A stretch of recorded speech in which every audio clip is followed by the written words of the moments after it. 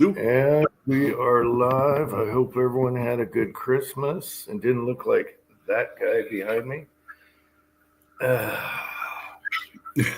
And we have Technical Rabbits here in the side. And then on the panel, we got Thorzax and Dr. Zink Andy, who's muted right now. Okay. Anyway, you're muted, Andy. I know. I have to turn off those stupid bells and whistles. All right. Number one question. Did you go shooting this week, Andy? No. Too cold. It's too cold. What, are you kidding me? Oh, come on. We didn't get above 32 degrees most of the week. Just dress like an Eskimo. Yeah, not in my open field where I go shooting. Too cold. Hey, I plowed this morning. I got up early so the snow didn't get sticky and wet. I used the tractor. I've just been finishing up casting. Well, the zinc is casted, sized. Then I went to the new 4-cavity mold for the Type 3 wad cutter. Got that cranking out. The handles fit a little too tight. I got to take it apart and do a little filing. And one cavity, one bullet sticks. It comes out a good bullet, but it sticks. There's got to be a little bar somewhere.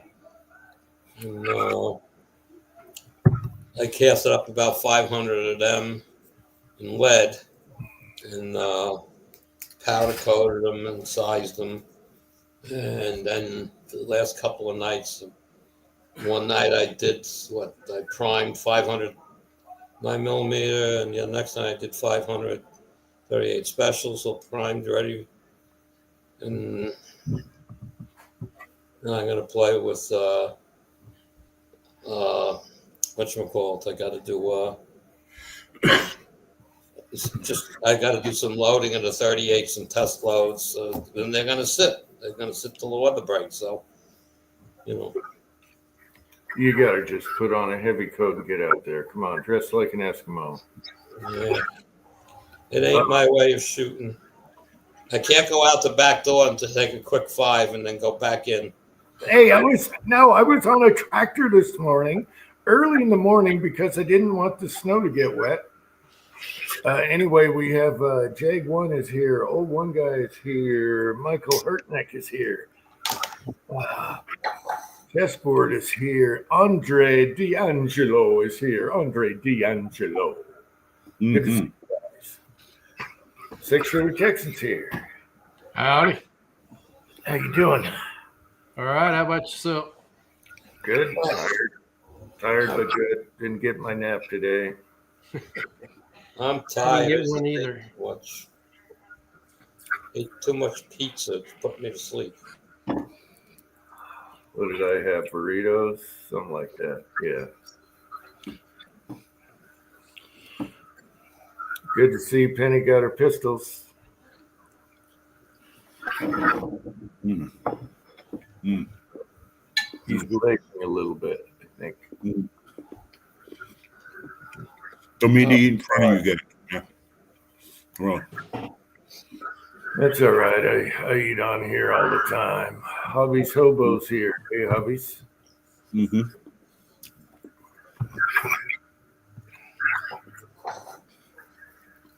He just did a video showing the woods in the Northwest. I haven't seen moss forever. Moss on trees. We don't get moss around here. that's the thing. Whenever people move up here from other parts, from some of the southern states, they're used to seeing Seattle and the sunlight and the Space Needles there and Mount Rainier's back there in the background. It's a nice clear day and everybody's happy and fun, And that might only last maybe a couple months out of the year, really. I mean, it gets overcast and nasty, and then the moss takes over, and everything starts turning green. And I mean, a lot of people are upset when they get here. They buy a house here, and the next thing you know, they're like, "God, when is it going to stop raining?" And I go, "July." Yeah. Well, you'd think they would do a Google search on weather and where they're moving. It's Hollywood. It is totally Hollywood. You know, you see any of these depictions of Seattle, and they always have nice, warm summer days, and it's always nice, clean air here, and blah blah blah. And it's just a different, wonderful lifestyle, and blah blah blah. And then they move here and they find out, wow, this place sucks. Yeah, it's always overcast. And Well, you better, you get used to it. It doesn't, you don't think about it if you're a native. If you're a yeah, if native, you're right, and that's what you and me are in hobbies. We're all natives. We know this place, and we're used to the fact when we go outside, you're gonna have this layer of, moisture on your body all the time. You're always gonna feel wet somehow, you know. Vanessa Kitty's here, and how's our connection doing? 6. I think it's working now. All right. Well, what I was saying, it's good she got pistols this year for Christmas. What you doing? She was happy with them. That's awesome. Gonna go tomorrow to shoot them. Yeah, you gonna shoot him tomorrow? Yeah. All right, cool. Oh, that's great. So you must have a good Christmas after all, huh? Oh yeah.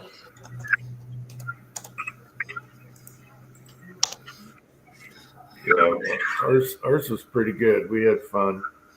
Spent the whole day in the living room, just slowly opening and talking. Yeah.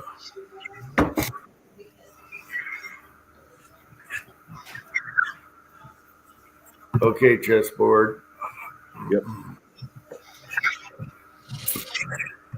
Oh. So yeah, that looks like fun. I never even held or saw one in person, one of the Rugers, It's the same grip as a single 6. Mm-hmm. The only thing different is the frame. Kip Knipper Kip is here. Vanessa Kitty's here. Good to see you guys and and gals. that cold-hearted bastard showed up. Cold-hearted bastard's here, aka Blue Healer. Good to see you, cold-hearted bastard. I hope everything was good this Christmas for you. Hey, Won't be long. I mean, 2025 is going to be here, and then by the 20th, man, there you go. I want this time to go quick as possible because certain person is throwing millions of dollars away each day and changing rules and doing stupid stuff. And let's get the lame duck out of there. Yep. And he took another 3-week vacation. He was I forget what it was. How many? 30% or something, 30 or 40%. He wasn't in Washington of this whole time. Yeah. He's out screwing off. 30 to 40%, 40% something. I forget what it was. It was ridiculous. Anyway, he's been on vacation for the last 4 years anyway. Unless it was destroying things. Well, what people don't understand with the Biden administration, and this is my perspective on it, I ain't always right, and I'm not always, spot on about it. When they took over, they took capitalism, threw it out, and it's about profiteering. They took over in the way of profiteering. In other words, if we keep the prices up, then the more taxes we're going to get. So the more taxes we get, the more money for us, the more the prices are going to go up to cover those taxes. And everything's just going to go up and up and up. So it was profiteering. This is not the system of government that we were supposed to have. We're supposed to have competitive markets and things like that. They didn't allow any of that because it was all about profiteering. It was it. And to me, I think the Constitution is basically a law against that. You know, that's the reason why the Constitution was written. So you don't end up with kings, or you don't end up with dictators because of profiteering. Otherwise, you end up like like hobbies. Up there in Canada. I mean, they just got to do whatever that guy says. That's it. Just roll over. Well, I can't wait for 20-something days. That's all. Again. That's all I can say. I'm not always right. I'm not always. I mean, I might be short-sighted. Maybe I need to do more research, but that's the way I see it. It's no longer a system of government that practices capitalism, the competitive nature of capitalism, as far as our taxes and the prices of things. We get these people in, like Washington State, for instance. I mean, they want to keep the prices up here so they can get the most amount of taxes out of it, and that's profiteering. That's no longer a free and able government that you can, that you can work with. They lord over top of you. It's all kickbacks and lobbying. They make huge amounts of money. Yep, profiteering. They Check all their bank accounts before and after. The Christmas here, he's at work. And man did land on the moon, and the Earth is round. I'm sorry, Scotsman. I'm sorry. I actually did some more research just to double check last couple of days. So, yeah. So anyway. Okay. So anyway, we'll get that out of our hair soon. Hopefully, we got to keep a certain person alive until then, and hopefully it stays enclosed until then. Now the media is trying to make it like they're all fighting amongst each other, and a bunch of those Hollywood people aren't doing what they said they was going to do. Yeah. It's all crap. Beyonce, she said she'd never sing in a red state again. What'd she do Wednesday? Yeah, I wish they'd move like they promised. Canada or Europe. Yeah. What happened to those promises? It's just really. typical Democrats. They just lie all the time. Yep. So fake people with fake optimism. Fake people. Anyway, looking forward to a good New Year. Christmas was pretty good, and drill baby drill. Hey Leon, how you doing, buddy? So, a lot going on. Been busy. Can't even play with new toys or anything right now. Not toys, but accessories. Cat, don't spill. But it's fun. It's fun. I really like the mag holders my son made on that Bamboo Lab, and we just put on some Trilug cans for our 22 ARs for the cans down inside the handguard. And sometimes the end cap will stick and stay on there, and you're like, son of a bitch, and then you got to dig it out. And now they have Trilugs on them, so we just go and boom, and easy off. So he got little adapters for that. We just put it on my big 22 can. He got some powder for me, which was really not, I couldn't believe he found Varget. And he found it at an ATV store. Varget's not that hard to find now. Well, it was. And It he was, but he said he got it a couple months ago, but every time I was looking for it, I couldn't find it. So my reloading store's got it, and I've gone into a couple academies, and they've had it. that's good. That's good powder. That was easy powder. I like it a lot. I've heard two different people say that the trail balls has showed up in Australia. Okay, good. Hopefully we see that again, because that's I'd hate to see what the price is going to be on it. yeah. But once they're caught up making it, then everything else will come down. So, what is Leon doing? He's standing straight up on his back legs. What are you doing? Crazy cat. Anyway, he's sniffing the printer. Let's see what's going on. 10-hour chat. Ha ha ha. We're gonna have a short chat.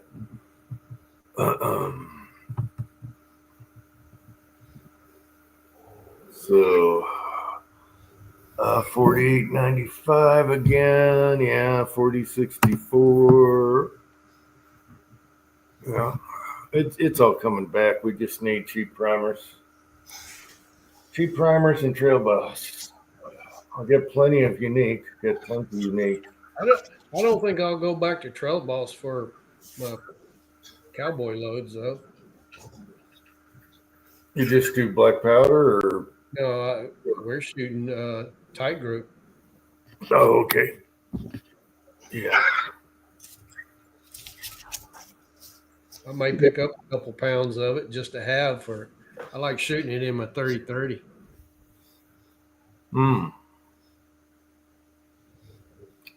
Like charging that, and it was fun to shoot. Huh. Yeah, I think I have 5 pounds of that, but I because of the powder coat thing, I usually save it for jacketed or shooting it right away, even though it doesn't matter. It doesn't matter if the base of the bullet's all chewed up. Like I said, I've already seen it at 6 months, and it's not hurting nothing at 6 months. Yeah, yours looked a lot drier. I've had it gummier. I've had it loaded in shells for just 2 months, and it'll slide right off with your fingernail. It's gummy. But that doesn't really matter. I mean, the only thing that bugs me is powder stuck to the base of the bullet instead of down with the rest of the bullet stuff, but whatever, it doesn't. You cracked it. It was good, so. As long as it's not contaminated where it burns, it burns. So. Yeah. And it used to be really good price value powder. Well, still value powder because of the amount you use. Oh, yeah, but it was also like $1 or $2 cheaper than other jugs, Yeah. Not only that, and it throws good. Everything is good about it. It shoots good. It's great. Garage guys here. We ain't using but 2.5 grains. But yeah, 2 really good powders eat powder coat. So yeah. Oh well. We'll see what it looks like in another 6 months. I don't think it'll do much.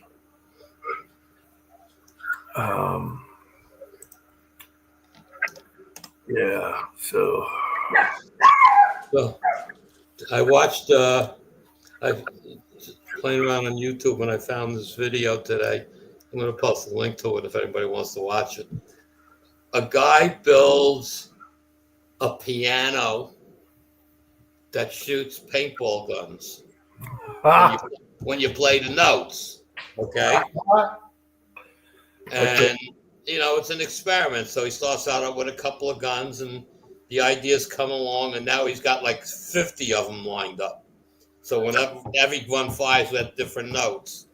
And then he gets volunteers to stand down, whatever, 50 yards away if it's that far, not even. And he's trying to play a song on the piano and have the people lined up to the noises they make when they get hit with the paintballs to play the songs. It was at the end it actually came out. It's a little long, but I'm going to post the link here. You posted it on Rumble, but we was out. Huh? I seen you had posted on Rumble, but I've been out. Oh yeah, I just posted a few minutes. I was going to post it on Facebook, but I figured Facebook will kill me for it because of the freaking gun relation to it, But it's funny. Just I got a few minutes to sit and watch, enjoy. I mean, what he came up with and engineered, and what he had to do to make everything work, and the result at the end. Originally he was setting up like a music. I don't know what you call a board with like chimes on it, and the different guns hit different chimes to make different tunes, sounds and stuff. It was just interesting and funny, but it got funnier as it went along. It was good. That's funny. I always wanted to put 2 paintball guns under my truck. So if you get a certain driver that's really bad, cut you off, stuff like that.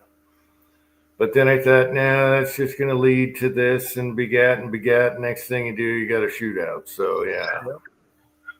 It would be fun, though, to lambaste a crappy driver in front of you that cuts you off. Just let it loose. And, And I want it more for the guys that are behind me riding my bumper. yeah. I'd like to splatter their windshield with it. Yeah, okay. Now what are you going to do, buddy? I hate the people that, they come up the on-ramp onto the freeway. You're on the freeway, okay? So you're scooting along 65 around there, and it's like a death race for these guys. They got their foot in it, and by God, they're going to get in front of you, and that's all there is to it. I mean, it's death race, And wait a minute, you're supposed to merge with me. I'm not supposed to merge with you. You're supposed to merge with me. I mean, I'm on the freeway already. And then you have people that don't do every other. It should be every other. No, they want all 4 want to get in front of you and make you hit your brakes. Right. And the same thing for turning off to get on the freeway. I mean, people will just practically air passes between your bumpers. They're cutting you off to get in front of you to get on the freeway. It's like, are you getting there any sooner than me? No. Just such a competitive, cutthroat thing that goes out on the road anymore. People need to relax. They're not getting anywhere any quicker. I've seen people come around, cut me off. I'm going 70. And it's like we get to a town or a light and he's still in front of me. And it's like, oh, that really got you somewhere. Buddy, you could have gotten an accident. Yeah, I also like I don't want to call them idiots, but the people who say, I put my blinker out, so you have to let me in. Yeah, but the whole family knows here, you don't road rage, you let it go. It's not worth it. It's never worth it. You're packing, and right there, you got to be double nice because you don't want the outcome. And the outcome is boom. Yeah. Well, it just goes to show, that people are acting out the way they feel. And we live in a very frustrated, angry society right now. And they're acting out the way they feel. They got to be first. They got to cut people off. They got to feel like they took advantage of everyone else. I mean, we just live in this world right now that is just motivated by this undercurrent of frustration and anger, But anyway, everyone out there on the roads, just let it go. Let them be their whatever they want to be. It's not worth it. Same with the parking spot. It's not worth it. Someone cuts in your parking spot while you've been waiting there for the lady to get out. It's not worth it. You know what's going to happen. I don't even do that anymore. I just park out far away and walk, get my exercise. Mm-hmm. What if a drone cuts you off? Well, evidently you can't shoot at drones. That's $10,000. Yeah. It's illegal. That's amazing. It's illegal. I can't believe it. Someone's on your property, especially if you're out in the country, and they're buzzing your house and checking out your stuff. Why couldn't you?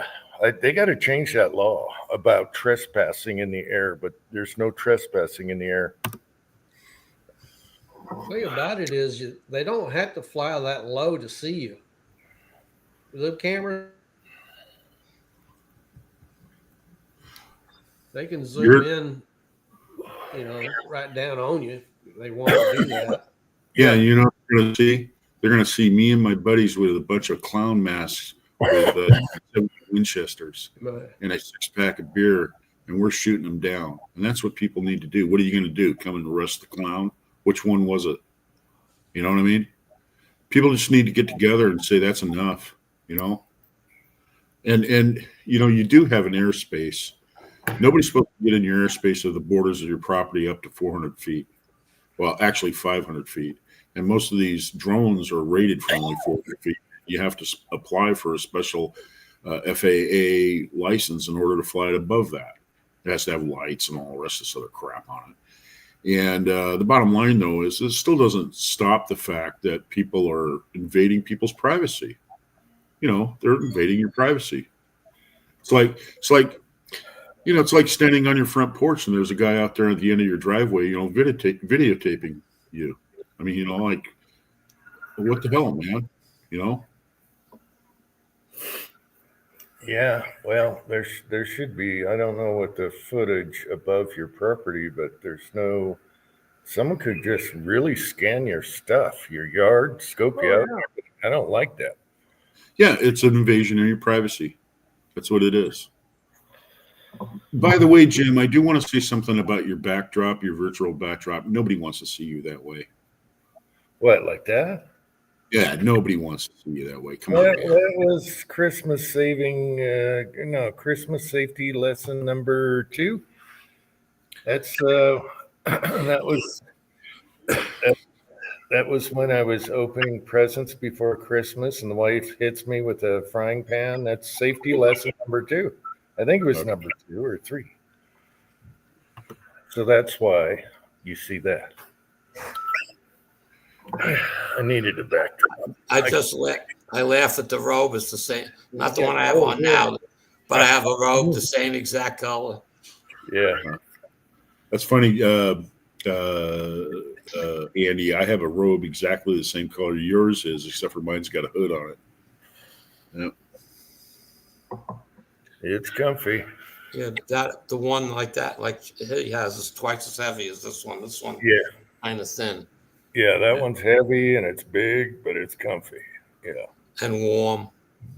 Yeah. Keeps you warm. Yeah. So I going over some of those powders that I picked up on that good deal I got, and I'm trying to figure out. I mean, I'm looking at IMR 4227. Yeah. And there's load data out there for 38s, but it starts at like 9 grains of powder, and it's only coming out at like 780 feet per second. This has to be a real oddball powder, and it's also recommended to use in 223 and 300 blackout. So I'm trying to understand that powder. 4227 is a Magnum rated powder for shotgun. It has an awful lot of graphite in it, and you know, you can use it in small rifle cartridges, and like your 38 special load. What grain of bullet is that? Is that like with like 158 or a 200 grain or 170 grain? That's again. I'm shooting the zinc, so they're like 113 grains. No, those are 96 grains. Sorry.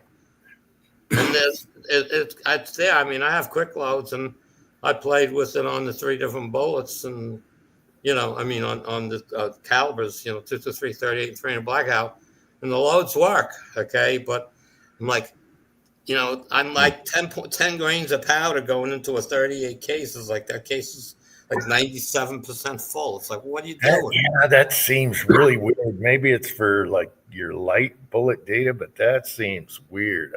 Yeah. 4227, you know, I use that 44. That's anything. That's the IMR. Yeah. I am. Okay. Well, see, I use the Hodgkins H4227. It's not. Yeah. Well, that uses less according to quick loads. You need less, but I'm just sitting there saying I'm going to get with like 10 grains of powder. It's 870 feet per second. That's 150. That's 158 grain lead wad cutter, type 3 wad cutter, and it's coming out at like 870 feet per second with 10 grains of powder. It's like, wow. Well, it's a slow burning powder. It is a slow burning powder that's in the pistol category. When you start getting up there around 296, 1680, What is it?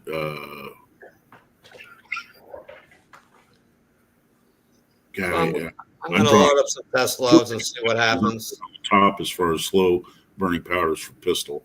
And like I said, it's for mostly shotgun where you're going to shoot like But there's low data out there for 223 and 300 blackout for that powder. So that's yeah, all you my can use question. it. You can use it in small. Yeah, you can use it in small rifle like 300 blackout, 223. Heck, I use it in 303 British. Yeah. 24. I've never worked with it. I have two full 1 pound cans.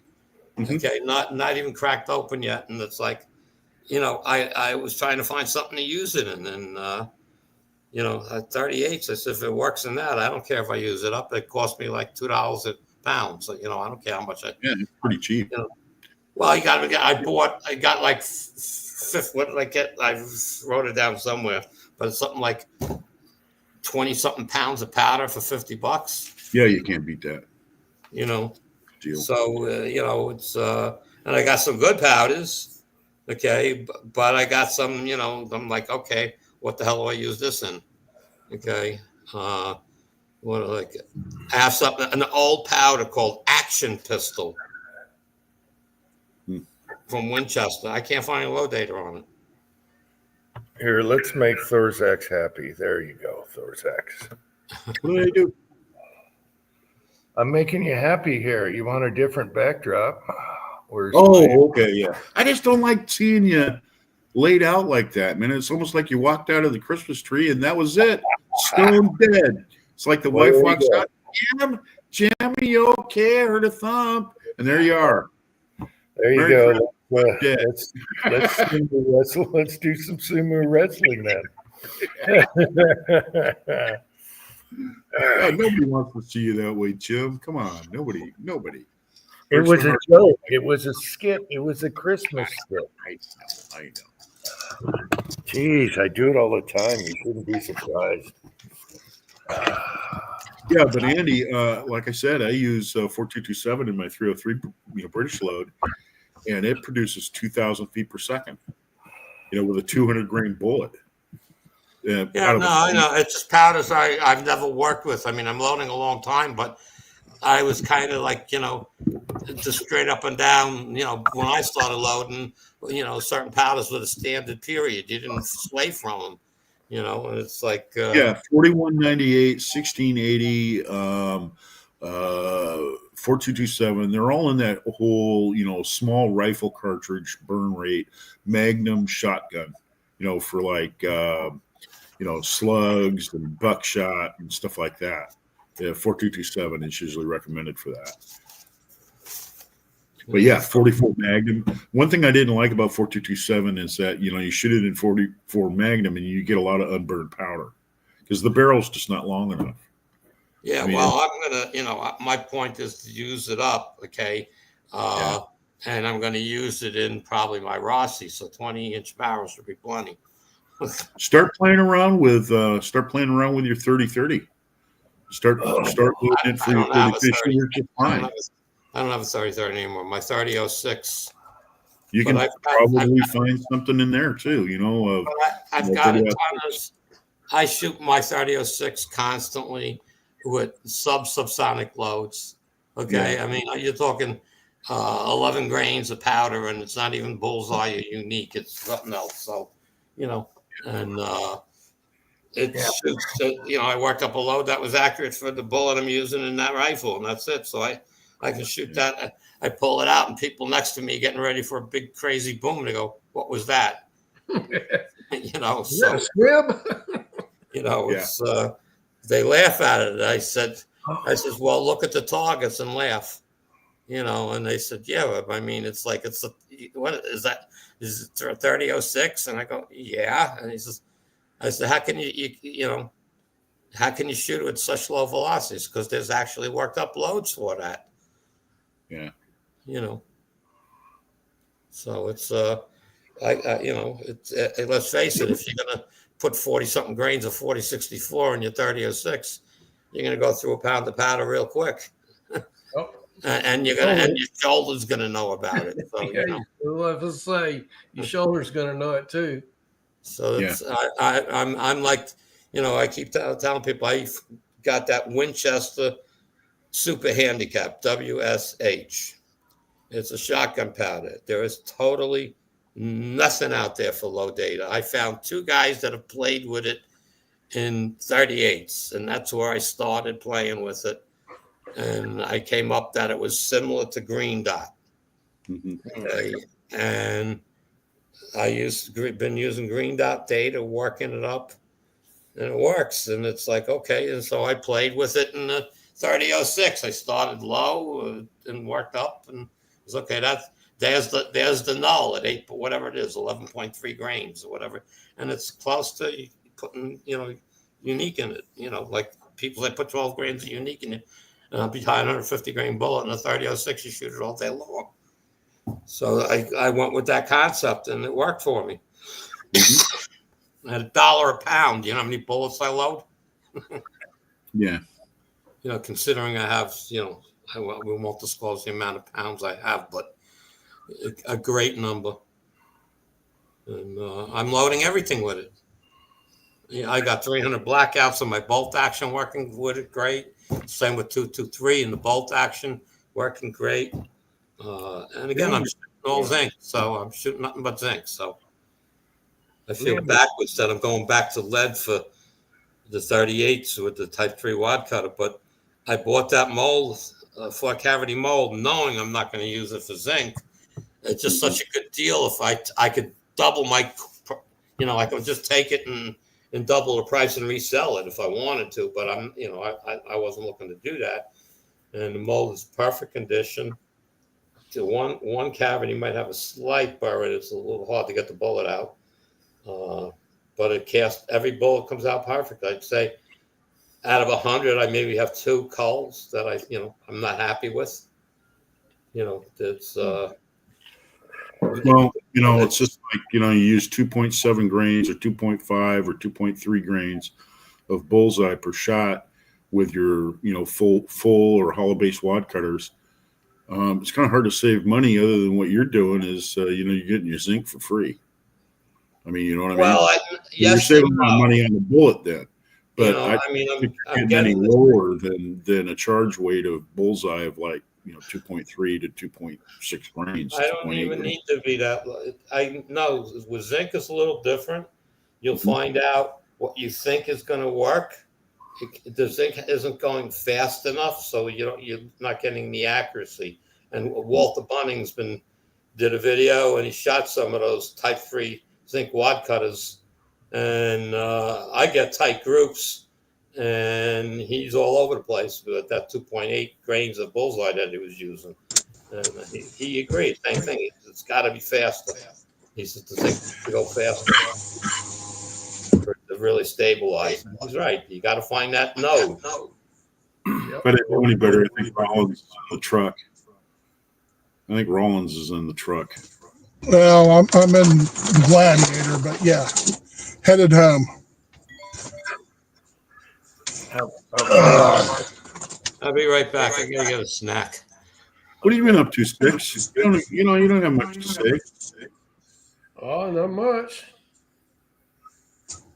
He's probably busy right now because they got things to test out. And No, not really. We've been chilling. I mean, Tuesday it was raining. Yet Wednesday, Christmas Day, it wasn't raining. Yesterday it was pouring down raining. Friday I worked out in the yard. Today it was pouring down raining. So. Here's something funny. Ever since we've been here many years, we've never had a Christmas where it didn't snow Christmas Day. And there was a couple close calls where it was super dry, and we're like, oh, man, we need to like Christmas. And sure enough, out of the blue, it did. And it did it this week also. So that was good. They had a bad tornado Friday. Was it Friday? Might have been Friday. No, Thursday. And then they had another bad one today down south of me. But it's supposed to blow out now, and it's supposed to be clear the rest all of next week. Tornadoes, they're scary. Tornadoes and earthquakes gotta be. I heard to the shooting range for my birthday tomorrow, and I may go back Monday and shoot some more. Your birthday's tomorrow? Yeah, Oh, happy birthday. thank you. Rollis was getting knocked around there for a while. It must have been happy. Yeah, I was at the yard. I just dropped my trailer, and I'm getting ready to get on 495, and I'm looking for a fucking Corvette to dust. And You're free of the baggage. yeah, I'm done for at least the next couple days. So the way it looks, I might be done till like about the 5th, which means some yard time and means some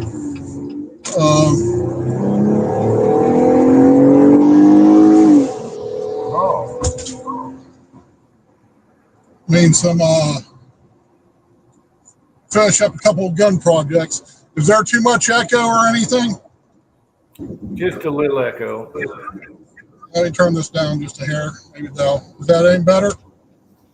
Testing 1, 2, 3. 1, 2, 3.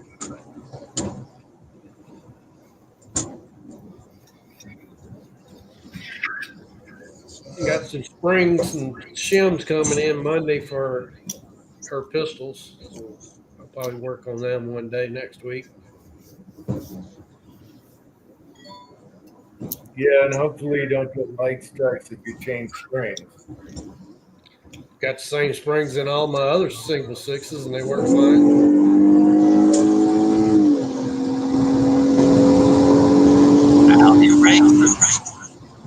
Who are you racing? On the fucking highway doing 60 fucking miles an hour. What the fuck?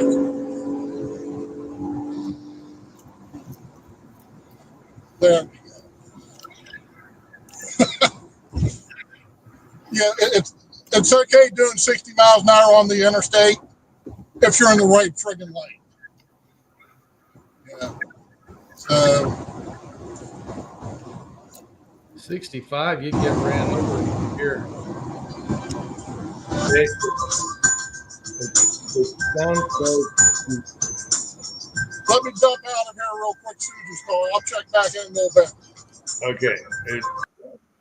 It sounded like he wants to get home. He was in the left lane. Get out of my way. We were just talking about that earlier. Anyway, he sounded like he was tired of the right lane with the big truck, and now it's time to get home. So be careful now. On the roads, just take your time. It's not worth it. It's not worth it. I know West Covina Dodge drives like, get out of here. I know, but you gotta calm down now. Just chill out. Take it easy. Smell the air, look out in the scenery, whatever it takes. And then you see that Obama sticker on the bumper, and you just want to take it to the wall. Usually a Subaru. Anyway. Yeah, I want to load up some type of a air assist thing where I shoot like 4-inch darts out of it and have it mounted back, pointing behind me so I can shoot out some radiators. Hey, I wanted to do paintball. I know my son could hook it up where I got a trigger right there on the truck, but then I thought that's just going to cause issues. Yeah, well, they wouldn't know I shot him with the dart. Yeah. Till X amount of miles down the road when they overheat, and then they say, who the fuck did that? I also thought about, but then that would be bad for other people. But you dump a line out the back, and it takes out their tires, but then other people on the road would get harmed. So that's not good. Again, it's the product of the environment we're living in right now, is that people are angry and frustrated, and they're just pissed off. And it has a lot to do with we've been treated over the last 5 years. It's usually in the cities, though, with all the traffic and everything. Out in the country, it's like, hey, go ahead, you first, go ahead. Yeah, but it's like I think it was Christmas Eve. The guy was coming home, him and his wife, and went to get out of the car. And when he got out, four or five the people kids. surrounded him. The kids, yeah. Yeah, they ended up being 12 to 15-year-olds that he actually pulled his pistol and shot all three of them. Whoa. Didn't kill them, but They're trying to jack his car or just rob him or what? rob him. 12-year-old. 12-year-olds. 12 to 15. Yeah. And one or two of them got away. Well, 14, the terrible teens, 13, 14, you get in There's trouble. two of them. There's two of those things now. One was in Texas, I believe. It was three people. Some guy was coming out of his house or something, and they tried to rob him. 12 to 15-year-olds, and he popped all three of them. But and then he ran away, and then he came back and he admitted it was him, and they caught all of them. And then one of the neighbors gets interviewed later. He said, "Shit, I did the same thing. I heard the shots. I ran and got my gun, and I ran outside with my gun in my hand. I don't know what was going on." So, and they're trying to, and they're blaming the gun. Excuse me. Yeah. It's the 12. How the 12 to 15-year-olds are not supposed to have guns? Why are 12 and 15-year-olds out that late at night? Yeah. It's like, the gun loophole. What gun loophole? They didn't buy it legitly. Yeah, what about the video thing where, they sit there and watch these real violent videos and they partake in them, where they're just mowing people down, in these videos, they're acting out this fantasy. And then in real life, they start turning into that. And the next thing you know, they get a hold of, an adult's pistol or whatever, and they go out and they're going to be Mr. Badass. There's no replay button. There's no start over, You're they talking video games. be that violent, Blame Hollywood for that. These game manufacturers, blame the parents. The parents, why are you letting a 12-year-old watch stuff and participate in video games like this? Why are you doing this? See, I wouldn't let my boy do that until he got old enough. Well, it goes back to the whole thing about, what was it? It was like MTV or somebody was getting sued because some woman's kids, one was like 5 years old, burned the house down because he seen it on Beavis and Butthead, Beavis was just like, fire, fire, fire, and so he lit the house on fire. And so they're trying to blame MTV for that. It's like, what are you doing letting a 5-year-old watch Beavis and Butthead for? Come on. Yeah, you letting them do it. Yeah. It's not a cartoon for kids. Come on. Well, it's also eating dinner at the table, with your family, and that's gone. And whether you play video games or not, if you're eating dinner at the table and talking about how your day was with the whole family, that seemed to really be a big difference than what is today when no one eats at the table anymore. We had to go to dinner at a certain time. We all sat and ate dinner. When the street lights came on, it was time to go home. And we talked about how was day at school, how was this, anything bugs you, anything, we talked about it. And I think that's what's missing. Mac is here. Hey, Mac. Well, that's missing, yes, but I still blame more on the parents because they're not paying attention to their own kids. They're not, their upbringing is. Oh, we're echoing again. I'm gonna keep you off for a minute, Rollis. You're echoing. Uh, yeah, but the Yeah, dinner Jim. table was a crucial part of every day because everyone talked about how things were going. If someone was upset, someone had issues, it was almost like, no, I don't want to say psychologist or anything. I've never seen one before, but it's almost like You get it off your chest. That's all it the is. healing process at Right. the dinner table, and you talked about it, and you all ate together. And I think that's a big thing that's missing in this world, not just America, everywhere. I've seen that sort of thing, that camaraderie and that sense of family when I was working.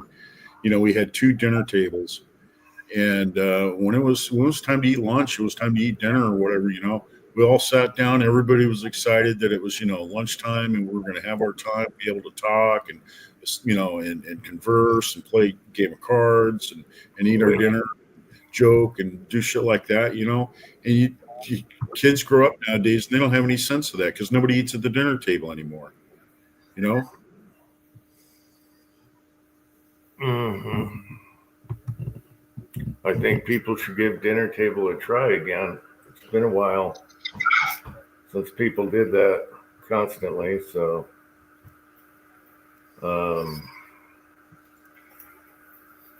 that's a main thing that's missing, I think. That in the video games, all that. I don't know. I play video games. My son plays video games. He's really good at war stuff. He My son doesn't plays feel, them too.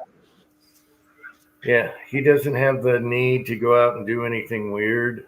But then again, he could shoot in his backyard, and it's not. Just go shoot, go out in his backyard. Yeah, it's not like this mysterious objects, So he knows And another the thing, nature too, of it. He knows You- how bad things could get if he ever had to use one to protect himself. Because Yeah. he knows how you don't flash it, you don't nothing. So he knows those things. But we talk about these things, and that's what's missing in the family. You talk Mhm. about. Another thing too, kids grow up without, respect.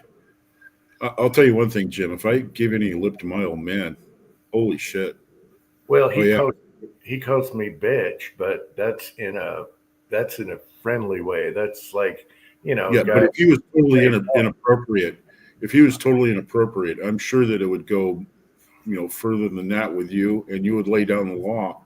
And the thing is, though, is that kids nowadays, they don't have that respect for a father figure that, he's respected, and that's it. I mean, I wasn't abused as a child. If I got it, I got it because I asked for it. Mhm. That's it.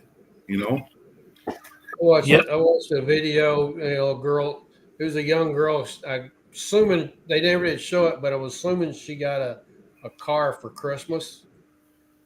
And she was really excited and everything, but why was every other word fuck, Yeah. This is a Yeah. teenager. To our parents. Why? Right. Yeah. Yeah. That should be slapped down right there. Kyle is here. Fuzzy is here. They act like there was never not a problem. Right. Yeah. My son will call me bitch mostly in videos, and it's a joke thing. You guys know that. Oh, It's a fun, loving thing. Okay, if he seriously told me something, then it'd be different. But he doesn't. He loves me. I love him. That's how it should be. Communicate with your family. Right. But the thing is, Jim, also, you also display, what is acceptable and unacceptable underneath the roof of your house to him. And you raised him that way. So he knows where the line is. Yeah, He knows he's going to get it if he asks for it. He's not going to ask for it because he's seen the way that you are. When you're serious about it, that's it. You throw down the law, and he has that representation. But in today's families, you don't have a father figure. You just don't have any authoritative figure there. Mhm. And so the kid just gets away with whatever they want. It's like what Six said. Every other word was the F-bomb. I mean, you're 16 years old. Why are you using language like this? It's not cool.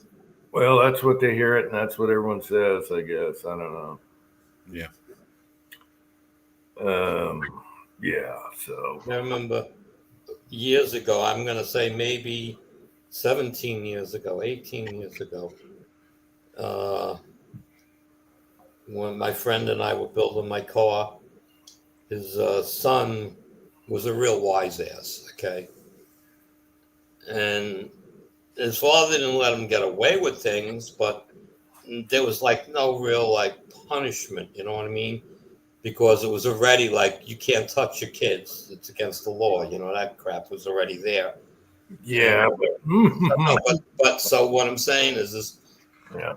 they went and hit him, my friend, and his one of his sons. They went at it verbally, and he was getting his father. His father was getting so mad, and you could see it in his eyes. He was just ready to get up and hit him. And the kid says, "Go ahead, hit me. I'll have you in court tomorrow." I said, so I stepped in between the two of them. My friend was Frank. I said, "Frank, please." And his son's name was Frank.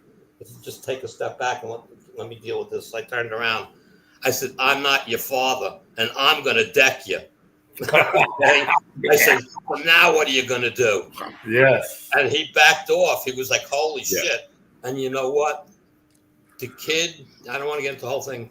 The kid, a couple of years later, got his girlfriend pregnant, but he lived up to it. He took it on and dealt with it. And now he calls me on the phone. And, because I was always like, an uncle to him, if you want to call it that, And he always brings up once in a while, said that one day, my respect for you totally changed. And he says, so did my respect for my father. All right. But he was still young, and it still took him a few years to figure it out. But now he's a responsible father with 2 kids. That's Got a good job, takes care of the bills, and he got into guns big time. So we talk all the time. That's awesome, Andy. So good things can come from stuff like that. And his kids are brought up strict, but with the times, like the one daughter has nose rings, and it's like, I'm not into that. I can't tell him yes or no. It's not my place, okay? But that's it. She's not an idiot. She's an honest student and things like that. She doesn't look. How should I put it? She doesn't dress stupidly or vulgarly. She dresses for the occasion, she's fun to talk to on Facebook and stuff. She always makes good comments and things. So she's real. So he brought his kids up the right way. So, but I mean, girls are not the same. You're not normally going to raise a hand to them, but still you have to have your strictness levels, and they have to be taught. So he had to teach them what he didn't learn when he was a kid. Mm-hmm. You understand what I'm saying? So he had to turn himself around and understand what really went down with the world and what the responsibility is to bring somebody up, and lead them straight. And all of his oldest daughter shoots too, and she enjoys it. He says, I got 5 people that go with me to the range. You know how much I got to reload every time I go? So, That's great. So, I respect him because I got to see him grow from a real snotty, wise-ass kid to somebody that took on the responsibility for and I won't say a wrongdoing, okay? It's not like he intentionally got her wrong, but a mistake was made, and they both made the mistake, and they admitted to it and said, well, we're going to take care of business. And they love each other. It's not like we're doing it because we have to.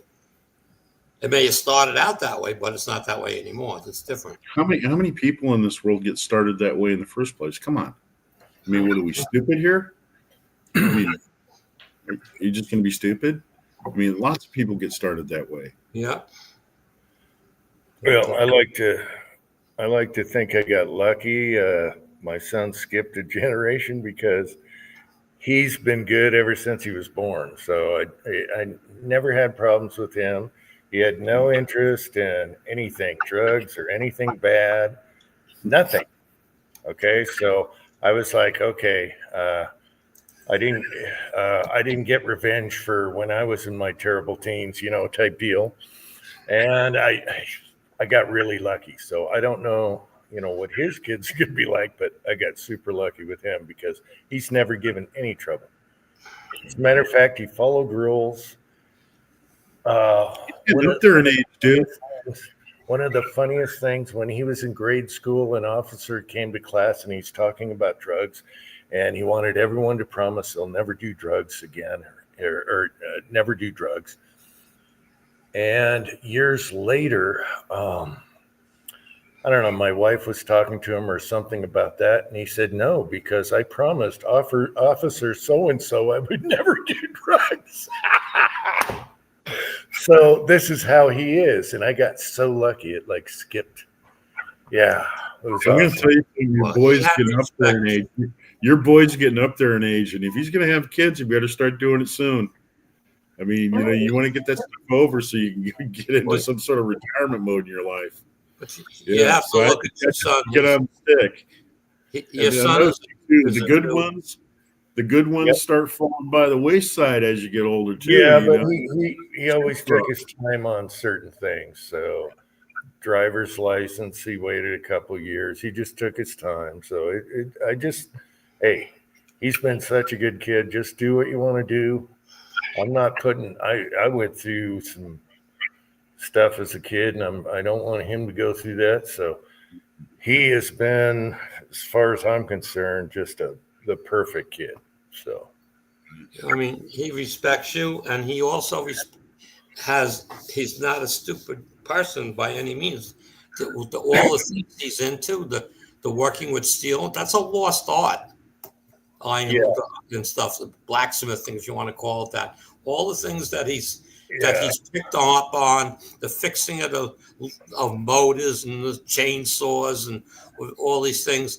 It's a challenge to him. And he's learned so much from it. It's very hard to have a person like that go the wrong way. Well, I always tell him that he was born 100 years ago or whatever, back in the 30s, whatever, because he's not like the kids today. He seems like he's an old school. And we fight about stuff, but it's trivial. It's like, let me put that muzzle brake on or something and we'll fight about it. But it's stupid stuff we fight about. It's let me do it. Yeah. Well, he's trying to show Dad he can do it too. That's all. He's seen you do it enough times. It's like, I know what I'm doing now, Dad. I know how to use a wrench. I know how to do this stuff. I can make that muzzle brake for you. I tell him often that he was born in a different time. I tell him that all the time, especially when he like fixes something that I just go poof. I could never do that. And I said, you were born in a different time. You came from a different era. Yeah, not this era for sure. Yeah. It's funny. So I let him get married when he wants. I'm not, he can stay here as long as he wants. Giving him the house, everything. He deserves it. He's Can you imagine Jim with grandchildren running around? Can you imagine Jim with grandchildren running around the house? Oh my gosh. I'd be a bad gosh. Oh, it'd be a bad influence. Hey, kid, this is how you pee in the snow. Come here. Come over here. This is how you write your initials. Yeah. Well, if you have girls, you'll have a problem. Yeah, that I couldn't teach. Yeah. Anyway. One thing I'm really proud of, my daughter, man, she's great. My daughter, I mean, she's doing great. I mean, she's doing fantastic. I got 2 grandkids, and they live in Montana right now. And I'm going to tell you what, they're just doing fantastic. I'm so proud of her. She just turned out so well. And I couldn't ask for anything more. I just love her so much. She's just fantastic. I love my daughter. That's good. That's one thing I did get out of my marriage, man. That was just priceless, and that was my daughter. Man, I wouldn't trade her. Does she live close by or far away? She lives in Billings. She lives in Billings, Montana. Her husband's in the Navy, and he's doing a recruitment billet there. But they bought a house. They bought a house there, and he's not stupid. He's not a stupid guy. I mean, he's investing money and he's taking advantage of his BEQ, VHA, all that other stuff. And, she's a stay-at-home mom too. They just do it on what his salary is in the Navy. And the thing is, though, is he's been doing shore duty for a while. I warned him. I said, they're going to want the payback at the end, dude, because, when you go to re-up, you're probably going to get orders cut, and you probably ended up going to sea for the rest of your tour until you retire. So, yeah, it's going to be tough. Tough times are coming up because they'll probably end up having to move out to the coast somewhere, either on the West Coast or the East Coast or down in Texas or Corpus Christi or whatever. And he's going to end up going to sea. So I can already see that happening. They're not going to let you finish out on shore duty. That's just the way it is. Yeah, you've already done 2 hitches back to shore duty. You're not going to do a third one. Not as close as you are having your 20 in. Nope, they're going to cash in on that. Yeah. My only hope is that he makes chief.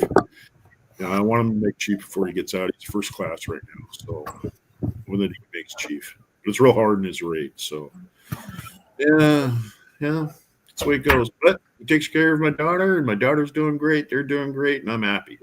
You're within driving distance. So it ain't that far to drive there from where you are. It's probably like there to here. I've done that trip a million times moving. Never again.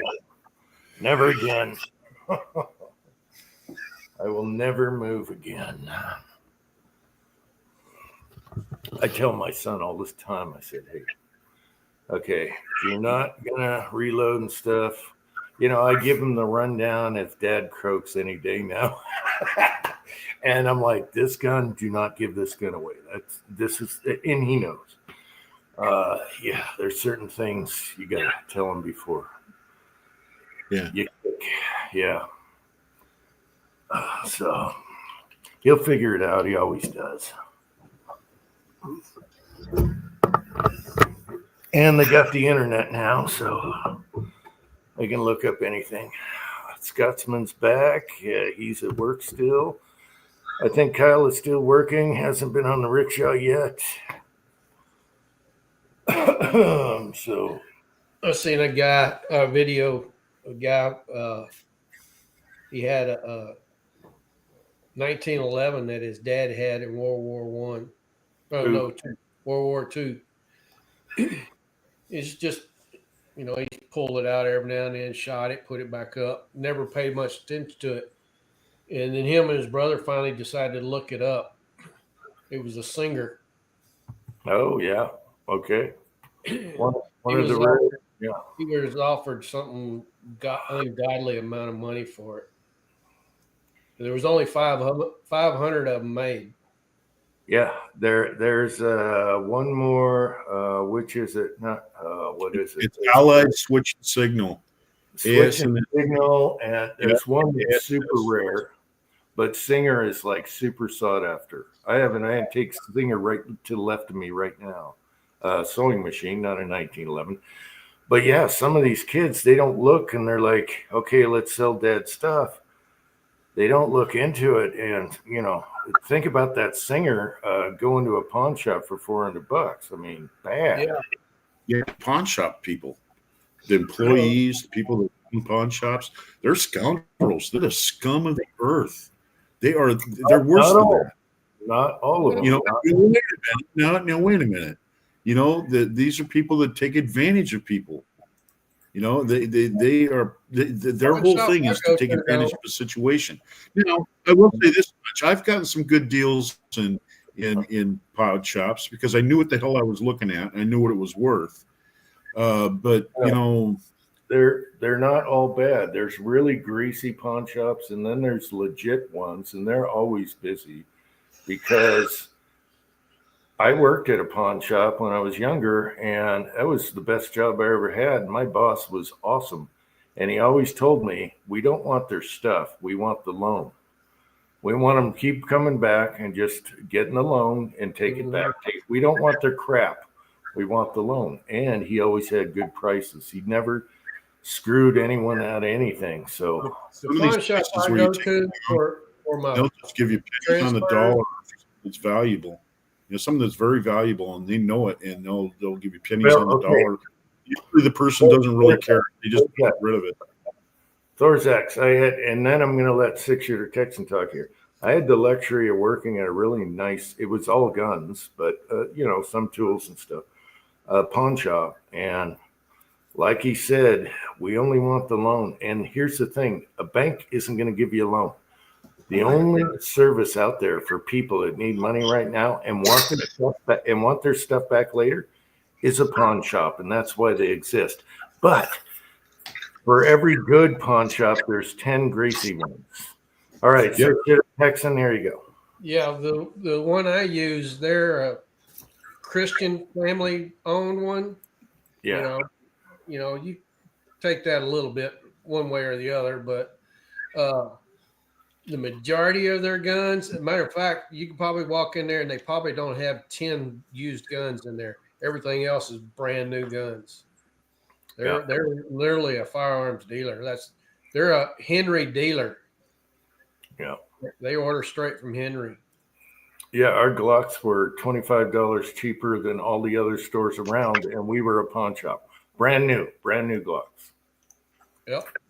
They were cheaper, and people I've came. been into some of the other ones, and it's like, I don't know about this place, Yeah, my boss was an ex-Marine. He was and police officer, and he was a super straight up guy. And he had business galore because people trusted him. And if okay, say they couldn't pay and it was up, and now he could put it out on the shelf, right? He would give them extra time to come back because all he wanted was the loan. Yeah. Keep bringing it back. That's where the money is. We don't, then we got to deal with your stuff. Yeah. Just the loan is where it's at. And banks will not give you a loan on stuff like And that. most of them, are probably just kind of like the TV version of it. Is they look at what they got and research it. They're not going to let something valuable slip through their hands. Yeah. So he was fair, and so there is some good pawn shops. Not a ton. I mean, there's a good percentage. We have two favorite ones that we go to. My son is great friends with the owner of a pawn shop down south. The guy is awesome. He gave my son so many good deals. And he's exactly like this. He's a straight up guy, just like my boss was. And he gives you a good deal, and he doesn't screw you. If you come in for a loan or want to sell it, he's going to say, "Hey, I got to make $100 off this. This is the price I'm going to give you because I'm selling it for this. Are you fine with that? I'll do that." And that's how it worked. No one's pointing a gun at you to sell your thing for $30 when you can get 300. Okay. So just remember that when you're trying to get a loan somewhere and you're desperate. And that's why pawn shops exist. Try going to a bank and getting something for stuff in your truck. You're not. It's not happening. So you either go on Craigslist or whatever, or you go to a pawn shop and maybe get it back if you take a loan.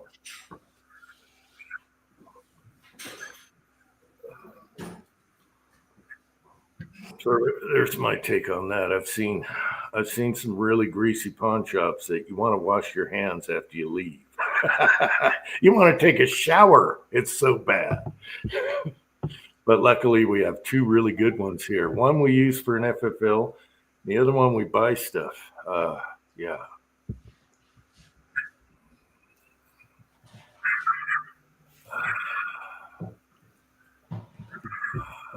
I do a lot of searching before I buy anything anyway.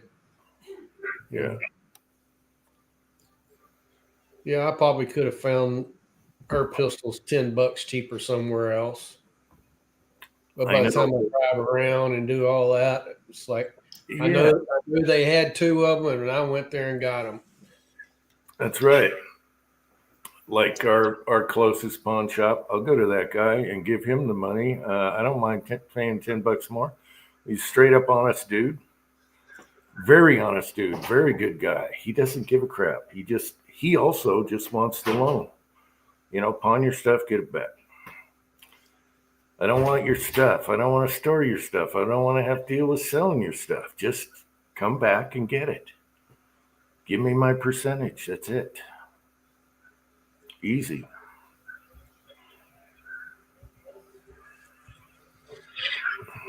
I bought a lever gun there. I bought the couple shotguns there. What else we buy there? And we've done a ton of FFLs there, and the guy is super quick. Boom! That day you can go in. He says, "Wait an hour. If you got tracking, wait 1 hour and come in. Paperwork's done. I got it Yeah. logged in. Boom." Yeah, that's same as mine. Once Yep. I usually get the tracking number, and I'll see it delivered over there. You got to wait for them to call you because they got to put it in their books and everything. Well, he doesn't. No, he says, "Don't even call. Wait 1 hour after tracking. I'll have it logged in." Yeah, And that's all we do. We go down. We go downtown. I'll drive. You know, it takes 20 minutes, whatever. And boom, he's got it ready, sitting there. that's And what's pretty much funny, the same thing here. I mean, 20 minutes to an hour, they've called you. yeah, I think the last one was that little Beretta pistol. It was a surplus, and my son goes, "What does it look like? Is it in good condition?" He said, "Oh, you're going to be happy with this one." So, and he had 380s on the shelf, but he doesn't care. He's doing the easy paperwork fee, and that's it. He doesn't have to deal with it. Doesn't have to sit on the shelf. He didn't care. I even told him there was something I bought, and I said, "I don't want to undercut you, but I found this deal." And he said, "I don't care. Just come in. I'll charge you the transfer fee." He didn't care, and I was straight up with him. I said, "You probably sell these, but I found this. Yeah, can you get me out of it?" Yeah. Nah, it was awesome. So we're loyal to that guy and the other one. So there are good ones out there. You just gotta find them. You can tell immediately. You can feel them out pretty good if you're. You can pretty much find out real quick what the good ones are and what the bad ones are, just like any gun shop.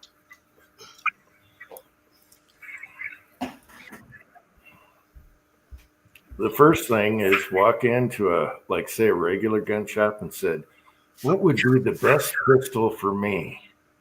And if he picks up a pistol and says this one, walk. He doesn't know you. He doesn't know what best pistol is for you. Walk. They don't know what you want to do with it. Yeah, it's like, "Oh, this is what you need."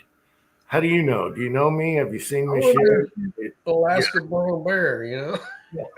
Do you know what I like? Yeah. You can tell pretty quick. It's pretty easy.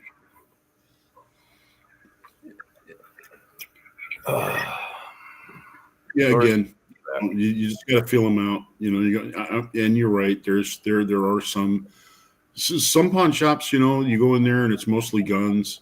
They got a few other things, and it's pretty much the guy is he's expanded his firearms, shop. You know, his gun shop, and he's taking in pawn and that sort of thing. But yeah, some of those guys are real ripoff artists, though. You know.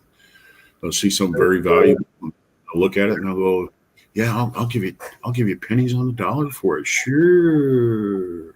There's a percentage out there. The other great thing about pawn shops is you're going to find guns you're not going to find in a new gun shop. They don't make them anymore. Yeah. So you're going to find treasures out there, old Smith & Wessons, old Colts, stuff you can't find nowadays unless they got a lock on them. Yeah. Huh. Traveling to the South will bring you unexpected happiness. That was in my fortune cookie. No, what That's- was the what did it say again? I heard And happiness. traveling to the South will bring you unexpected happiness. That's for you, Jed. It should have said southeast. That's exactly what it says. No, no, Yeah. You got the hell out of Washington, man. You've been happy ever since. It was going south. That's California from where you are. No, get the steak out. No. Well, The you're Super a little Bowl. east, but you're still south, though. Just getting No. away from this place. Yeah. No, it's south though. That's either Oregon or California. You better not pay attention to that fortune cookie right there, because that's bad. Things will drastically change out here when they things will drastically change for the Democrats out here on the West Coast when voter ID is going to be required. Oh yeah, things will change. I guarantee it. I guarantee it. Well, I hope other states and Canada wants what other states got, and that's freedom. You know, and hopefully it snowballs for them states that are under, tough times.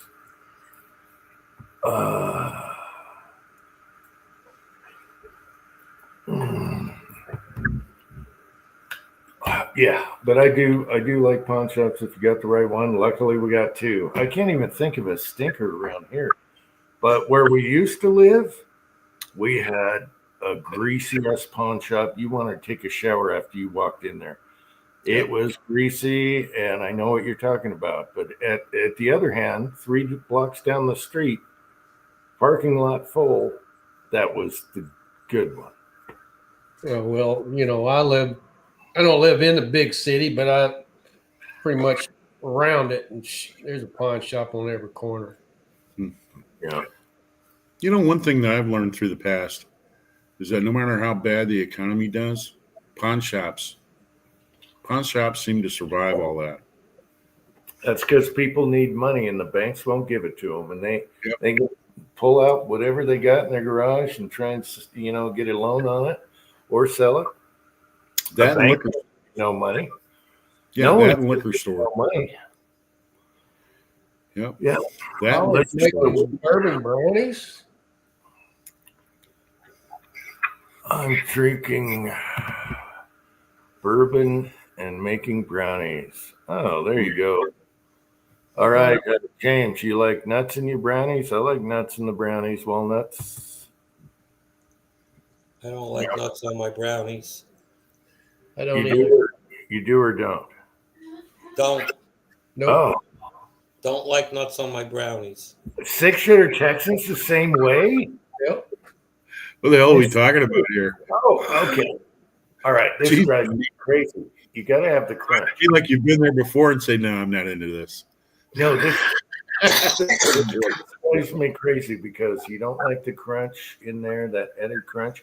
And then Texans, they don't like beans in their chili. And I'm like, what the hell is that? That's like a soup without beans. Right? You don't like beans in your chili. My wife likes them in it, but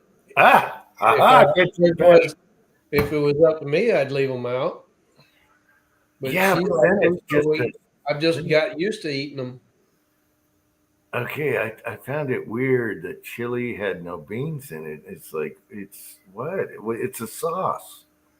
I don't know. I guess it's acquired what you're used to.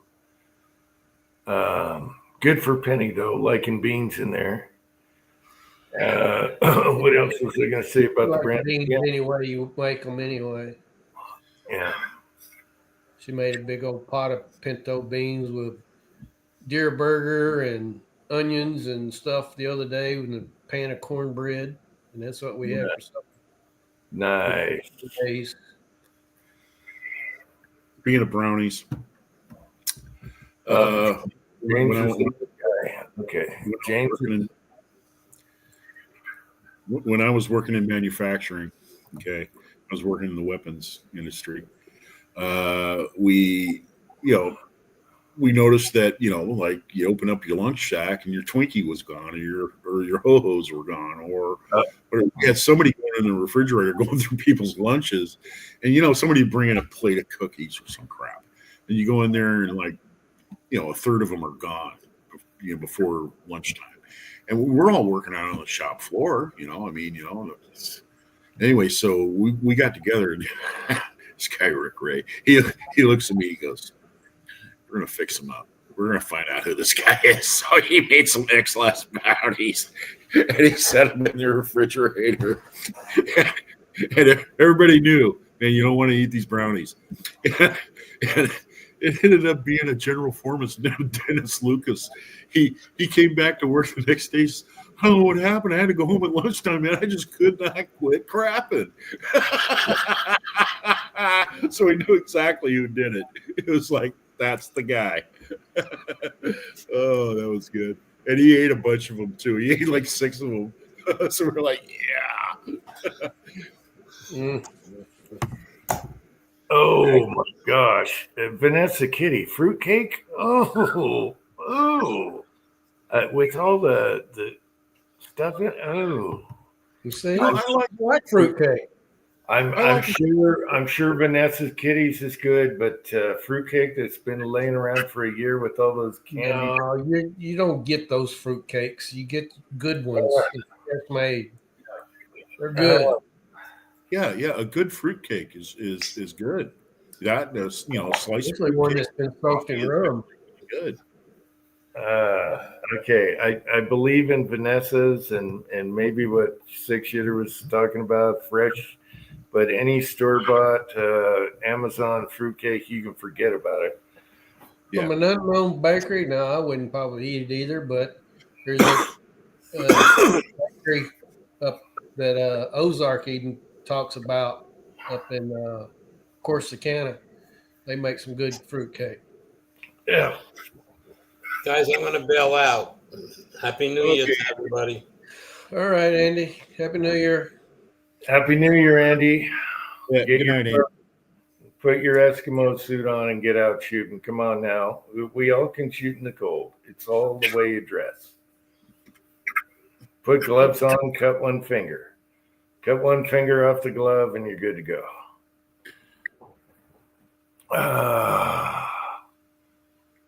Fruitcake. Oh gosh. I don't think I can eat fruitcake.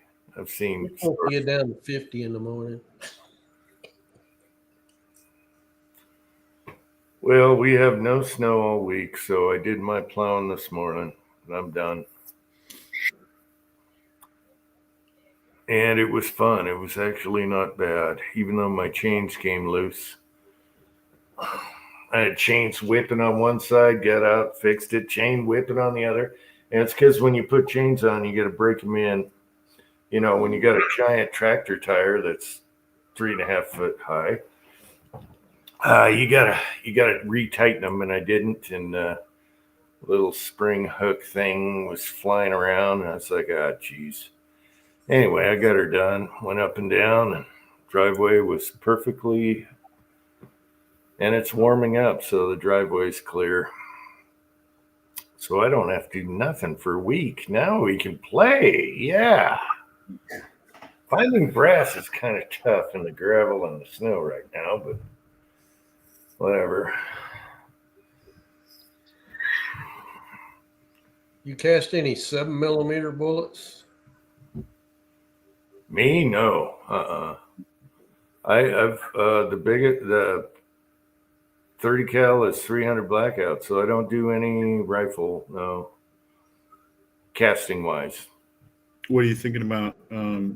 Casting for some, something in 284. Yeah, 284 for my 7VR. I'm sure that there's data out there. Something Actually, what I would do is I would go ahead and visit, what is that, the Cast Bullet Bench Rest, shooting society, and look through, some of the stuff that they have to say on their forum about it, because I'm sure that's probably been tried. So I can do some more pointing with my pistol. So Yeah, it won't be so darn expensive to shoot. You got 7mm TCU. Yeah, I got this XP 100 and 7BR, and I shoot it a couple times a year just to shoot it, but it gets too expensive shooting jacketed bullets through it. well, Well, you can make your own mold and maybe do a gas check on it and hard cast, and you should be good to go. yeah. Well, 7mm BR. I mean, they use that in silhouette. Uh-huh. Most of your silhouette is shot with cast bullets. So yeah, I'd look at that. There's got to be data out there for that. There's got to be data. I mean, I'm thinking about go ahead and just get that Lee mold. Lee's got one 7mm mold, and it's 130 grain, which is about what I'm looking for.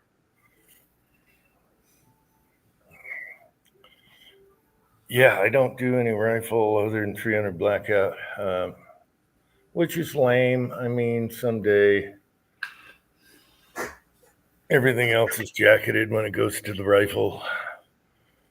The only other one I do it for is my 30-30, Mm-hmm. and that's just a twink whip, so you darn won't kick you to death. A stupid little light gun. Mm-hmm. Yeah, I could see 30-30 all day long, but I don't have one. So, yeah, I haven't done a 308 or 30-06 in cast.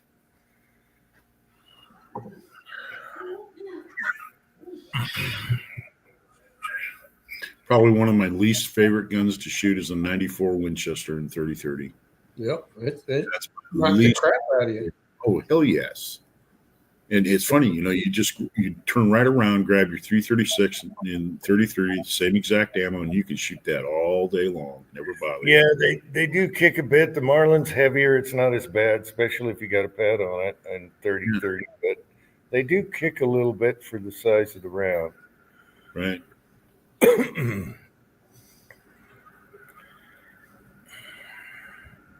But people say 308 kicks and 30-06, and I'm like, what? None of my 308s kick. I'll tell you what, my 788, that's a very light rifle. And I'm going to tell you what, that thing will kick you. It's got a straight stock on it and a hard pad. And I'm going to tell you what, that thing is going to take you for a ride, man. You put about 20 shots through it, you're done. Yeah, that 788 it's a hunting man's rifle. It's only made to be shot, half a dozen times at the most. Yeah, it'll flat kick the crap out of you. Yeah, it's lightweight. It's nice because in the woods it doesn't hardly weigh anything, and you're only going to probably take that one shot. When you got a deer or something like that, and that you're hunting. Right. But to go out and enjoy it on a Saturday afternoon shooting a bunch of rounds now, that's not the rifle to take. I have an 06 bolt action that doesn't kick, and that pad's it's not soft anymore. It's an old Seiko, but that thing doesn't kick. I mean, but it's too pretty to take out in the brush. It's too pretty. It's way too pretty. You even worry about scratching it on the bench. Yeah. So it's a little too pretty for that. But it doesn't kick. It's not that heavy. 308 fin bear. It's a fin bear. Yep. Yeah. Those were nice rifles. Those fin bears were nice. I've had a couple of them, and I was always impressed with the quality. It was really, really good quality. Yeah. It's beautiful. Good bluing, and bolt is awesome, of course. Everything about it, the wood, everything. It's even got a little cheek rest on the wood. That's how it came. And for right-handers, anyway. What Hobby said, I couldn't be more in disagreement with that, man. I like the side eject. I like the side eject rather than having the top eject. Yeah, well, there's plus and minuses. The 94 is going to be smoother originally, and the side eject's very nice for your brass instead of hitting you on the top of the head. But there's pluses and minuses. I have each, Well, you and I can like mount both for optics. different reasons. Yeah, the You obviously can mount optics on the 336 as well, and the 336 is heavier, and it has side eject. I think it has everything going for it. It's a little heavier than the 94, but I wouldn't give all that up just so that I can, lever the access open and have easy access to the chamber. That I love them both. They got pluses and minuses, so I love them both for different reasons. Obviously, cleaning goes to the Marlin, but I love them both. I can't fight between the two. It's mhm. kind of like two different mix of pistols that you love. You can't pit them against each other. You just there's pluses and minuses.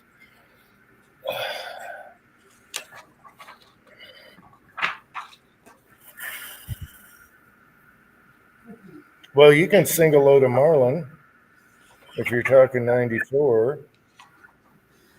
You can also single load a Marlin, and you can empty a Marlin without having a tube extension thing out there either. People always talk about the Henry, but you can empty your Marlin just by pushing on the loading gate. The bullets pop out. You pluck them out.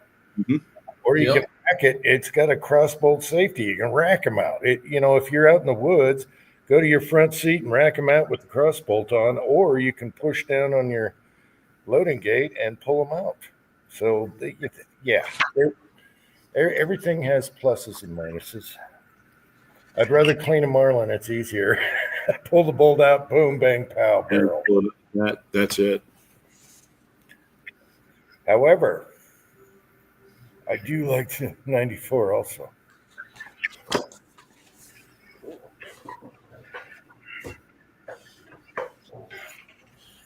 Whatever floats your boat.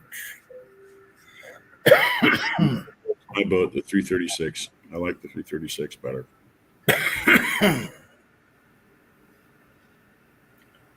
I like them all. Yeah, we know. I like them all as long as they don't jam. If they jams, it's gone. Instead of want the gun, you have the gun safe room. This is where we keep all the gun safes.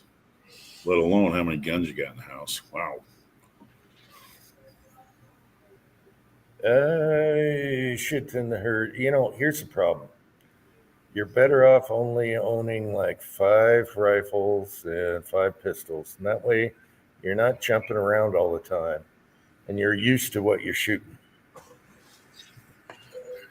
So you're better off with less guns than you are with more guns because you spend more time with them Mm-hmm. instead of spreading the love. Yeah. Yeah, if I was retired like y'all, I'd be shooting all the time.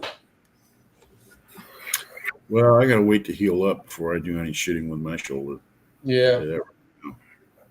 And it doesn't seem to work out that way because when you're retired, you're just as busy for some I reason. know it. It makes you wonder, how did I get all this shit done when I was working?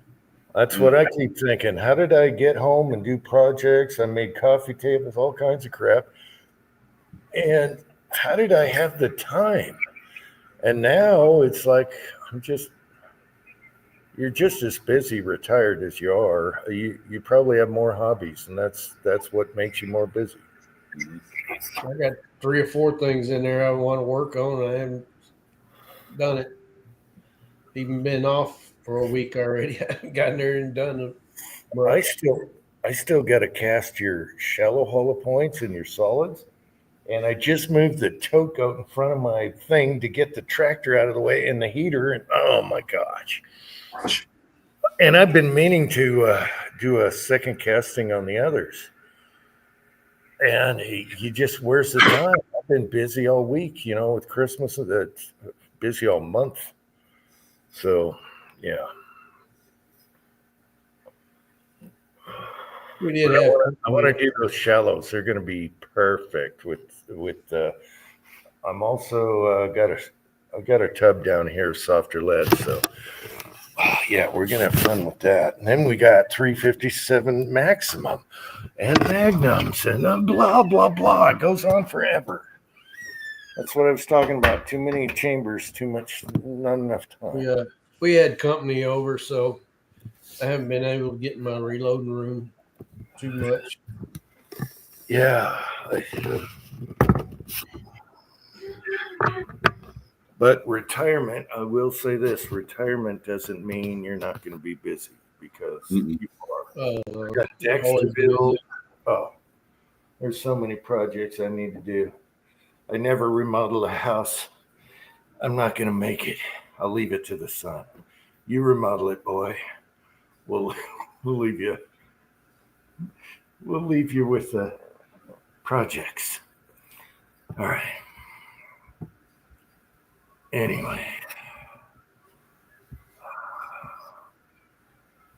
Yeah, James, I had a 357 angle eject Winchester 94, and I sold it before the move. Big mistake. It was beautiful. Talked about it before. It was a 16-inch. I should have kept that one. Mine's not angle eject. Mine's the old one. I had a scope on it at one time. Well, they make a side mount one. Hey, what power was the scope you sent in on your Contender, your latest scope? What power was it? 2.5 to 7. Oh, to 7. Okay. Because it had a parallax adjust. Okay. Uh-huh. Yeah.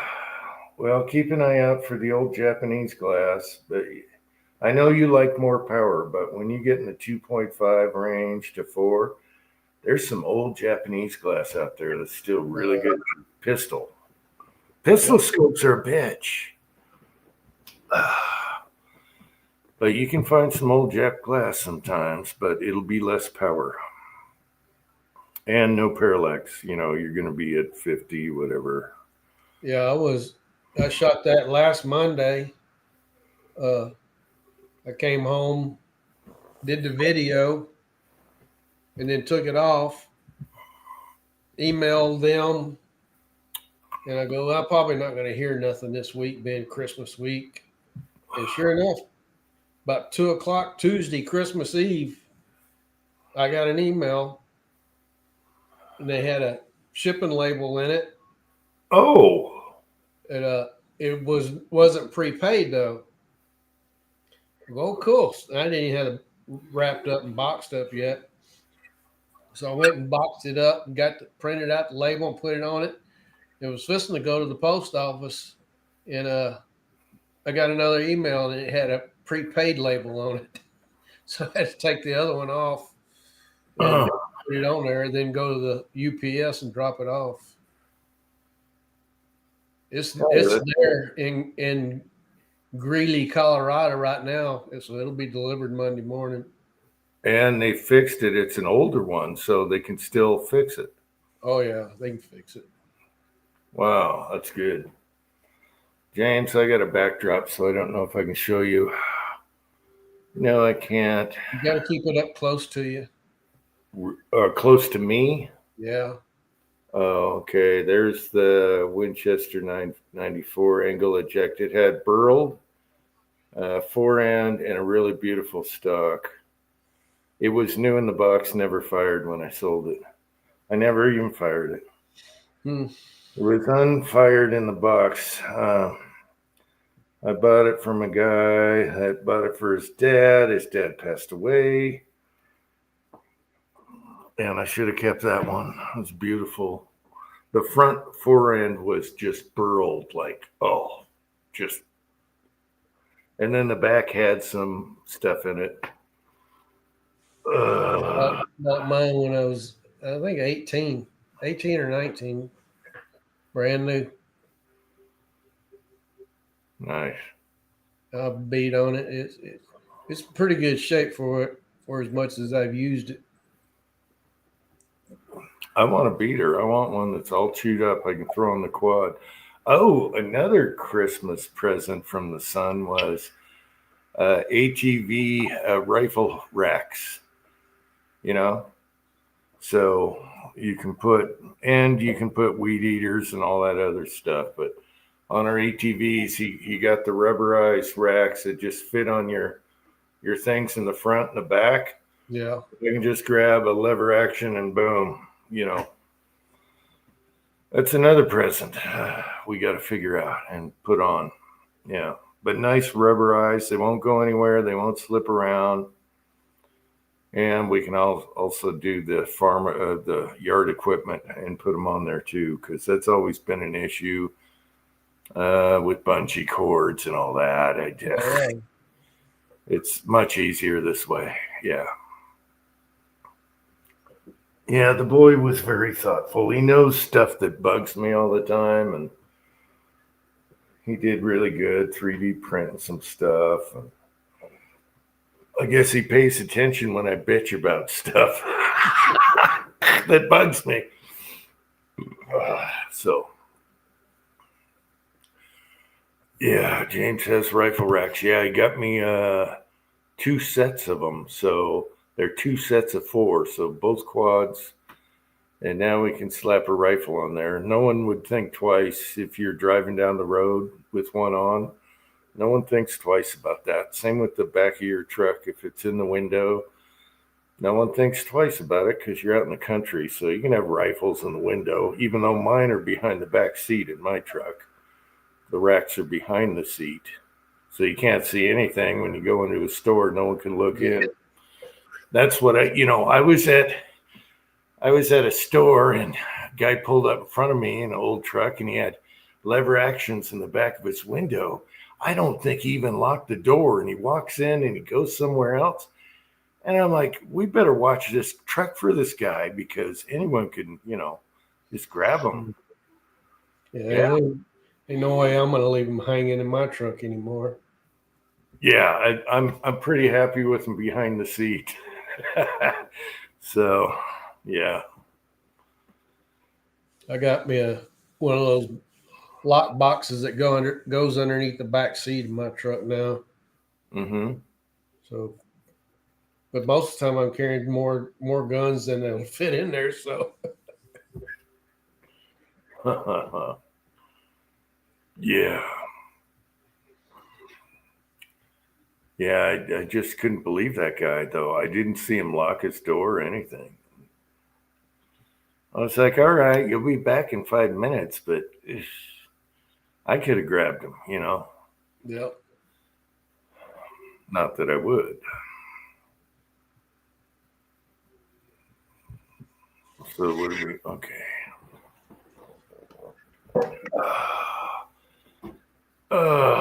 So what other projects you got going on? You got to shoot pennies, guns now. Yeah, we're gonna shoot those tomorrow. Okay.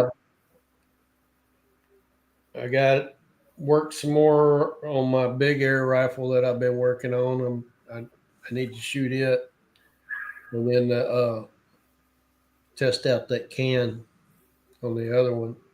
Oh yeah. The can would be cool. Yeah. I'd like to put some cans on our pellet guns, but they're nothing fancy. They're pumps. One's a break open, one's a pump. But they sure are quiet with it. They're really quiet with can on them. Oh yeah. Yeah.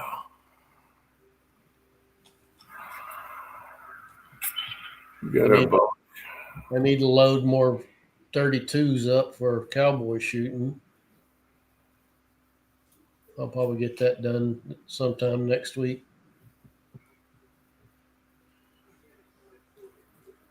I loaded a bunch of 38s. They did I load those? You're doing that with Tight Group. Yeah. Well, on 38s, the 32s I use 700. Mm-hmm.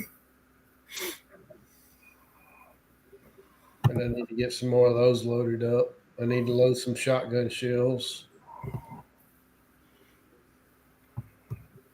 I know. I got to do some more tests with the the short tail wad that you redesigned from the long ones. Yep. Those actually shoot really good. So there's so much to test. There's so much to test. But I'd like to do a group at 50 and 70 with them. You know, they're easy at close range. So Hmm.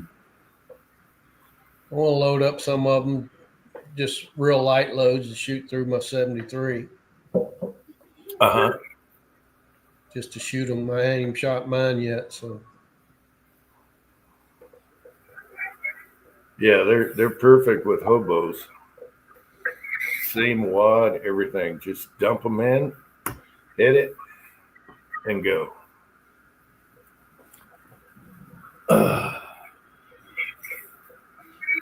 Except for that 7/8 ounce key drive lead, 7/8 ounce, Jim.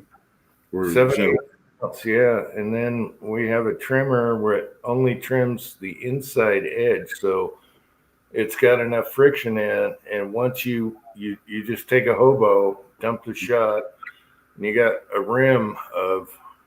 You still got the rim of the crimp around it. yeah. And all you do is slap it with your hand. It won't come out while you're shooting a full magazine, anything. And they shoot so good. And he's got the height just right. So you just use those. All you do is go by and do that. Mm. And that's like the simplest thing ever. And then the other way is to save the top piece, cutting it from the outside and then recrimping that on. Well, Six Gun does have, it's almost like you. I mean, you've got a range right outside your garage door, so it's really nice. You just go out and you don't have to go anywhere, and there it is. You have a range right there at your home. no, I don't range my house. No, I'm talking about Jim. Oh, yeah. But Six, he also has the commodity of being able to make what he wants. You know what I mean? He's got machines, and he can, come up with the idea and crank it out and see if it works or not. So that's a real good skill, and especially if you reload and you're trying to come up with your own stuff. Yeah, and it's easy for him to adjust and make his own 3D printed stuff, let alone molds. Okay, you were talking about the hollow point mold, the last one you sent me, your first hollow point mold, the only issue you had was you had to drill out each pin because you didn't have that set up or a jig or whatever. And I'm like, my God, how did you do this? This is every bit as good as any MP mold, which makes the best hollow point molds out there. And I just don't have a good way to hold such a small part yeah, and get those holes dead center. yeah. So that when the mold closes up around it, it doesn't have to go one way or the other to. Yeah, you had to go old school and do those pieces by hand. And it's amazing how good you did those. They are amazing. I can't believe, it's every bit as good as an MP, which makes the best hollow point molds out there. And it's every bit as good as one of those guys. If I had a Swiss turning machine or something where you could set it up, it would do everything in one shot. Yeah. All that stuff is automatically lined up then. Yeah. But that was the main thing slowing you down. And I was thinking, wow, you did such a great job on that. Those are all hardened dowel pins, all those are. Mm. I bought a bunch of hardened dowel pins, went in and made it flat. Shaped up. They usually have a chamfer or a round corner on them. Yeah. I flattened that one end and then cut them to the length I needed, and then stuck them in a pop collet straight up to do the point itself, and then you lay it back into a vise and clamp it. But the problem is even though I'm using an expensive Kurt vise, those vices, if you tighten it a little bit more, if you put 10 pounds more torque on it, And the Yeah. last one, it moves back and forth a few thousandths. Yeah. Mhm. That's all it takes so that when you close that mold up, they don't line up in that hole very good. Yeah. Maybe you can make up some kind of jig in the future or whatever, but people are going to want those. Oh my gosh. And They- that's the reason why you don't tighten those screws down. You just snug them up to get them to work right. Yeah, I was going finger tight when I changed them. I went Yeah. finger tight. That's all I do. Yeah. No, they're awesome. I can't wait to do the shallow. And I still want to do the deep hollow point with a snub revolver. You I know? want to see. Yeah. I wanna And see- I went a little, I screwed up and left some stuff in the pot. And I want to go a little softer on the lead and do them all over again. What I want to see is the accuracy out of the different ones. Okay. Well, yeah. To see if a solid is more accurate than the other ones. Not necessarily. A lot of times the hollow points are really accurate. I've found that with all different stuff. Yeah, but Yeah. what if that hollow point's off center a little bit? Hmm. It doesn't. Wouldn't I've that got create hollow- a gyro effect to it? I don't know. I've shot cast hollow points that shot super good, and there's something about, I don't know, like a baseball going through there. I want to say the turbulence going around the hollow point. They're accurate. I'm sorry. Yeah, I've but had- what I'm talking about is if I don't have that hollow point in the center of the bullet Yeah. itself. Yeah, but I've had good luck with hollow points, casted hollow points. So as long as they're center, I guess, and everything else. But no, They should be center, but I'm still wondering about it. they shoot really good, and flat points to me, they shoot really accurate out to a certain range, and then maybe they'll drop off, but they shoot really accurate within 100 yards. So it's all the just testing and shooting them, but I've shot cast hull points that shoot extremely accurate. So I may try to load up 5 of each of them and but I'll do them. I'll scope the contender and the maximum barrel and do a video, or I can shoot. Oh no, better yet, I'll shoot them in the handy rifle that has a good scope on it. It's got a Weaver scope. I can actually got parallax, everything, no excuses, and that will tell us what it does at 70 yards at least with the 4 different bullets. Once I get them all casted, I want to cast them all the same alloy. To properly, and then you got to play with alloy and sizing. Anyway, there's all your variables and powder and primers and brass. You'd have to go through an awful lot to make it work if you're powder coating. But casting your base out of like a real hard material like linotype, and then having the top part of the mold as your hollow point mold, and then have an inverted V on the bottom of the top part of your ogive and everything that's casted out of pure lead, and it fits down into a V into the base, which is made out of the linotype. It'd be a 2-part mold, but then you go ahead and you put them together and place them together with epoxy. But the only problem is that you got to bake them and powder coat them. So You're getting way complicated. No, it's complicated, but man, I'll tell you what, I don't think you can get any better than that. You got a hard base and a very soft, tip. hybrid. Yeah, that'd be an interesting mold.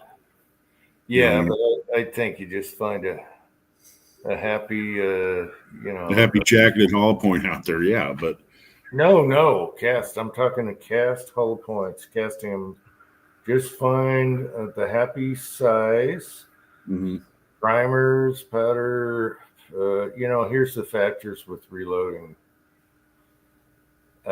Your brass, your primers, the diameter you make the bullets. If you make them oversized a little more. Rollis is finally home. All right, come on in, Rollis. And then most times it doesn't matter too much though. Primers, nah. Brass, not really. So anyway, I will try and cast all the same alloy and all 4 types. Put it in a handy rifle, single shot with a good scope I can see at 70 yards. I have no problems with that scope. It's awesome. And we'll see who wins, the Pinta, the deep hollow point, the shallow hollow point, or the jacket. And of course, it'll come down to the barrel twist if you'd like the heavier or lighter. But this rifle doesn't really care too much. So we'll see what happens there, and I'll do them all 3.58 diameter.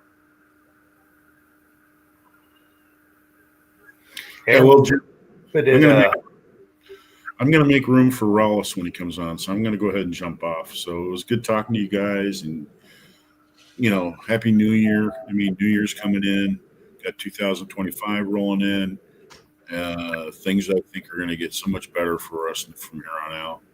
It sure is. It sure is. I got my Social Security check, and there's still taxes, and I can't wait for that to be gone. Hey, Tim is here. All right, Dave, take care. Yeah, we'll see you guys later. All right, Tin Man showed in the side chat here, and Mrs. Tin Man. Oh, I'll put up a link, Rollis. Okay. So Tin Man is here, and he just put a lock on his door. I thought he was doing his reloading room, but he got sidetracked. And we got Mrs. Tin Man to keep him honest, which I'm looking forward to. Do you like the lock, Mrs. Tin Man? Did he put the code on it, 1111? Will Lassie free Timmy from the well? I don't know. Okay. Anyway, let me go upstairs and pour a drink, but I can do that while we're here. Because we have virtual background. You don't see me. And if there's cat on the floor, you won't see that either. No, I'm joking. I'm joking. Get on here, Tin Man. It's a short chat, Tin Man. Kyle's on his rickshaw. He should be here any minute. What do I got? 8 o'clock. All right. So, what else is up, Ricky? Well, not much. Let me grab a refreshment here. Oh, did that look like boobage? Oh my God, it did. I don't have that much boobage. Yeah, I do. No. It's all muscle, people.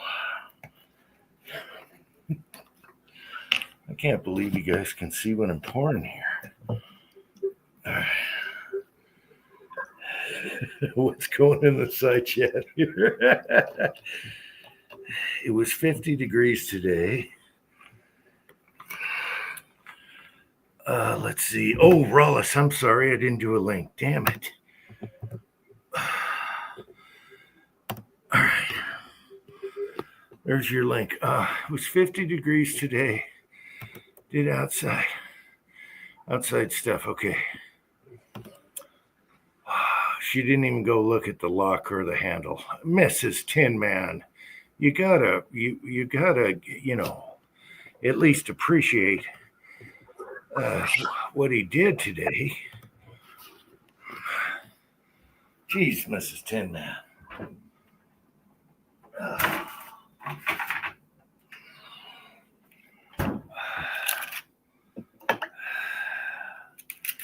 Okay, we got Rollis here. He looks bored. He's home. I'm not bored, just tired. So, drove in from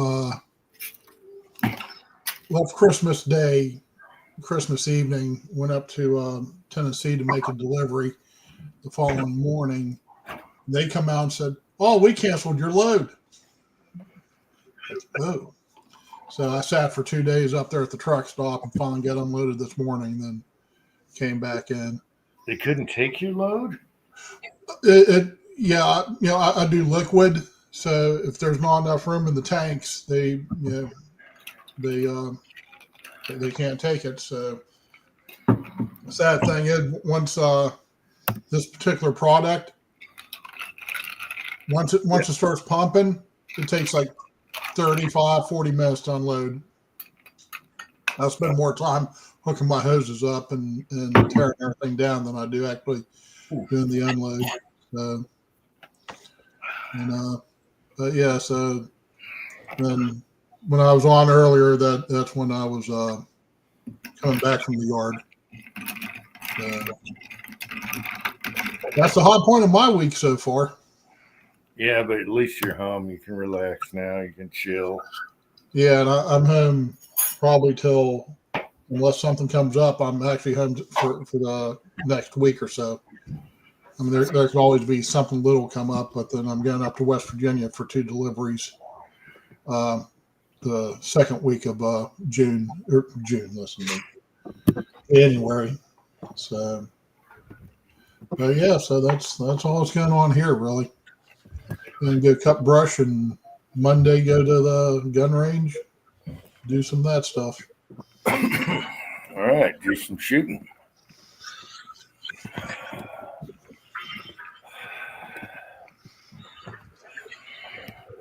It must feel nice when you get the trailer off. I don't think I could drive trucks. People would drive me crazy on the road. Left. The most frustrating thing for me really is just I got to deal with Atlanta. I have to deal with Chattanooga a lot, so I used to drive New York City all the time. So I mean, I'm used to bad traffic. Oh. Where I get frustrated at is the trucks are governed down so bad that once you finally get out where you can get out and actually make some time, because once you get south of especially Macon, until you get to really, depending on which route you take, you basically have the highway all, not to yourself, but everything breaks loose right around the Monroe County line in Georgia, just south of Atlanta. Mm-hmm.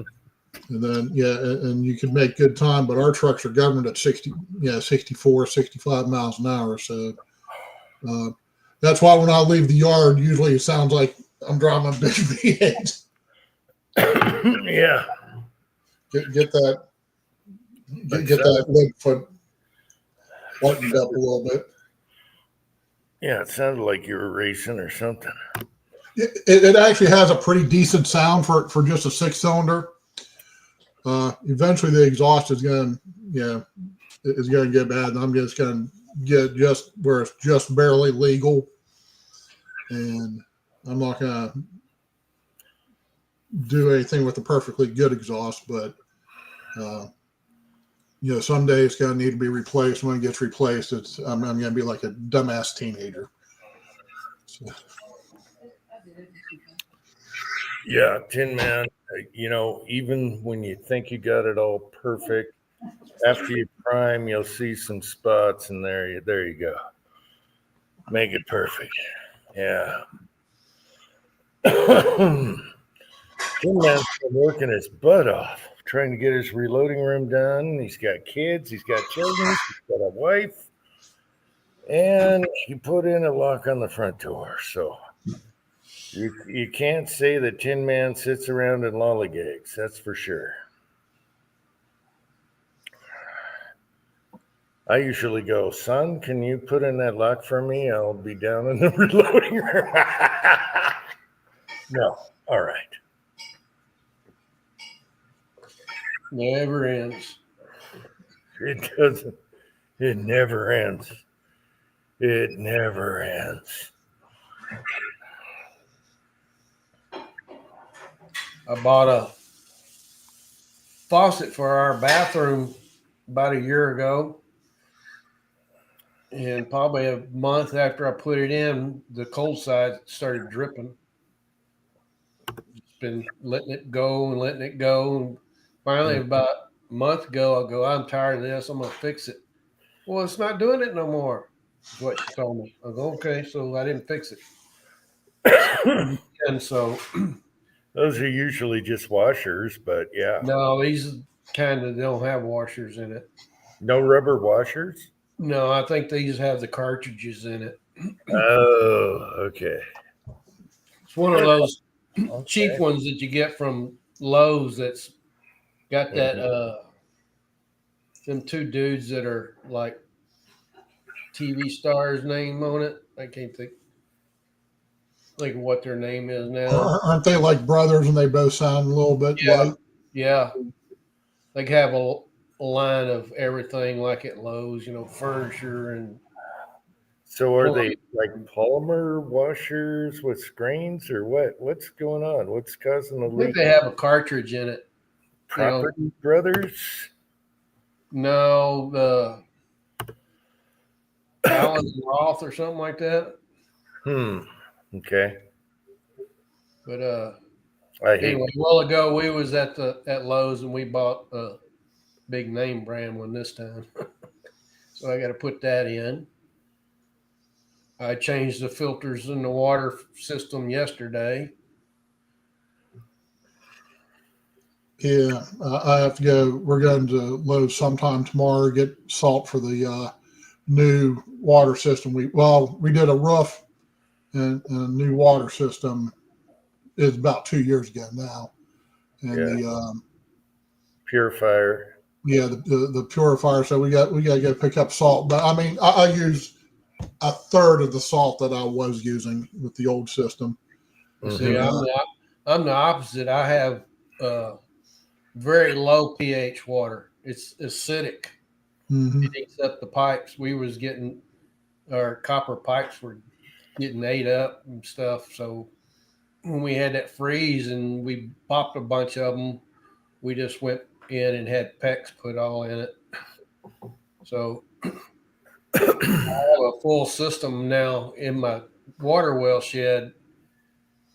And I have a tank that brings the pH up where salt, when you put in this water softener with the salt, you're bringing the pH down. Okay. Okay. All right.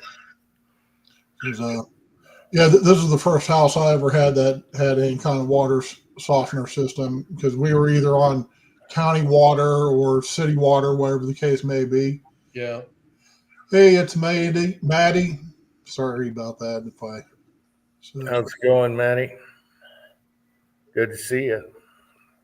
Looks like you're fishing out on the river. Nice. You also did a water purification system under the sink. Then I need to get under there and get the filter numbers, and because they're due. I just hate going to Lowe's because I have a ridiculously high card. The credit line there for me it's ridiculously high, and everything I see I want two of. Yeah. I got to fix our kitchen sink. What happens there is, it's got a big spout, and then I got a sprayer on it. And Right. if you pull on the sprayer without holding the nozzle, the big thing, over time, if you're just doing it manually without holding the nozzle that curves down, it wears out that gasket at the base. Right. Okay. Does this to it, okay?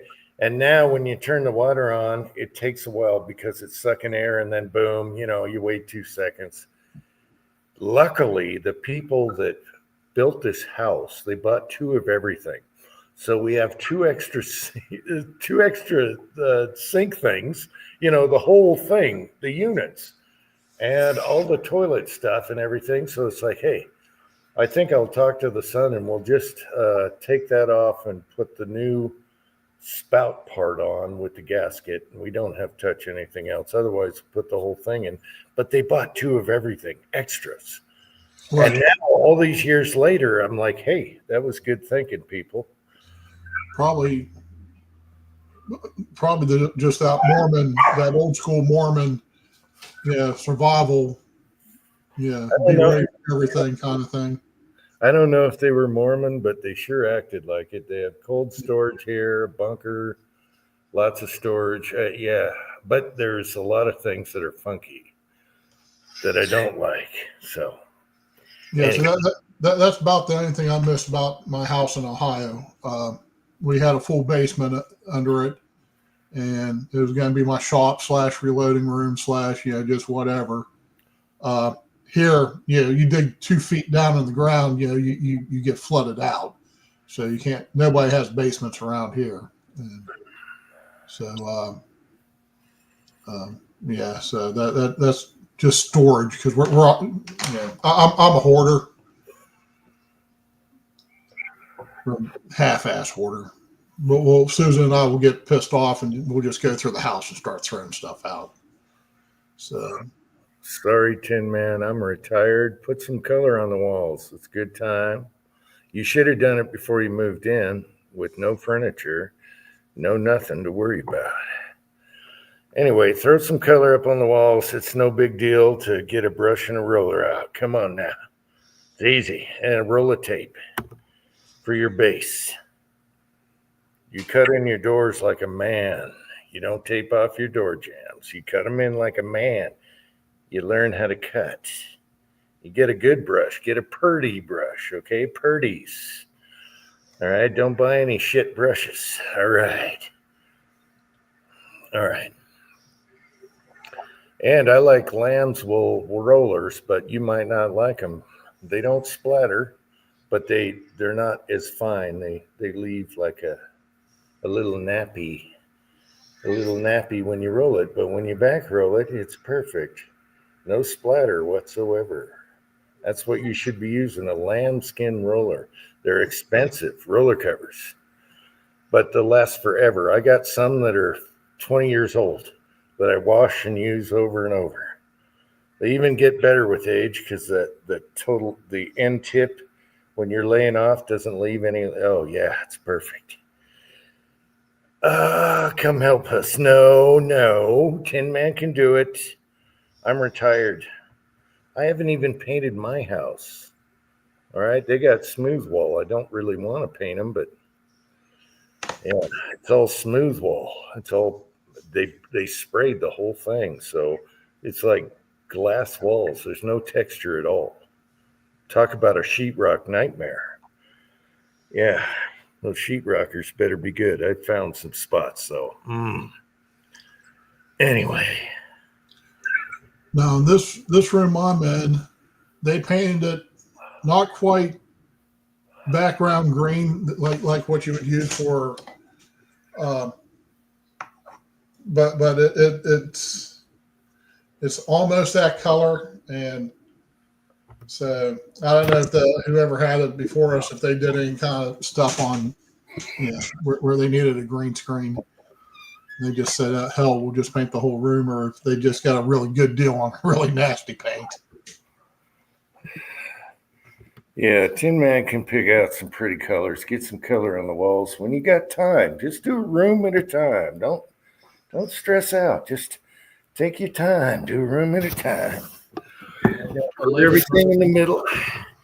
I got my living room and my son's room painted. I need to do our bedroom and the kitchen now. Tin Man is OCD. Yeah, he is.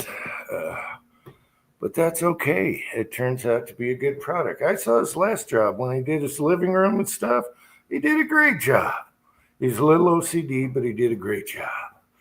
And he had nice gray colors in there. And I'm terrible at picking colors. I always had designers pick them out for me. So the interior decorators just use this, and it's like, okay, mix me up this color. So I'd mix it up, because we had color tint kits. because they're not going to run to the store to get a color. So they'll say, I want this color. So I'll tint it up. They're like, bam, okay, let's use that. But I never pick color. I'm terrible at picking colors. I am too. Gosh, I'm terrible.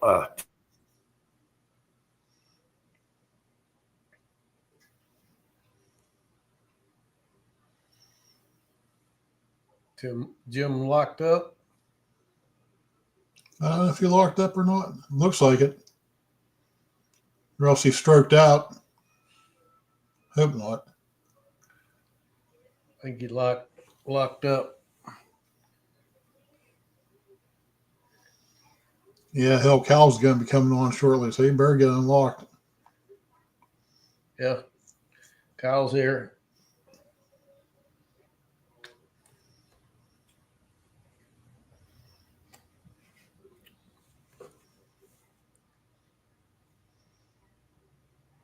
That's not the worst pose you can be stuck in if that's the last memory everybody has of you.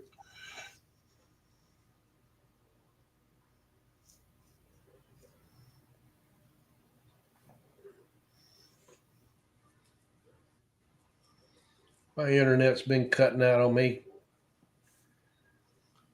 Probably need to reboot the modem. Yeah, about a week ago, ours just went stupid. Had to shut everything down and whatnot. There he is. Yeah, I got bumped. Battery died. Damn it. And but yeah, I'm hardwired. I mean, we have the 5G from T-Mobile, but the computer's hardwired into the modem, and so it usually does a pretty good job. Well, mine was dropping out a lot, and we finally got a new modem, and it's been doing great up till about a week ago. It probably needs to be rebooted. If you need more range, try what my son got. That's awesome. Oh, I can't. I've got them bookmarked on Amazon. Yeah. You probably don't need as many as we got, but those little buggers work great. And they'll tell you on the phone what's doing what, if you want to do the app thing. Okay, Kyle, let me get the link back up. I got cut off here. So everything starts over. All right, copy.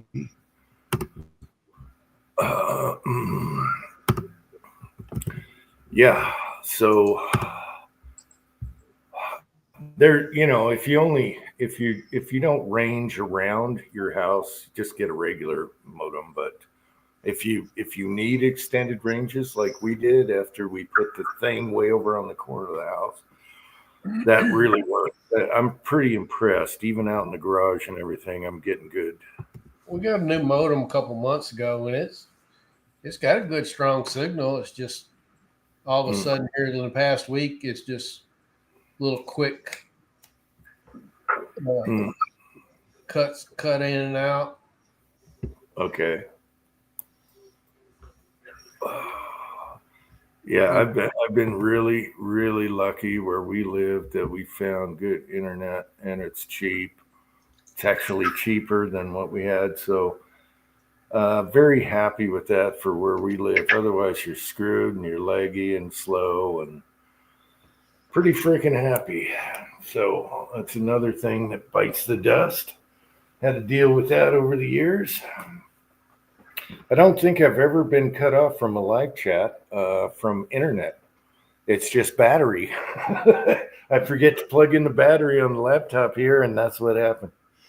Well, we watched a movie, 2 movies yesterday, or maybe it was one yesterday, one day before, but be going along there and all of a sudden, boom, no internet, Yeah.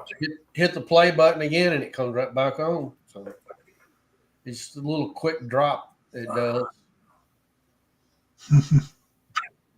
Oh, Kyle, did I give you a link? Okay, there you go, Kyle. We had aluminum siding on the old house. Signal sucked.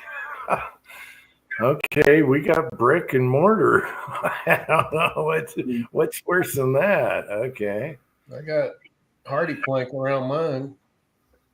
Yeah, we're all cement here, brick and mortar and cement basement. And, I was yeah. talking about using presses as coat hangers. I've had plenty of weight lifting equipment that make fantastic coat hangers.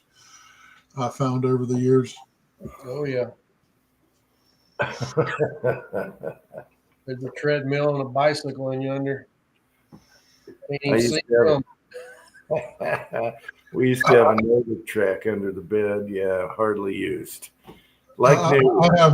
I was telling Susan earlier, I have my bicycle, I have my mountain bike. It cost more than my first car. Hell, probably my first two cars. And I think I rode it once this year, and I enjoy riding it. It just, just getting motivated to do it. All right, Tin Man, come on, Tin Man, get in here. Kyle's gonna come on just for a cameo. I know you've been busy, but come on. Andy's been sick. Oil quench sites, all that stuff. Come on, Tin Man. If I can do that and wear that thing out in the snow, you can come on for 5 minutes, okay? All right. Do you know how cold that son of a bitch is in the wintertime when you got that fan running your Zumu suit?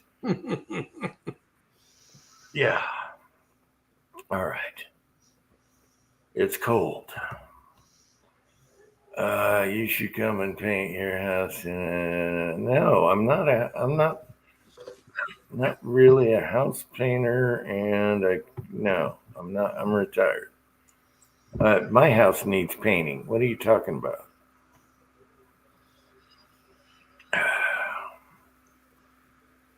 We got like 6 different projects we want to do here between new bathrooms. I'd like to have out front have a full deck. And Susan talks like she does too. Okay, let me mute Kyle for a minute. Kyle, you're coming back when you're muted. Hope that wasn't a fight. No. I doubt the hermit's ever leaving the mountain. That's exactly right. Yeah. We'd need new floors in the house. That Me too. Yeah. another 2 rooms, and we'll be good. Yeah, I want to get rid of the carpet upstairs, but there's a dilemma. We got floor heat, what holds up to it, all that stuff, blah blah blah. My wife didn't like carpet. I like it because it's warm. Anyway, we got rid of all There that. he is. What's up, Mr. Kyle? I'm doing fine. How about y'all? doing good, Kyle. Good to see you, Kyle. Yeah, it's not a fight. My wife is yelling at her friend on the other side of the house. Oh. Well, better her than you. Yes. Boy, did I get a ribbing. Just let you know it was me. Yeah, I got a lashing because my wife came in and didn't take her shoes off, and it's muddy out there. And I'm like, take your shoes off. You're walking all over the place. Oh, my God. I should have never said a word. No. There's an hour of my life that, ooh, yeah, bad. Never tell your wife to take off her shoes. All right.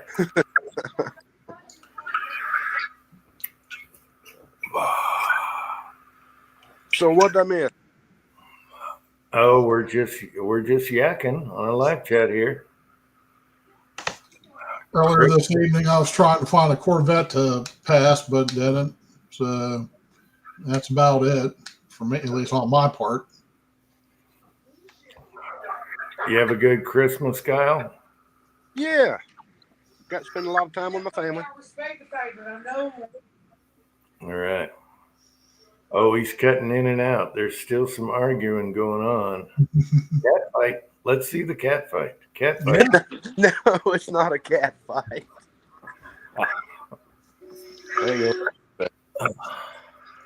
Rather watch a couple women go fighting than sitting here just looking at a bunch of old guys like us. I was in the reloading room and they were in the kitchen just yapping away. Mhm. So now I'm in the living room. But yeah, no cat fight. I bet Mrs. Tin Man, if she's still here, can take care of herself. She probably whooped on Tin Man a million times. Oh, yeah. All those fake scars he's got. Oh, yeah. Yeah, we know what happened. Yeah. Yeah.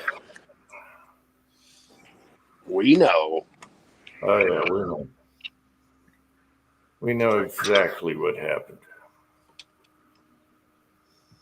He's probably got a cat on his backside. Oh.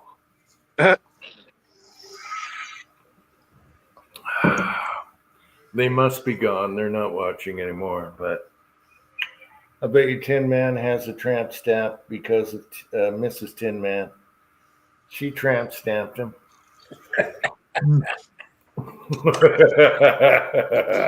Uh-oh. Tin Man is still here. I'm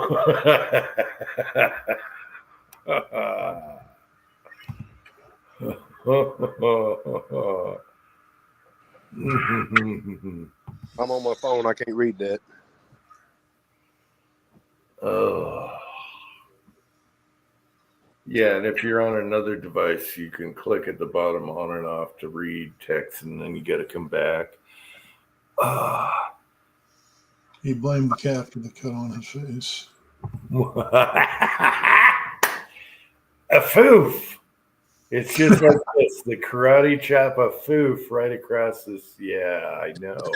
I know. Yep. I don't know if it's the right stuff to use, but I just use olive oil on my wood, on my cutting boards and stuff. So Let's see. So you bought the butcher block for your reloading room. You didn't buy the pre-finished already stuff. Okay. I really like polyurethane. I'm a big fan. Mine hasn't crapped out yet, and it's on particle board. So Coconut oil. Actually, mineral oil works good.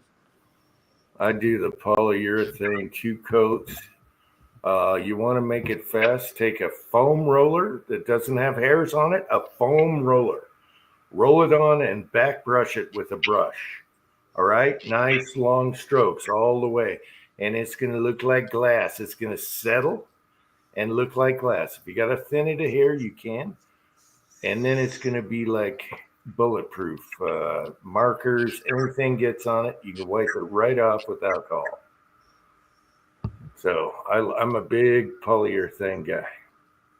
I like lacquer, but for what you're doing, polyurethane, lacquer's for spraying, not for brush. So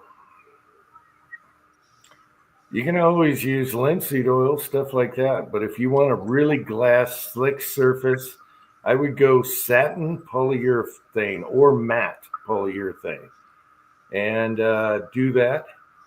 And do 2 coats. Let it dry don't wait a couple days. Don't be in a hurry.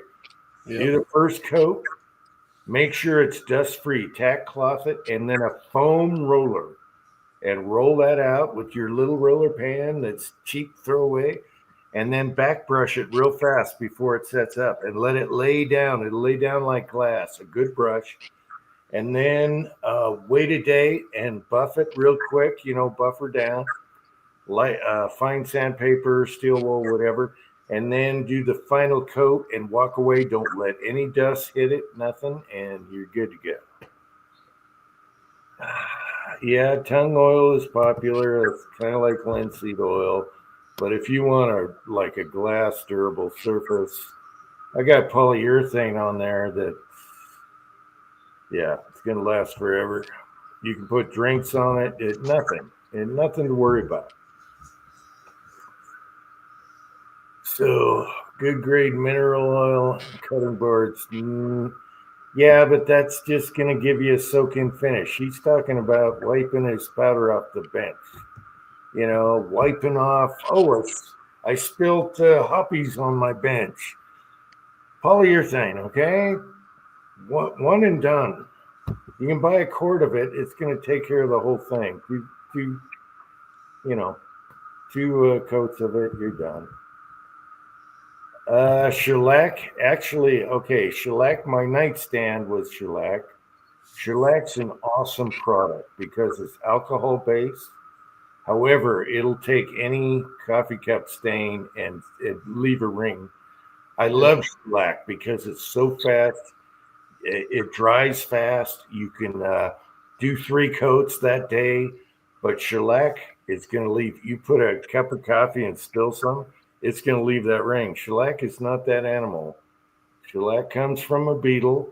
I love the stuff. I love how it smells. It's alcohol based. However, it's not polyurethane. It's not your modern polyurethane. Shellac is just a bunch of bugs anyway. Well, they make it out of. This is the first I heard that. All your old school stuff was done in shellac. All your woodwork. You go into old mansions, they were done with shellac and waxed. And I've done all that. I've done all that in mansions. However, shellac will not hold up like polyurethane. Nope. Yeah, but what's it made out of? There, yeah, you're saying it's made out of bugs. I didn't realize what kind of bugs it made out of. A beetle. Some kind of beetles somehow or another. I don't know. Yeah, it's a beetle, but it's great. It smells good. It smells like alcohol, you know. Right. Thin it down. You got to think about it. That stuff was invented hundreds of years ago, and Yeah, that's what chemicals like they do now. they Right. used to hire people to the mansions we did. They used to hire people from England that did castles and shit. And we're looking at it and we're like, this guy is taking way too long because he'll sand the crap out of it, shellac it, sand the crap out of it, shellac it, sand the crap.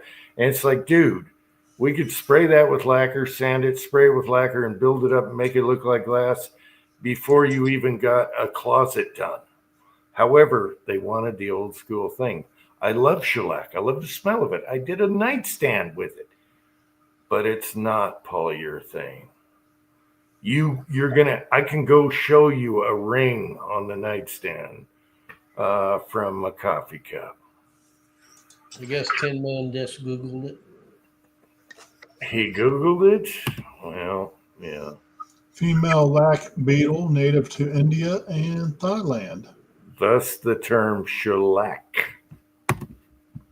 I love shellac though. If you want a quick project that you're not going to set your coffee cup on, it's great. It's awesome. You can do 3 coats in one day.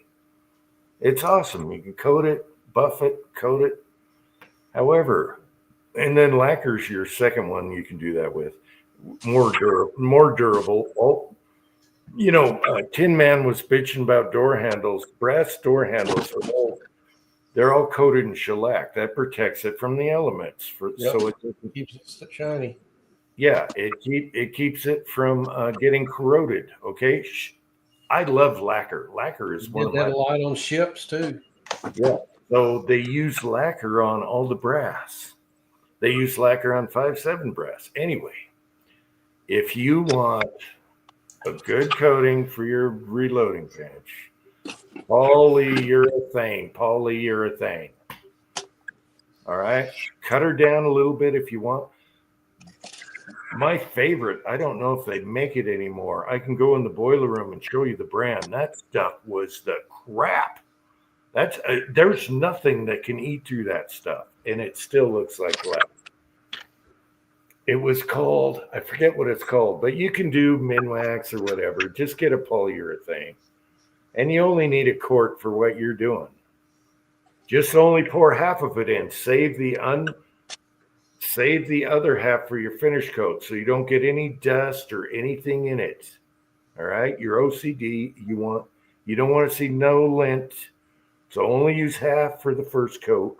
Don't pour it back in the same container. Pour it in a jar, and then use the fresh for the final coat, and you will be happy. Foam roller and a good back brush. You need an oil-based brush, actually, if you want really good. And you can thin it down, and it's going to lay down like a glass, like you put a plate of glass on it, because it's a flat surface. And you will thank me later. All right. Guys, I just hit the mother load of going through a box in my reloading room that I brought up from the basement a while back. Just never opened it to start taking stuff out of it. I found about 6,000 primers of all different sizes and shapes, and a couple of bullet molds that I forgot I had, a bunch of shotgun primers, and all my dies for my bullet sizer, lubicizer. Oh, that's always a win. Yep. And the That's pack all. of large pistol primers, they're CCIs. They were $30.99 when I bought them. Damn right. Pre-2020, obviously. I think large pistol is the one I need more of. Yeah. Hopefully primers come down. Well, since the 300 rum's back up and running, I'm going to probably be needing to get some large Magnum primers, because most of my loads, the starting loads are like 80, 85 grains of powder. Yep. So, and there's some that's like 100, over 100 grains, but I'm not playing with any of those at the moment. But it's still, after about 40 rounds, it started to develop the carbon ring again. So that project's going to be, that's going to be a problem child. But as long as I get it working, that's all I'm worried about right now. So, yeah, thank you for convincing me to use the JB paste on it. That's the biggest thing that worked on that. JB Bornstein? Yeah, the Borshine. Yeah. I love that stuff. Yeah. But yeah, it started to get just a little bit stuff again. I hit it the other day, and I'm going to hit it again before it's going to go back out at least one more time this year. So, yeah, I'm going to get in there and clean it up, because you can just feel it starting to get a little stiff all of a sudden again. So it's going to be a problem child until I put a new barrel on it. So, Yeah, I'm not like a super barrel cleaner. I hardly clean at all, actually. And unless right before I shoot, I'll run bore snakes, or if it's really ugly, I'll do some bore cleaner and then JBs, just to get that, that you'll see the crap on the patch, and good enough. So I love JBs for that reason. It doesn't hurt nothing, and a little jar goes a long way. Yeah. I'm not a big. I let the gun tell me when it's time to clean. Now I'll run a patch through every once in a while, just make sure there's some oil there. Come on, Pat. Where are you? It's a short chat. Come on, Pat. Cat. But I don't get crazy. Like my 30-06, I cleaned it 2-3 months ago, and I probably have 50 rounds through, and it'll be another couple hundred rounds before I clean that one. So, I was about to say that 50 rounds is just a good fouling. Yeah, exactly. Yeah, I like to foul them up, and if they start shooting crappy, then it's time. Yeah. You learn your gun, and you learn. There are some guns out there like the rum. Normally you could run it dirty, but now with this carbon ring deal, at least the chamber is going to have to be cleaned on a pretty regular basis. Yeah, when I take an AR out, I try to wipe the bolt down and wipe the chamber out just a little bit, get the worst of the grime out. But as far as running rods down through it. If the gun's shooting fine, I don't worry about it. Maybe a bore snake just to get a little bit of oil on it, because I do live in Florida. I don't get crazy with cleaning. Oh, I got a text from Uncle John. Uncle John is here. He just can't show up in the side chat. Very funny, Uncle John, by the way. I got Leon right here on the couch, but he won't come over. Well, you can't see in the background anyway, but he looks so awesome. He's a good boy. You're a good boy. Anyway, come on, Pat, get on here. Yeah, JB's is good to have no matter what you have. It's, you think something's clean, you run some JB through it, and it's black. So, Well, ironically, and if I'm repeating myself, I apologize, but ironically, a video came on a couple days after we had our little conversation. Brian Litz, and he just spent like a half hour explaining about using JB paste to bore, the bore clean, bore shine to how he likes to use it for cleaning and whatnot. And it was just like,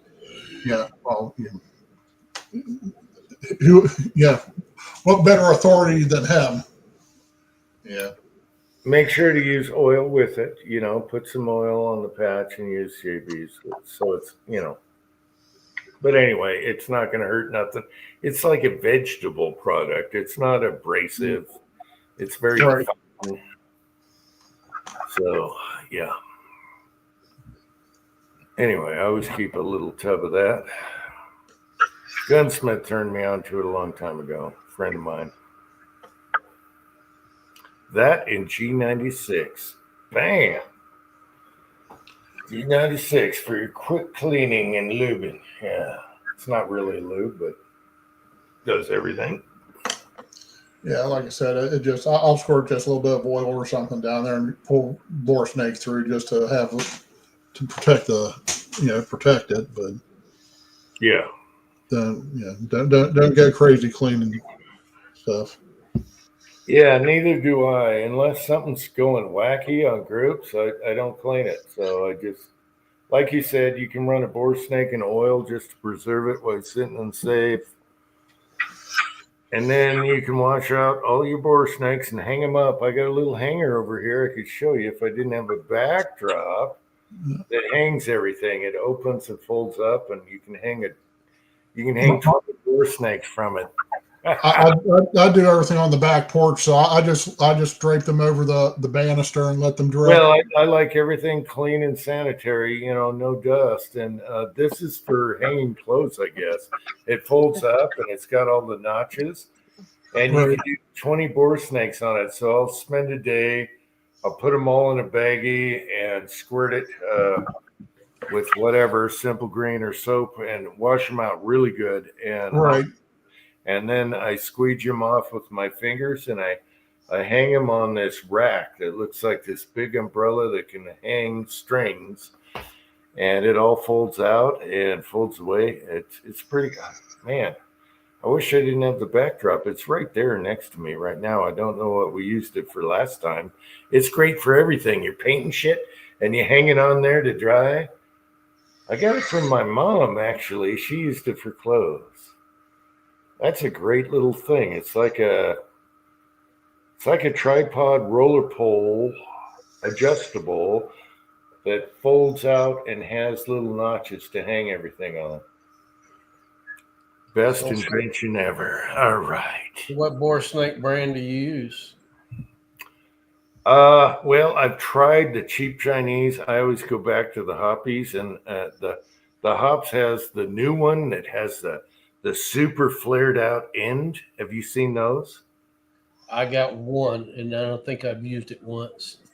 Yeah, their newest ones has this big a big huge thing at the end, like a big duster, and so that and I like to put Got a wire brush on it and something else. I don't know what. Yeah, I don't. The wire brushes. The newest ones will have an explosion explosive tip on the back. Anyway, the Chinese ones are junk. They'll break, they'll fray. You can get them for a couple bucks, and that's fine. That's fine. It gets the job done. I throw the Chinese ones in. I don't even take them out of the plastic. I just throw them in the bag to have them. And then, Yeah. No, they work in a pinch, but eventually expect them to fray and break. yeah, I wouldn't use them for either the Hoppies or I think Otis makes. I don't know if Otis makes a boar snake. I know they have a boar snake type cleaner, but it's not. Yeah, they use the cable. Yeah, the cable. I don't like the cable. It's too stiff. It's a boar snake. Just get a boar snake. And you put it in the baggie.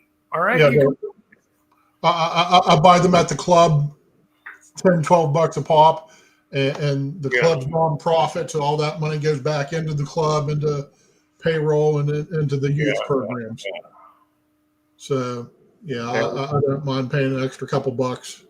And so for the boar snakes, I never let them hit the ground. I never let them hit a shooting bench, because who knows what's on that shooting bench at a range full of grit and gritty crap. I never let them hit the ground. They always go back in a baggie before they hit the ground, because the last thing you want is grit pulling through your barrel. And then every so often when they get dirty, I'll soak them in hot water in the slop sink with some Dawn or whatever you want to use. Let them sit overnight, and all those oils come to the top. And then you work it all out of there in another baggie, and then you squeegee it out and you hang them to dry. And you can use them forever. I got boar snakes from 20 years ago for 22, because I never put a rod in a 22. I got boar snakes that are 20 years old, and they still are perfect. Matter of fact, I need to take my 22 out. I haven't shot it in a couple years. And, yeah, I never run a rod through a 22. I always use boar snakes. Now, you got chamber, you can do that, but I don't like a rod scraping against a 22 barrel. I just don't like it. Just spray the hell out of it with poppies or I do like CLP. CLP or G96, you do it on the front before the brush and a little after, and that's all you need. Yeah. And so you got some lube. You're not dry running that thing. Right. And that's how I do boar snakes. You got to have some lube there. You don't want to dry do it, and you don't want grit. For the love of God, do not let them hit like a public table at a range with grit and stuff on there. Put it in a baggie. Don't let it hit the ground. Don't let it hit the bench.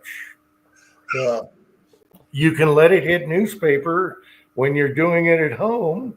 Don't let it get gritty. In Florida, we got. You'd think you're in the desert with all the sand and grime in the air. It's just part. It's just something you have to worry about and deal with. Yeah, and you'll see people like out in the desert. Even here, you get dust blowing around, sand. They're laying them on the table at the range, and it's like, oh my God, that's just grinding your barrel. Yeah, keep it clean. Be surgical on your boar snakes. That's all I got to say. I'm just got one. really OCD, but when it comes to that, I'm OCD. Yeah. I bought all Tipton fiberglass rods, so that's all about I ever use. I'm starting to just get a correct size rod for each gun and throw it in the bag with each gun. Yeah, so I don't know if that's because I'm a hoarder or if I'm just stupid. I don't know, but I've got about 4 different ones right now. I need to get a couple more. So it just like earlier this year, I was having that trouble with some of that Lake City brass, where I was having to knock the cases out of the chamber because they were originally fired in a PTR 91, and then even though they were annealed, that PTR is just friggin' nasty to brass. And it was starting to, there we go. And so it's causing me to have jams. Once I switched the dedicated Lake City I had for it, for that AR-10, everything was fine. But All right, we got Pat here. Love you, Pat. okay, there he's moving. Hey guys, How you doing, Pat? oh, Are you? the estrogen was thick in the bed. I had just had to run, so I choked down my food, and here I am. All right. Are you in Nevada or California? I'm in California. Okay. All right. But you had an estrogen issue and now you're free. Okay. That's good. That's good. Yeah, the Hallmark Channel has one script. And they just do it over and over and over again. Oh, they rotated through. I'm waiting for the Christmas contest, to save the restaurant or something. But yeah. Hey, man, I thought I scared you away with my plumber's truck comment. You just disappeared. And mineral oil is the best for butcher blocks if you're going to use it as a butcher block. Yeah, that is if you're cooking food, but he's talking his reloading bench. So he wants something that doesn't soaky, afterwards. Like say you spilt a whole jar of hops on there, okay? It'd be fine. You could mineral oil it, or you can have polyurethane and wipe her down and you're good to go. Hit it with alcohol, you're done. Magic markers come right off. Well, I figure, if you're going to do the floor in a clear epoxy and put like the decal of the bottomless pit right in the door frame, then you'll have like a gallon of epoxy left over. Clear epoxy.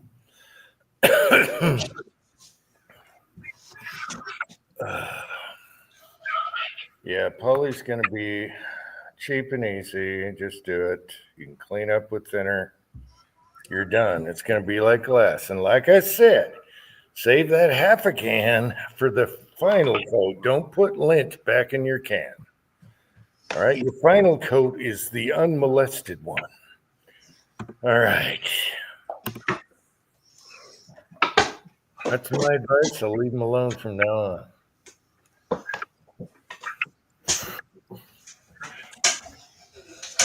Good to see you, Pat.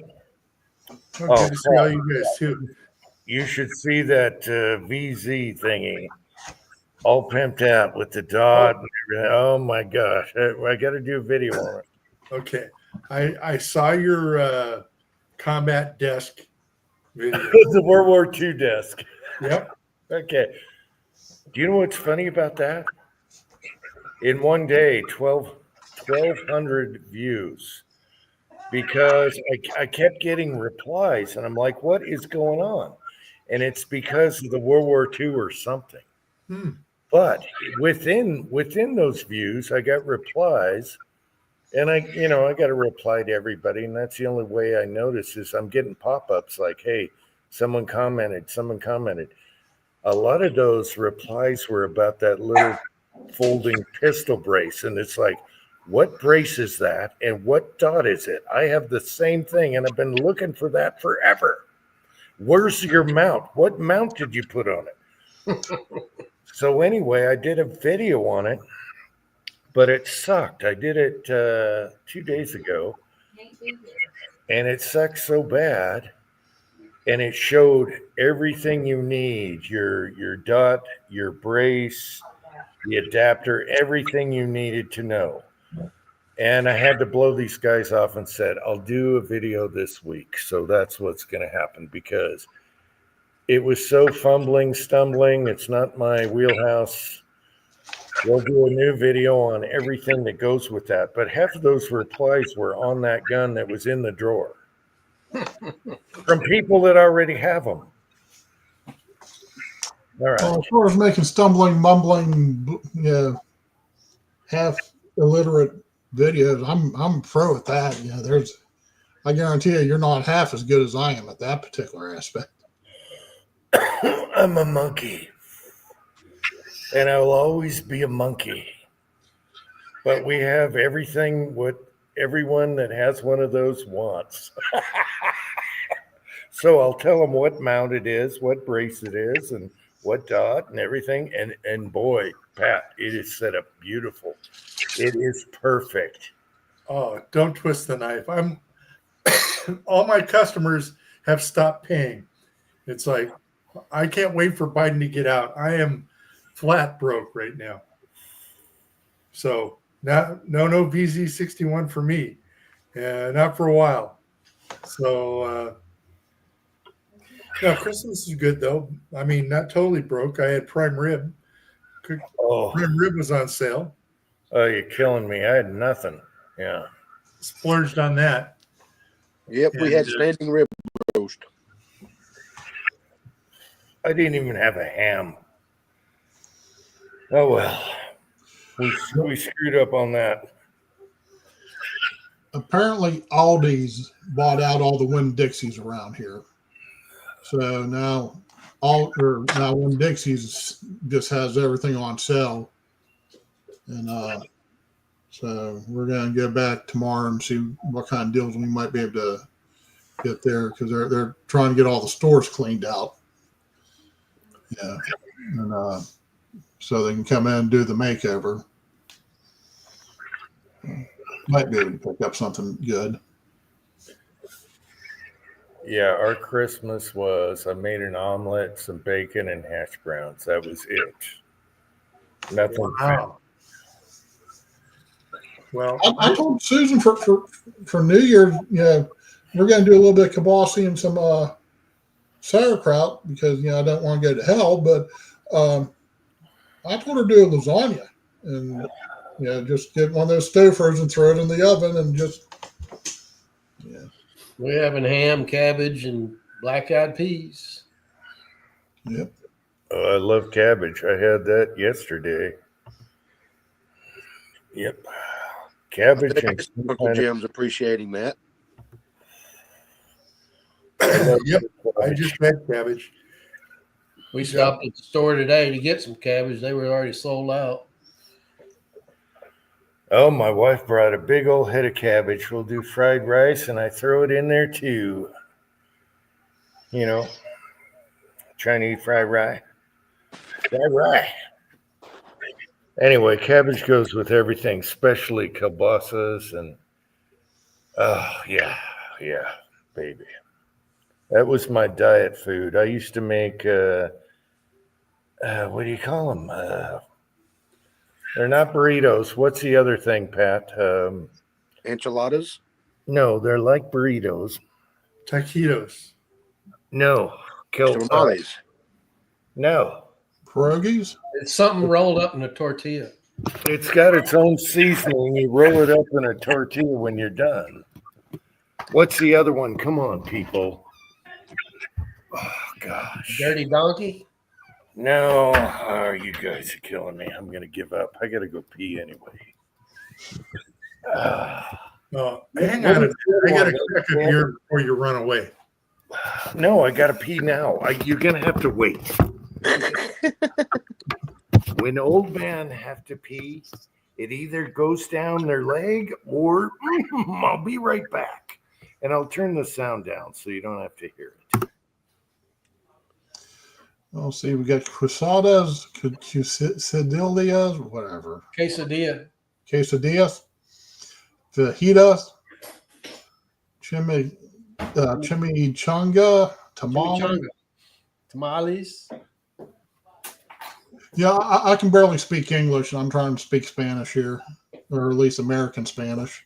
Flautas. Flautas is like a sandwich. Yeah. Well, we're getting there. I mean, Eventually, we'll say the right thing. cabbage and tamales, Tin Man. Yeesh. Chalupa. Chalupa is a flat.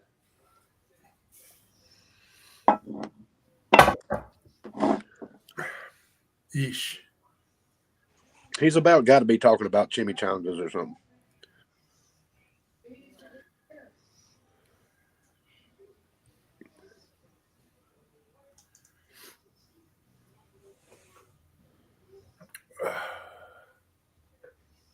Good God, did he fall in?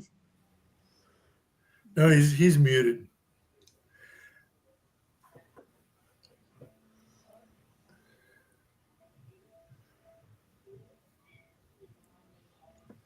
Wow. Well, Merry Christmas to all you guys and Happy New Year and all that Merry good stuff. Christmas. And I just cracked a Lagunitas Hop Stupid, and it's way over hopped.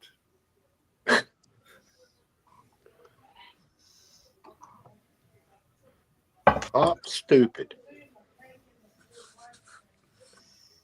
You know, I quit drinking over 20 years ago now, so I was getting real close to getting thrown in jail. So I figured it's time to get on the wagon. But Yeah, I've danced around that my whole life, and I'm down to 1 beer a week or so. All I'm interested in, but my problem, I could go a long time without drinking. Like I'd go on the road.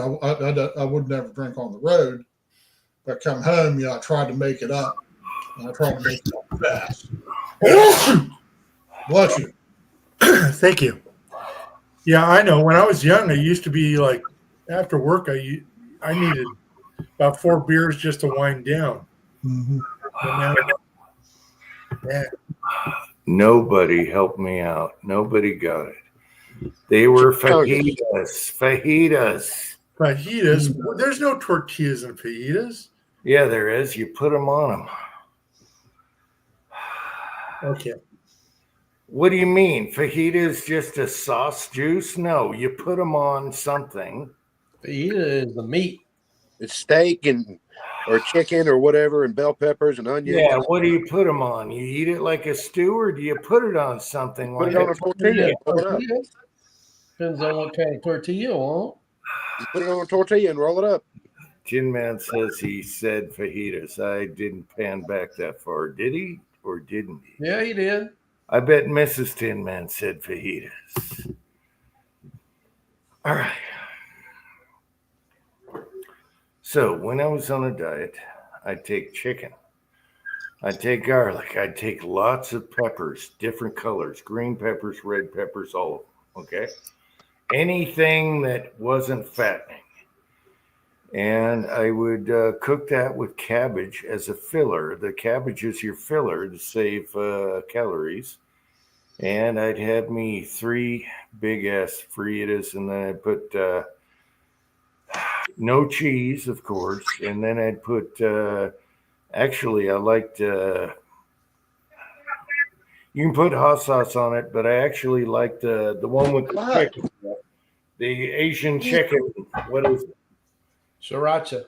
Sriracha. I'd put sriracha on it, drops as I took a bite of each, and I'd roll them up in the big flour tortillas. And believe it or not, the calories was very low for how much you got in your gut. So that's what I did when I was on a diet, and I lost a lot of weight that way because the cabbage was the filler, and same with the peppers and all that stuff, and then you had some chicken breasts in there. And that's That what sounds pretty good if it was beef of some, beef or. I'm talking diet. Chicken. Talking being on a diet, trying to get rid of the gut. Oh, yeah, well, I understand that. You can do that with beef also. Yeah. Well, another way on the diet is just eat all beef, no cows, no carbs, and you're good. It's all meat. You can eat meat all you want, all the butter you want. Whenever I go into just trying to do a almost no carb, I'm good for about 3 days, and then I get. I know I love carbs. So anyway, that's what I would do. But yeah, fajita mix. Do it all in a pan. So that's what I was getting at. Guys, Mine- I got to jump off here. The girls are getting way too crazy. Now they broke out the tequila. Oh hell, no, you need to turn the cameras on and just go watch. They've got music blaring in the living room, so I can't go in there. But they're bullshitting in the kitchen, which is right next to the reloading room. Angel just kicked the door open on me. I was like, "What are you doing?" Okie Dean is here. Hey, Okie Dean, good to see you. Yeah. I'll hop off, but I'll be in the side check. Anyway, that was a tasty meal for a guy that was starving for calories. Well, if I don't see you beforehand, Happy New Year. Happy New Year to y'all. I might be back in a little bit. I don't know. What, you're leaving? All right, Kyle. He has two women running around there, half drunk and probably half naked. I'd be, They're probably gonna fight. Yeah, break them up. Well, they're screaming at each other and they're sitting at the damn kitchen table. That's bad. I can't even hear y'all. I got Are you bass sure? coming through the walls from the living room. Like, what the fuck is it? All right, I'd hide the kitchen knives and anything else dangerous. All right, there you go. No, I'm just going to leave my pistol in my pocket. I'm talking about them. All right, guys. Happy New Year. Happy New Year. Happy New Year, Kyle. Happy New Year to you, Kyle. Y'all be good. So yeah, the fajita mix in a pan. Oh, it's so good. And cabbage is a great filler. And same with all the red peppers, green peppers, yellow peppers. Chop them up. Whatever keeps your mind off. You want bulk when you're visualizing when you're on a diet. And I lost a lot of weight. I think I lost 40 pounds. And now we're back to zero. No, we're past zero. We're past zero. The doctor has me on his knockoff version of Ozempic, which then I'll probably talk. And I don't shove food in my face like I do when I'm doing it, when I'm on it. Now, I've been off it for about a week because with the holidays and stuff, it screwed up me getting and the last 2 days, that's all I've done is just shove food in my face. Like, yeah, it just, yeah. Like a cokehead when he breaks into Tony Montana's house. Well, the worst thing if you're dieting is starving because your body is saying, "Hey, I'm starving." No. When I'm using this, it's sort of like Suboxone for a junkie. It tells the body, the brain, that you don't need it or you're done or however you want to. Yeah, I don't just keep eating for the sake of eating. Well, the trick, if you're on a diet, the trick is eat lots of little meals all day so you don't feel hungry because your body is going to say, "Hey, wait a minute," and it's going to try and defend itself and save its fat. And so you want your body to think, "Hey, I'm fine." But what really works, my wife came up with this one, but it's calories every day. You count your calories and you only eat 2,200 a day, and you're going to drop pounds like there's no tomorrow. But then you got to read every box and everything you look at. I found it easier just to make these fajitas and just when I need a big meal, there you go. Right. Yeah. So the other one, I've done the all meat diet, no carbs, and that works really good, but it doesn't last. Well, I mean, we're like I said, and this is nothing mind bending or anything. This is nothing original, but we're just such a carb heavy society. Potatoes, rice, potatoes for this, potatoes for that. So for Christmas dinner, we had 3 different types of potatoes and stuffing and rolls. Yeah. Well, bread's the worst. Bread, so it turns into sugar. So, and I love bread. fresh baked bread with butter on it. Oh my, that's all you can think about on a diet is fresh baked bread with butter on it. That's all you think about. All and you're eating meat. Yeah, the steak is good, but boy, would it be good with fresh bread with butter on it. Those fried potatoes, yeah, that just a little bit. Just a little bit. So there's different ways you can go, but what it comes down to, you could eat anything you want as long as you stay under 2,250 calories a day. You're going to drop like a rock. You're going to drop. And it works. My son's done it. My wife's done it. I've done it. And it's like, damn. However, you're tortured the whole time. You're reading boxes. You're sacrificing this for that. And wait, I can't stand it. Costanza. And the biggest, probably my biggest problem is just sitting there in the truck for hours on end, and it just, it just makes you doubly miserable. You're just thinking, eat something or dealing with this traffic, and it's like, yeah. So anyway, this New Year's, I'm probably going to go on a diet. I should quit drinking. I should quit smoking, all that stuff. But if you do all three at once, you might as well just go shoot yourself in the head in the backyard. I disagree with you on that one. All three at once? All three at once?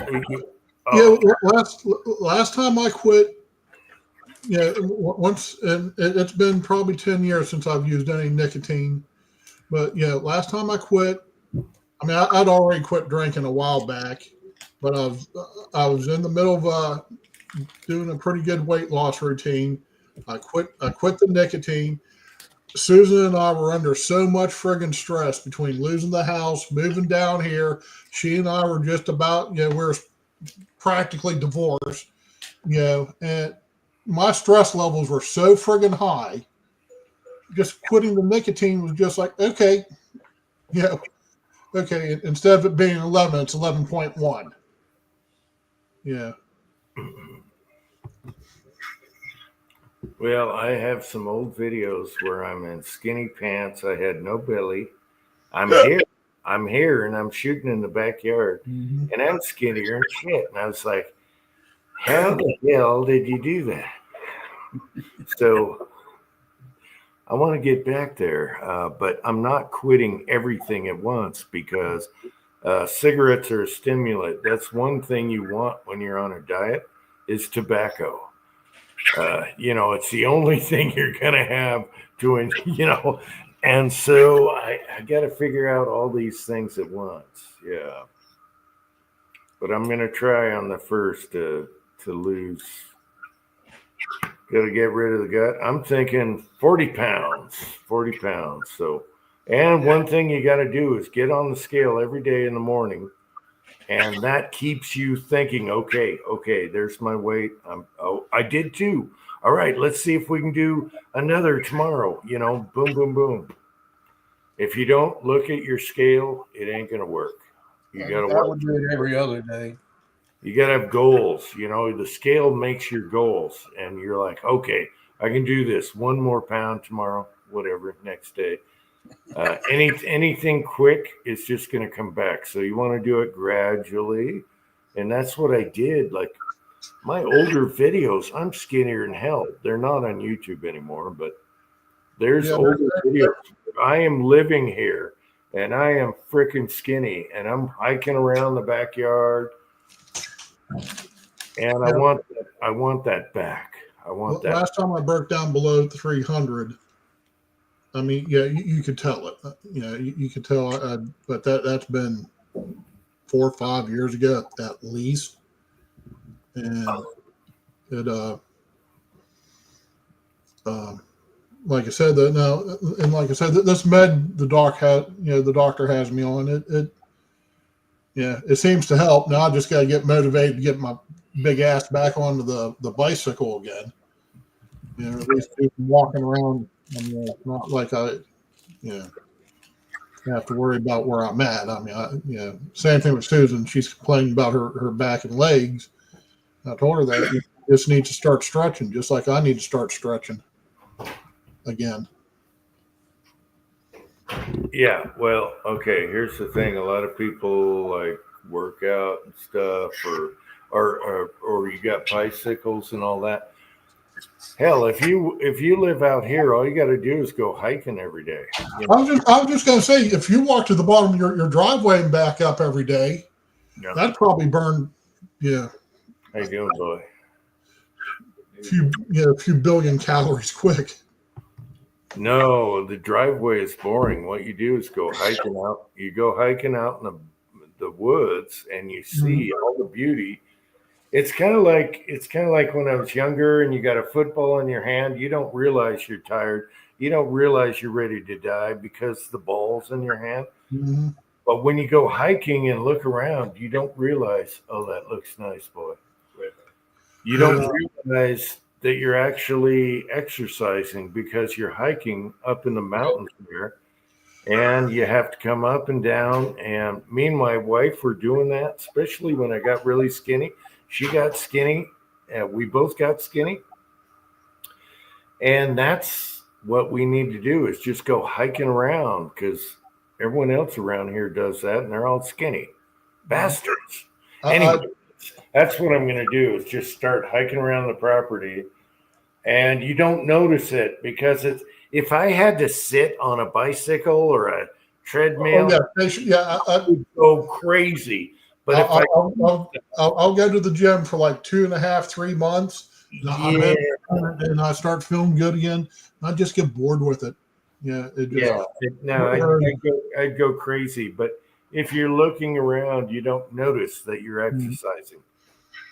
I do have weights and stuff in the bedroom I was using, but you still need to go out and take your mind off it. It's like having like a football in your hand or whatever. You don't notice it when you're doing it or playing because you almost kill yourself doing it the whole time and you're tired, but you don't notice it like you would on a bicycle or something. It drives me crazy. Yeah. Well, like I said, and when I lived, especially when we lived in the apartment in Orange Park, I'd ride my bicycle everywhere. If I had a doctor's appointment, I'd just ride the bike there. Then they'd wonder why my heart's going. 300 pounds. I just rode a mountain bike in 90-degree weather with 87.9% humidity. I heard Tin Man lost 5 pounds getting it up the stairs.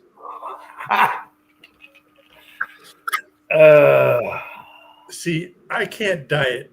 I live with a diabetic, and there are cookies and candies and brownies. Right now, there's a tray of brownies, a tray of sugar cookies with Hershey's Kisses in the middle, and Mexican wedding cookies. And I mean, and if I went out to go take a hike, I'd be right past the burrito guy within like 2 blocks. But at least you walk there and walk back. Or what do they call it? Yeah. Okay. What's the El Sapor? What do they call it? Where they cut the meat off the triangle that's cooking? The gyros or gyros. What's it called? El Pastor. El Pastor. Oh my God, killing me. And they just trim the meat on. Oh my God. Yeah, when it's brown and crispy. I know, but it's not. You could do that on a diet as long as you stay away from the candy. Like you were saying, right now our kitchen counter, all the people that came over and brought gifts, they're all bad for you. It's all homemade cookies and everything. Oh my God. Okay, there's Echo. So now I mean, there ain't no way. Now, when I'm on a diet, I don't diet often. I've been reasonably close to the same weight for 20 years now. But it's Star-kissed tuna in water right out of the can. You can do 5 or 6 of those, and that's only 700 calories or so. So you weren't joking about that, because I did No. the tuna out of a can thing. Yeah, that's No, pure that was it. When I was training for swimming, for finals and stuff, that was it. It was tuna out of the can, and then carb load the day before the meet. Hey, we got a visit from Echo. Hey, Echo, what's going on? We got a visit from Echo. Oh, I miss Echo. I was on 1776's channel. He was talking about Echo. So good to see you, Echo. Glad things are looking better for you. Yeah, it's good to see you, Echo. You moved to Texas or Tennessee or something. I don't know. I think I tried to help you out with the move. I don't know. Anyway. It's, I Good to don't know see you. all the Good to see you details, back. Good but to see you back, buddy. apparently he did have some issues with somebody, and he but as far as I understand, it's starting to clear up now. I didn't go back and watch the beginning of the AR's chat with him.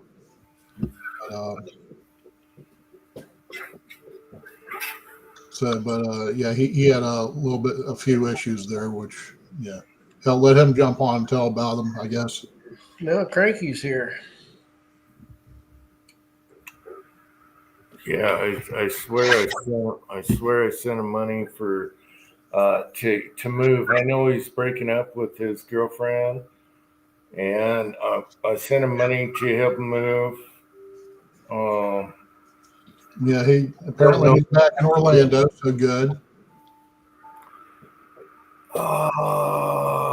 Okay, it was Tennessee. I thought it was Texas or Tennessee. Okay. You're back in Florida then. All right. Okay. I hope everything's good, Echo. I'm gonna go hit the head. I'll be back in a couple minutes.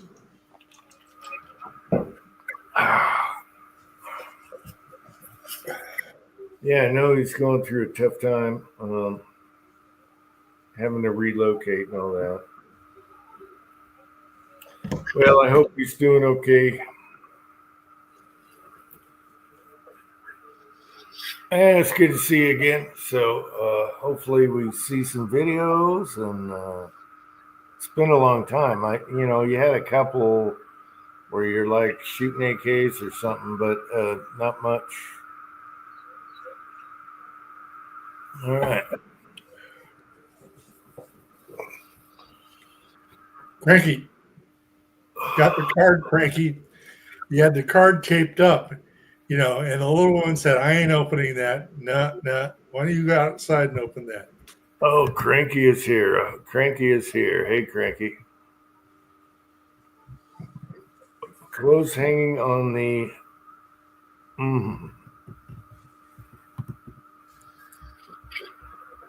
Just put the wet clothes on the electrical lines on the...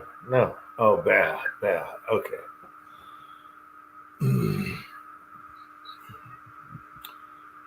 James wants to know if Cranky's shutting any clones yet, or drones. Yeah, there's a whole animal I don't want to get into right now. It's the drones. What do we got? 22 days, people? How many days? How many days we got till we get that money spending, laundering piece of crap out of here? Vacation loving bastard. What is he taking his last 3 weeks off somewhere else? Where did he go? Italy or something? Where did he go? St. Croix or something down in the Virgin Islands. Oh, Yes. he went to the Virgin Islands so he can stumble in the stand some more, and can't even pull up his folding aluminum chair. Bastard.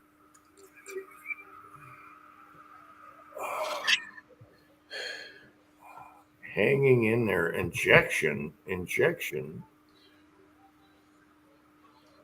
Yeah, Oh. he gets his, Yeah. Cranky's getting his back shot. Okay, Cranky. I hope that injection works, buddy. Man, Cranky's been going through hell with his back.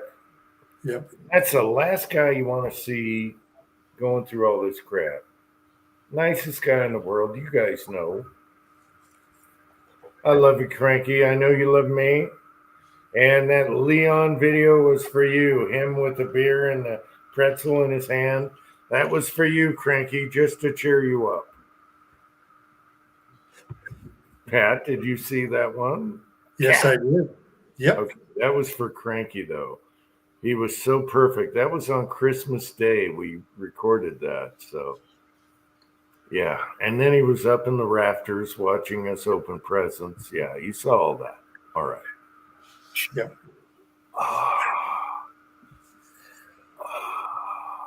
Yeah, look, Jim, I'm gonna get out of here. I'm getting tired. All right, Ricky. Good to see you on here. All right. Y'all have a happy New Year. Happy Yeah. New Year. Looking forward to your video with Penny's pistols or both of you guys' revolvers, whatever.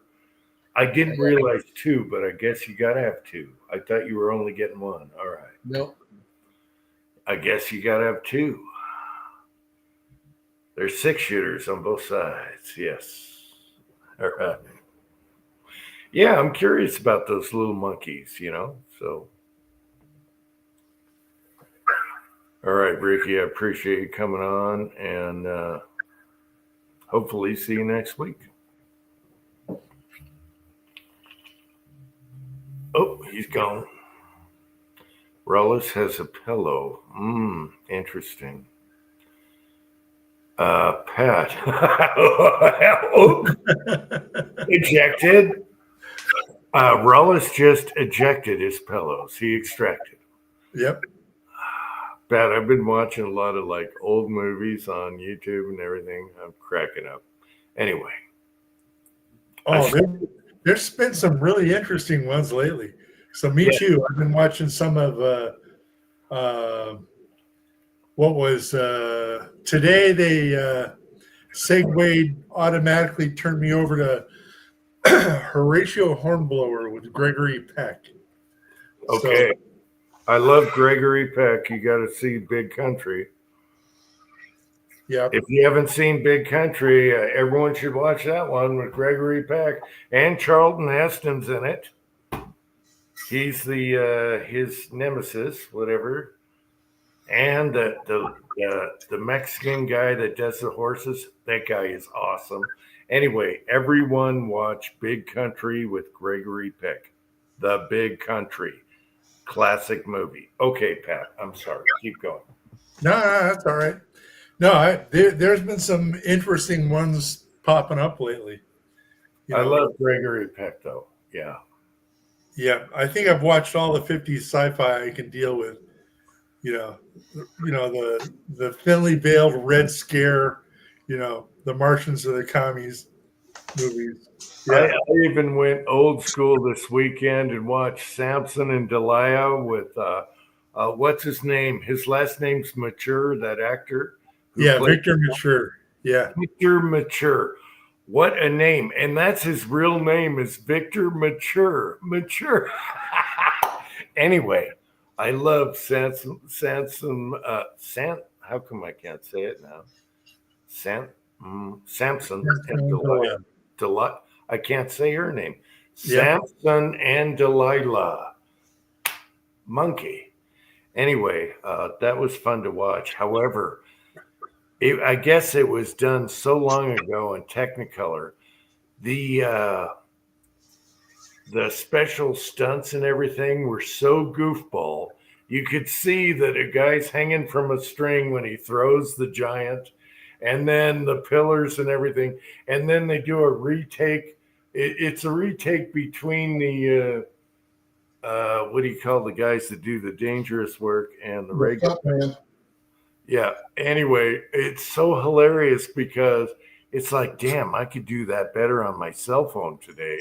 The outtakes. Yep. And then he's fighting a lion, and the guy's only like 5'2", and Samson is 6'3", and it's like, no, it's not working.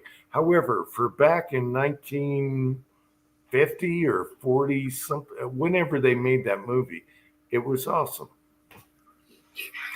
So I went back and watched that one. I watched a couple old ones because I like that actor, Mature, and he didn't make up the name. That actor is awesome. Anyway, he lived to be, I looked it up, he was 80 something. Oh, do you know what really sucks? What was his first name again? Victor. Victor, which is awesome, Mature. As Samson, they blinded him so he couldn't see, and they cut his hair off. Do you know how he died? He died a blind man. Wow. He lost his sight at a later age, and he died that way. I think he lived almost to 90, 80 something, 87. But wasn't that ironic that in the movie they blinded him and he died that way?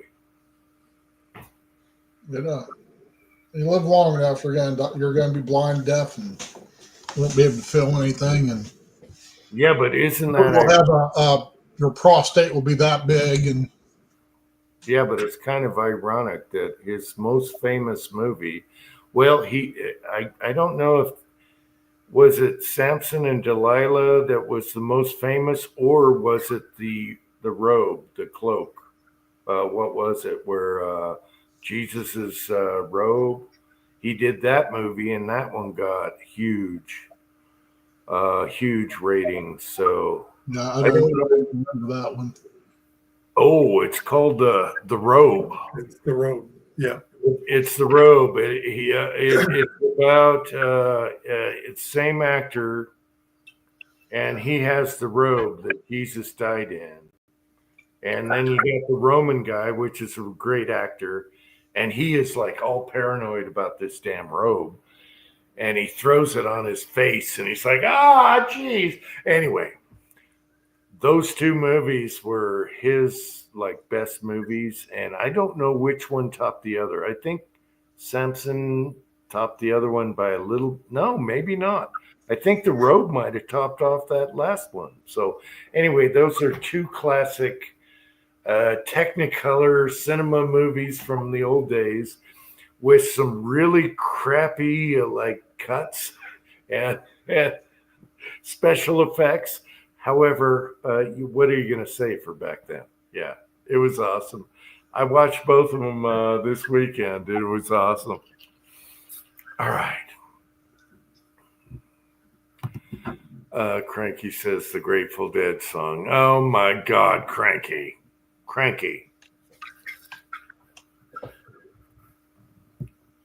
All right, And Jim.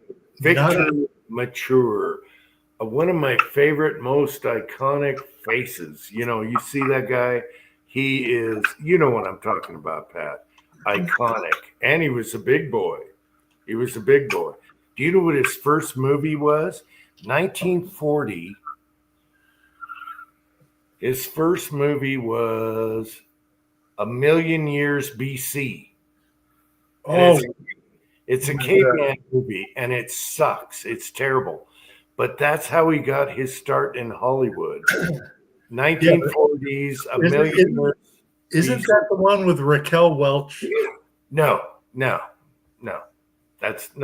They came out with other movies called the same thing, but the original was with Victor Mature in the 40s, A Million Years BC, and that's what got his start in Hollywood because they saw him and they're like, oh, he's kind of a beefy boy. He's got a look to him. And the movie sucked so bad. I watched half of it. I couldn't stand watching it. And then it's like, okay, I see how he became a star. And he became a star from the crappy ass movie, A Million Years BC. And then he did Samson and Delilah and The Robe and all the other good movies he did. And iconic face. You can't. That guy is definitely an actor. You look at him, you say, boom, he's Hollywood. So if you guys are still here, you might. They're on YouTube. You can watch them. It's hilarious. I wouldn't do the Million Years BC. It was so crappy. They took elephants and they put hair on them and put horns on them to make them look like it was just bad. It was bad. It was not historically correct, put it that way. Hopefully, when Susan and I have dinner tomorrow night, we're going to watch Cherry 2000. I have it in my Tubi. And I haven't seen that movie since I was probably 17, 18 years old. They're going to take it off of Tubi in about 3 or 4 days. So I want to get that watched. So, good for you, James. The older movies are better, just like old sports. Yeah, they are better. I don't know about the Cherry 2000. What do you say, Cherry 2000?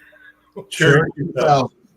I'm afraid, very afraid. Anything that starts with cherry in a movie, I'm afraid. I'm sorry. well, if like I said, it's been 40 years since I've seen it, 35, 40 years, whatever.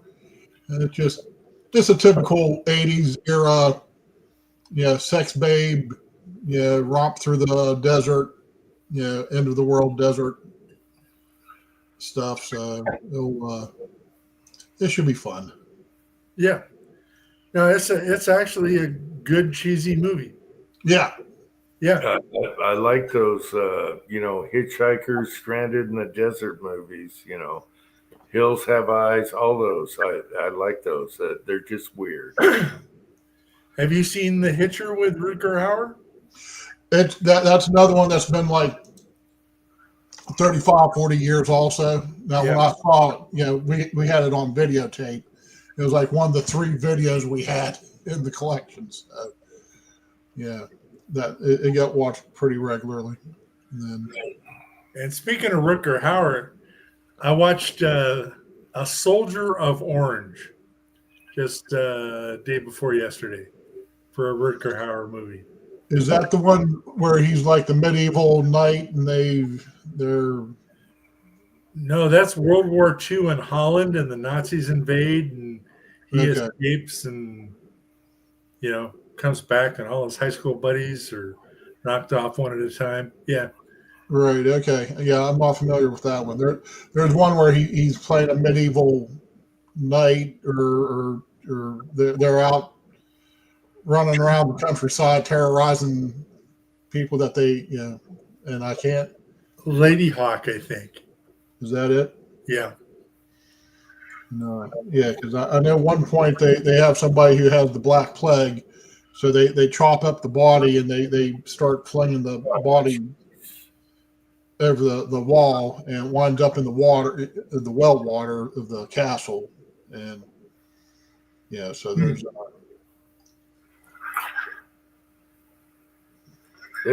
a lot of good gold out there on the YouTube free movies. However, you can't just do their free movies. You got to look in the side recommendation, and people title them differently, and you'll find some really good movies out there. I was amazed. Yeah. And you get sucked into it, and you're up till 4 a.m. watching movies. That's right. I'm doing it all the time, sucked into it. Let's see. There was one I watched the other night that was good. Yeah, Victor Mature, Simpson. Okay, where is? Yeah, the other movie's The Robe, 1952. But what did I watch recently that was pretty good? Anyway, it's about a guy, he's a salesman, whatever. and not a palm reader, but a palm reader type dude in a trailer told his future, and he had to stop, and he said, no more. I don't want your money. Get out of here. And so the guy's like, why? What happened? You know, something really traumatizing is going to happen to this guy. And he's a greaseball salesman, and it's awesome. I can't remember the name of the movie. The actor is good in it, but even the palm reader guy is an actor that you know. What the hell was that movie? I'm trying to go through my history here, but it's hard. Anyway, that was a good movie. I'm just trying to find the name of it. Anyway, he knows as soon as the first snowfall, like you see in the background here, he's a goner. As soon as the first snowfall, he's going to be a goner. So he's just scrambling, trying to figure out stuff. What the hell movie was that? Anyway, there's tons of them out there.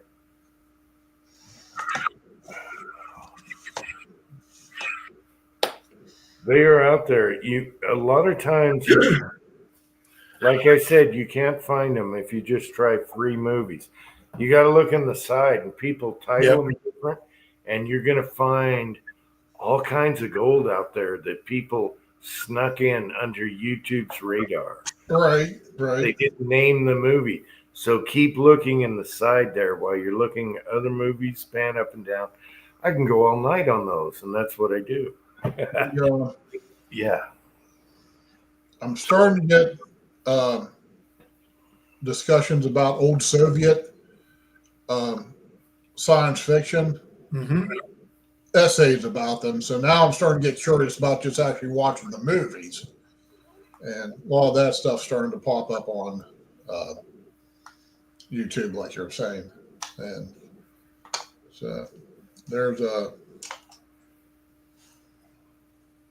But if you want to, there's a. It takes place in the Ukraine during the Second World War. It's called Come and See, and you'll leave a little bit shell shocked. It's a pretty good movie. So. Yep. Now most of them are honest. The Soviet sci-fi, visually stunning but dull. Okay. I've come across it. Like I watched the original Solaris the other day. And dull. I mean, beautiful but dull. Now, what was it called? Same thing. What? What was it called? Solaris. Oh, Solaris. Okay. And then. So that's out there. I think that's 1972 or so.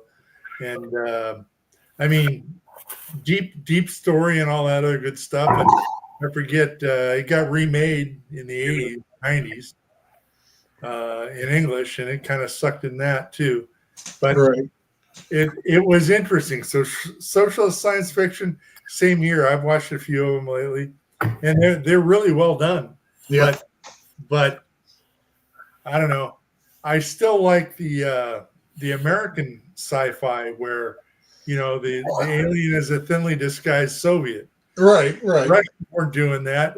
They, you know, the Americans, like, the aliens want to come here and, you know, suck your brains out and turn you into a socialist automaton, wage earner. Yeah. I'm trying not to repeat stuff anymore. You know, watching the same movie over and over again. Just simply because there's so much stuff out there that I've never heard, never seen, you know, and it's like, you know, why listen to the same song for the 110,000th time, whatever, when there's other stuff out there to be heard, and there's other stuff to be watched. So, well, Pat, you're talking about sci-fi. You know the guy that played Jaws in 007, the big guy who was in the Yeah. The Longest Yard, whatever. Okay. I think it was him or it was Lurch. I get them mixed up. Anyway, remember this sci-fi movie where they had a book and it turned out to be a menu for eating people? Yeah. And they convinced all these humans to come on the craft and go with them. And Yeah, then that- they find that- out at the last minute it's a menu for eating people. That's an old Twilight Zone. Yeah. Wow. Mr. Chambers. Huh? Yeah. Yeah. Yeah. What was, The guy was Mr. Chambers. And I think what was the good line is what time is it? There is no time and space. That is to say, there is no chronology that can be calibrated. Damn it, just tell me what time it is on Earth. Yep. it's funny. And just like today, all the sheep went up in the craft, just following like sheep, unknown to what's going to happen to them. It was so iconic. That is a classic. All right. Yep. But I think it was Jaws, not Lurch. They were both big guys. I think it was the guy that played Jaws. What's his name? He's an awesome dude, by the way. He's funnier than hell. He passed away. You know, the guy that played Jaws in 007, he played The Longest Yard. He broke my freaking nose. He broke my freaking nose. You know who I'm talking about. Anyway, iconic movie, and it has warning to it, just like today. Don't walk up the stairs like a sheep. The Simpsons have a pretty decent spoof of that episode on their Treehouse of Horror Halloween shows. Mm-hmm. Oh yeah, James, I love any Twilight Zone. They're all good. They're all good. Some are super pat. There's a couple I think of, Pat. These little toy things on the floor, and the spaceship toys on the floor, whatever. Oh my gosh, yeah. There's so many good Twilight Zones.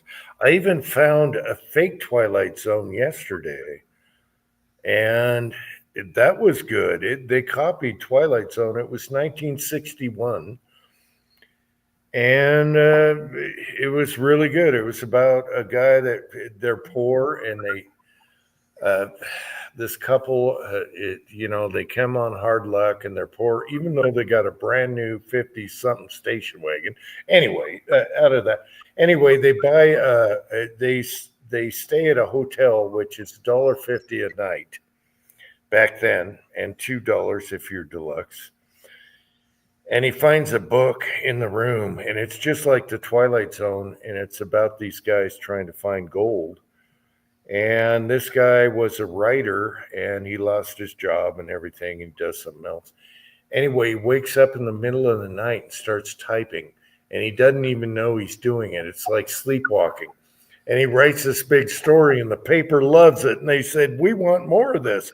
And he finally gets money so they can eat, because they have no money. And it turned out everything was true. And one of the relatives came to the hotel and said, hey, I'm glad you told me this, and blah, blah, blah. Anyway, the guy's got a lever action, and he's frozen inside of a gold mine.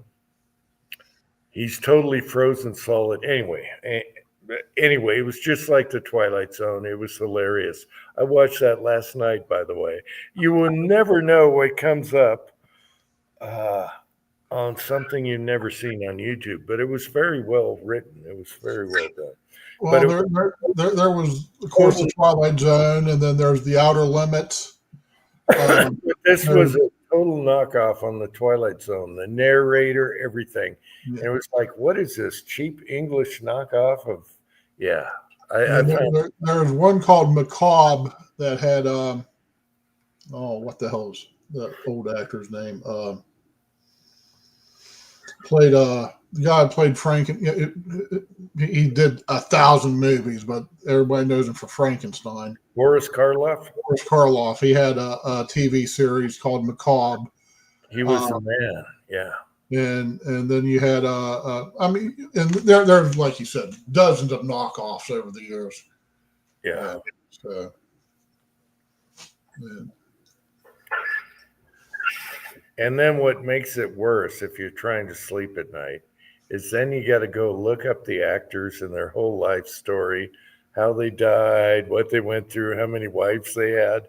I do all this stuff every time. Every time I'm like, okay, I got to look up Victor Mature. He had 5 wives, okay? But he stuck with the last one at the very end, the longest. And it's fascinating. You go from one rabbit hole to the other, and then you got to look up the life of these people. It's fascinating. For years growing up, I was wondering what's the deal with this Liz Taylor chick. She seems to be pretty fat, and just she's broken down. And then I saw Cat on a hot tin roof, and it's like, I understand now. Yes, when they're younger. It just what was Marilyn Monroe's sidekick? She was fatter than hell, but when she was super young, she was in westerns, and it's like, okay, all right, but after that, no. Yeah. What was her name? She was Marilyn Monroe's friend. Anyway, she did old movies and then got really poof. Yeah.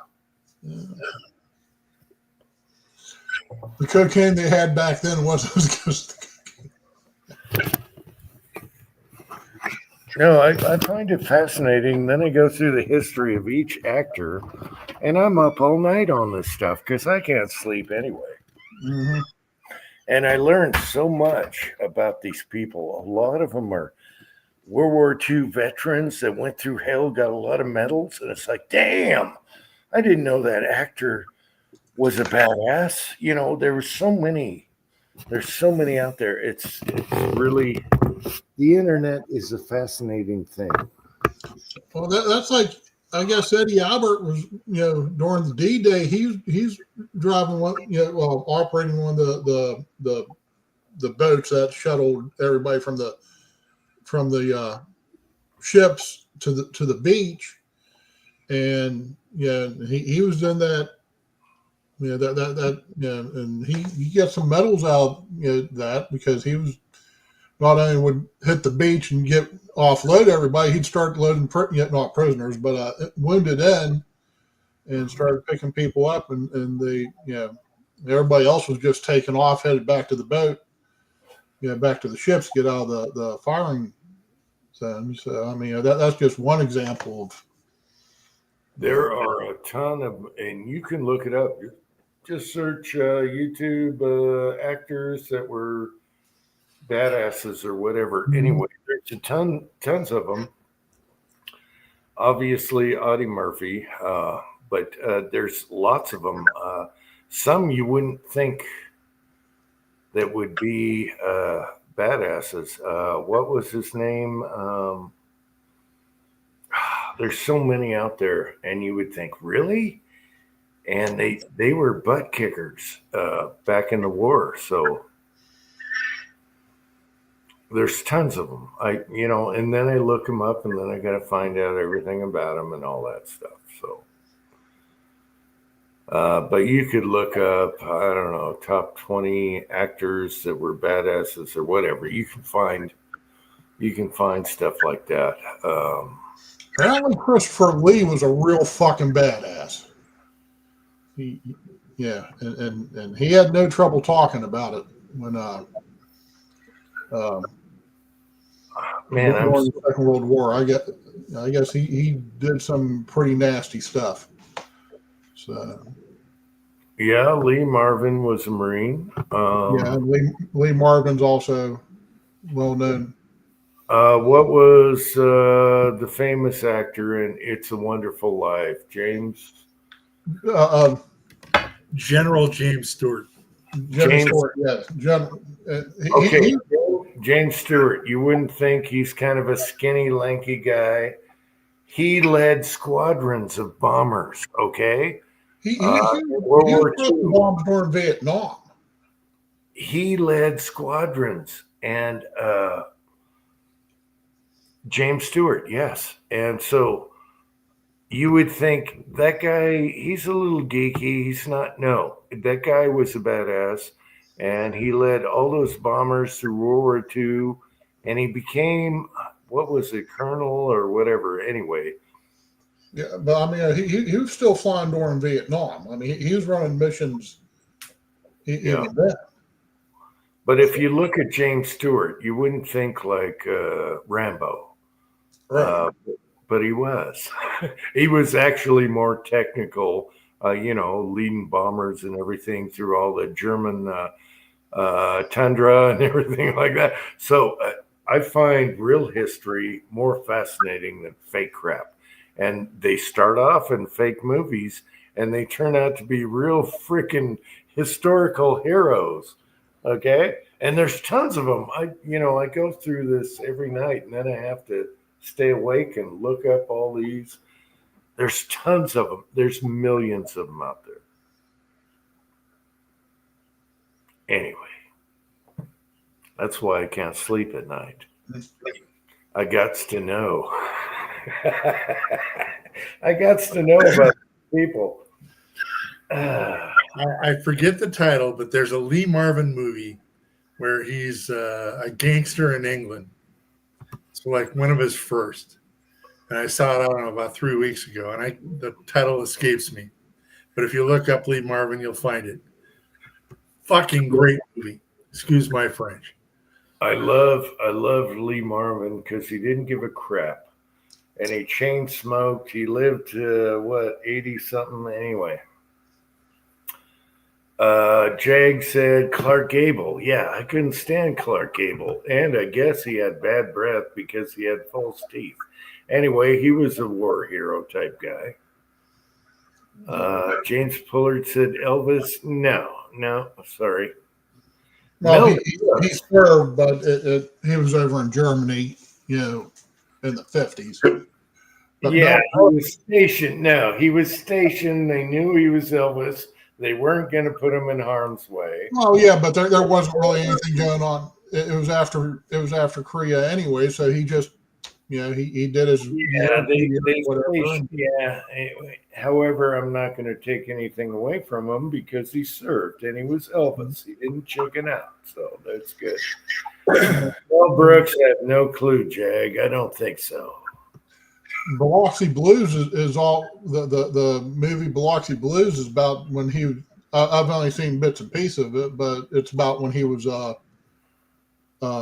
through boot camp during the Second World War.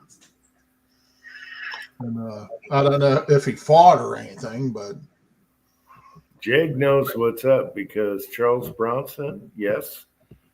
Yeah.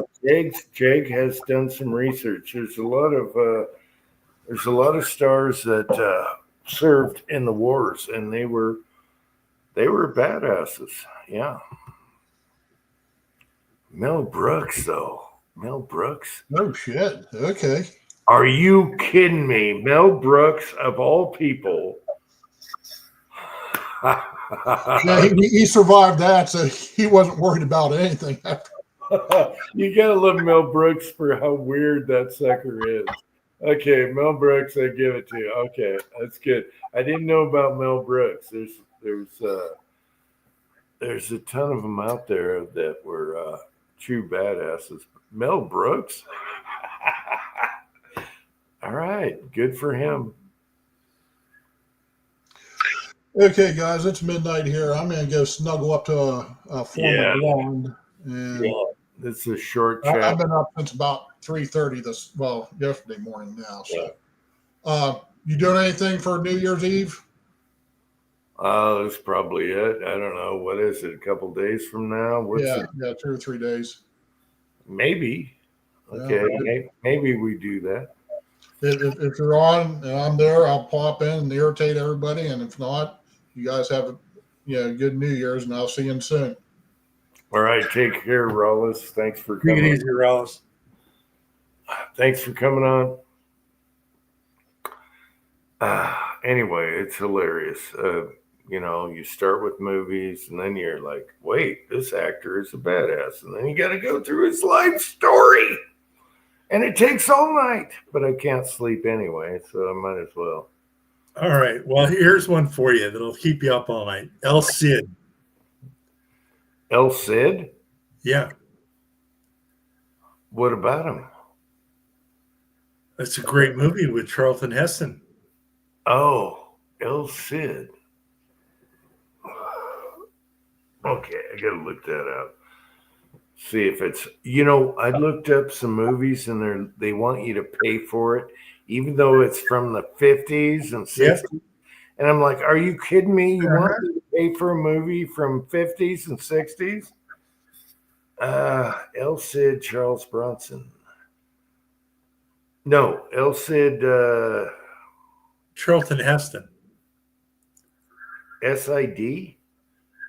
EL space CID. Say it again. EL space CID. Charlton Heston. Okay. Do they want me to pay for it? Oop. Okay, I'll keep that right here. I swear I saw that. Okay. All right. I'll keep that handy here. There's so much. And I mentioned earlier The Big Country. Charlton Heston was in it.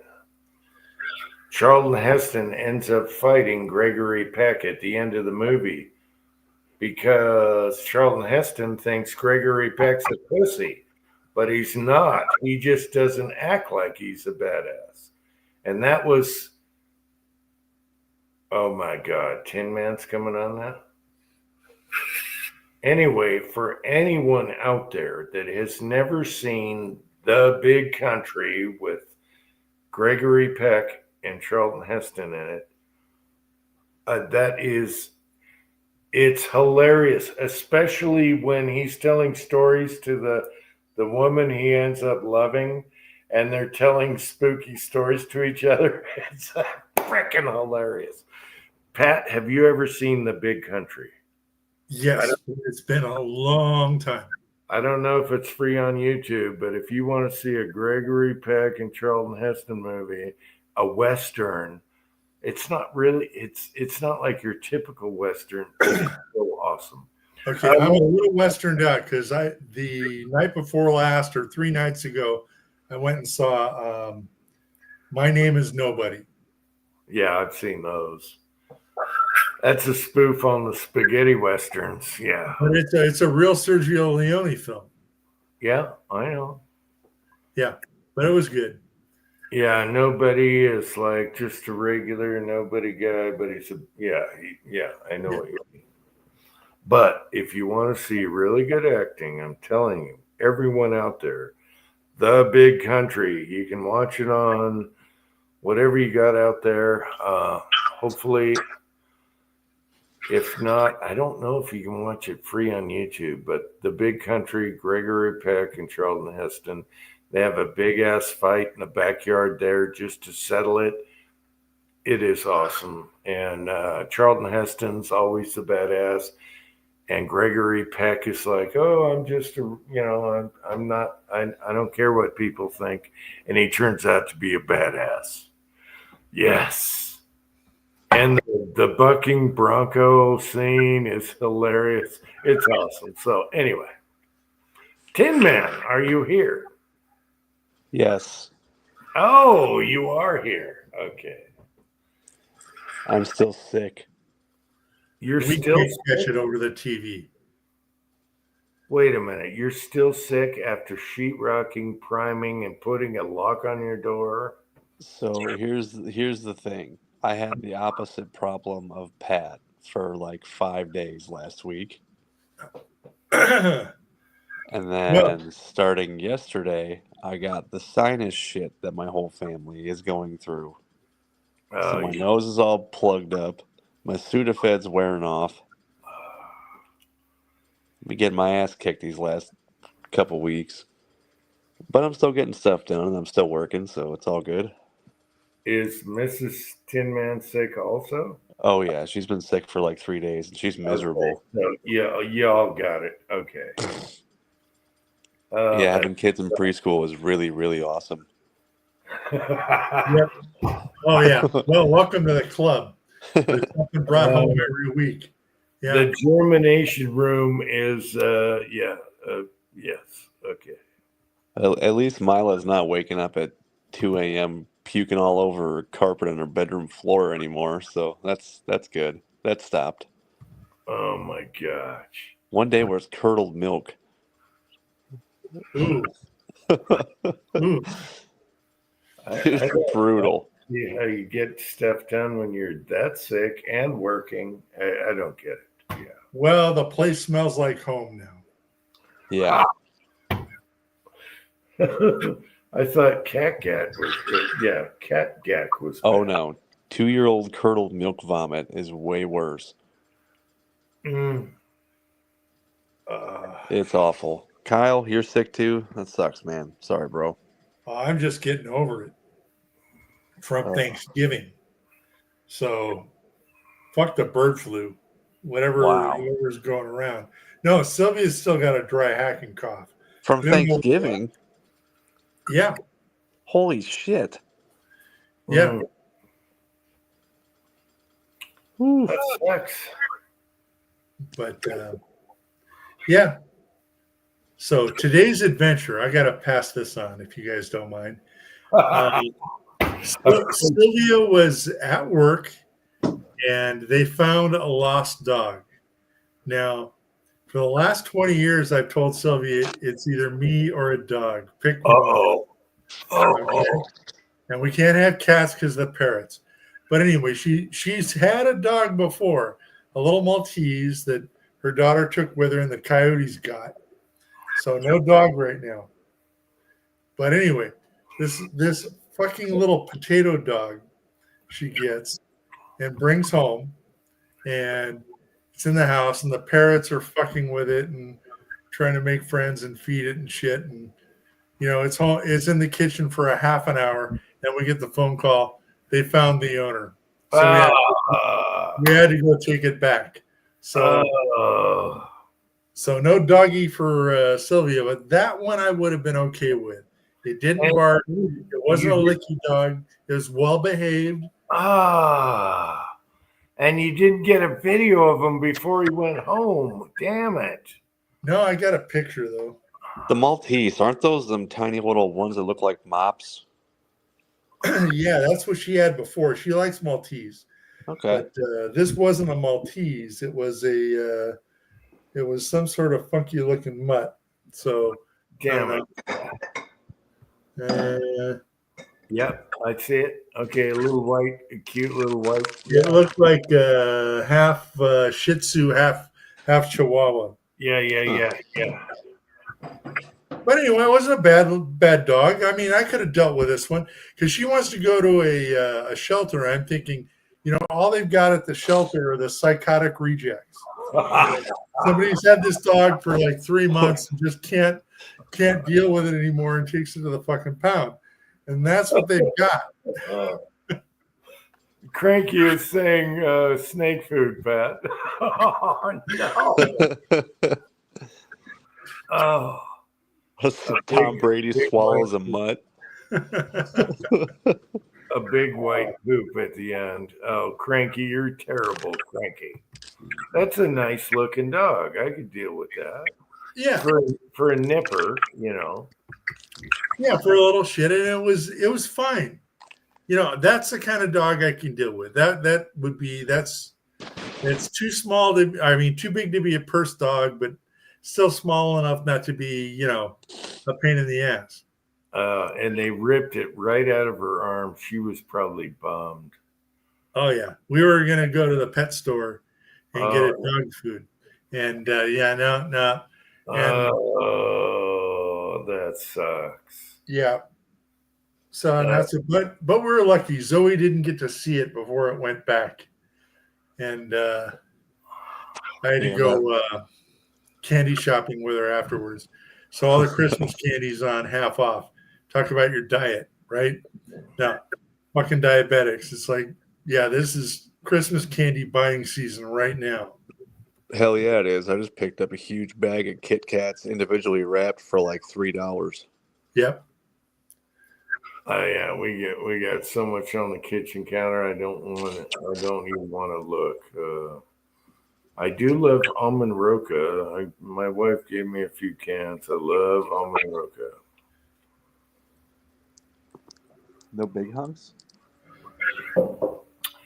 She got me one like 2 weeks ago. It was super soft. It was like brand fresh. That was, but I always love almond roca. Maybe it's a West Coast thing. It's kind of high end. Yeah, it's really good stuff. Yep. Yeah, I like the stuff too. And they've got cashew roca now. Okay, so you like almond roca. You know what I'm talking about. Oh yeah. Oh yeah. Yeah, I mean the can stays sealed until then you break into it and it's fucking empty. Yeah. So I can look at an almond roca can for weeks. But if you crack that fucker open, it's done. Yeah, and they're each wrapped in gold, and you have almond and chocolate on the outside, and kind of like what would you call the inside? Like taffy or whatever? I don't know. Toffee. It's butter toffee. Heavy on the butter. Butter flavored, melt in your mouth. Oh my God. Huh. So I get that every year. Yeah. And when I see the can wrapped up, I know what it is. I'm like, oh yeah.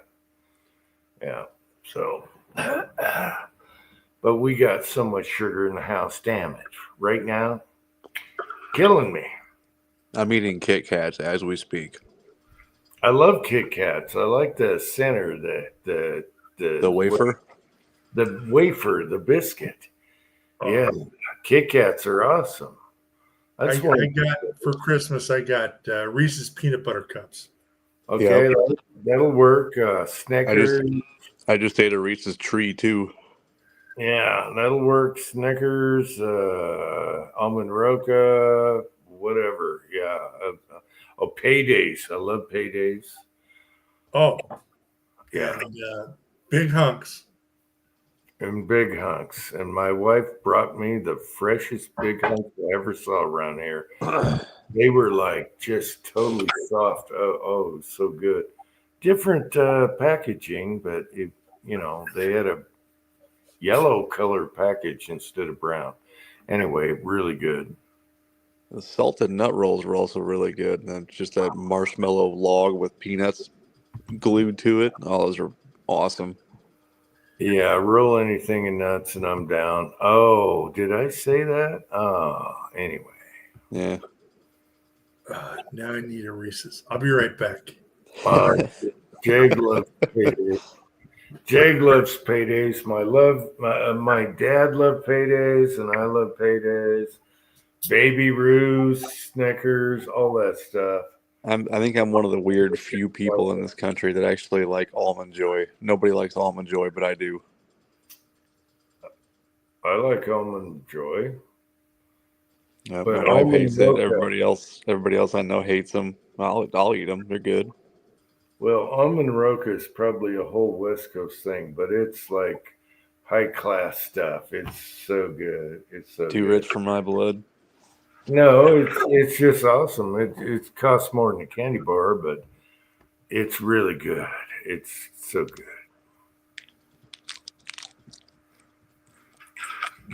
Oh, there's Ozark.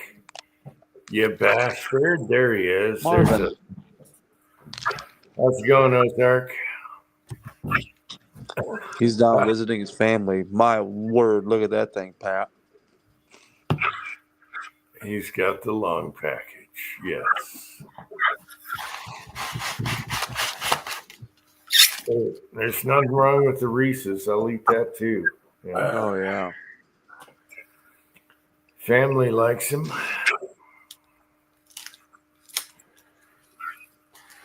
But this time of year, there's too much. There's too much on the counter. Okay. Yeah. People bring you stuff. Oh my gosh. My wife makes homemade peanut brittle with, you use uncooked peanuts when you cook it. So it's perfect when it's done.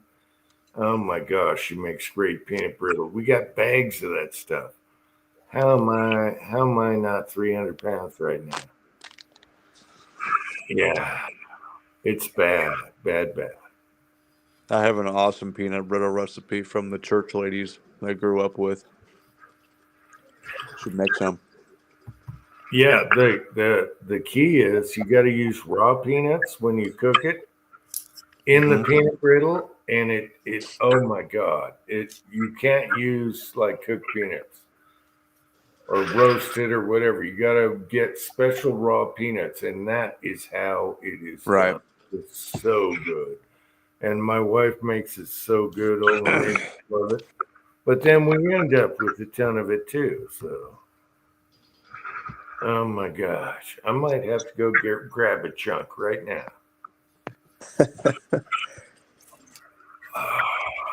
The Ozarks down visiting his family. We had pudding tonight with praline sauce. Oh, nice. Are you home, Ozark, or are you still visiting? He Okay. sent a picture of him and his brother and his sister in the group chat. Oh, I got to check that out. Okay. James, there's a difference between store-bought peanut brittle, which is hard as a rock, and fresh homemade with raw peanuts peanut brittle. It is amazing. There's a huge difference. You can't get it store-bought unless you go to a place that makes it right now. Oh, Ozark's still in Texas. Okay. Gunswatter is here, and he says, Jim J. Kellogg, James Fuller. Oh, okay. Gunswater, how are you? Wait a minute. He didn't mention Uncle Jim. Screw you, you bastard. Screw you. You didn't mention Uncle Jim. Oh, wait. I take that back. A foof. A foof. A foof. I'm sorry, Gunswatter. I take that back. So sorry. Bitch. All right. It's like every day at work when my boss leaves, because my boss is on day shift. He's just walking out the door. I'll say, all right, have a shitty night, Jason. Oh, I'm so sorry. I badmouth you, Gunswatter. I'm so sorry.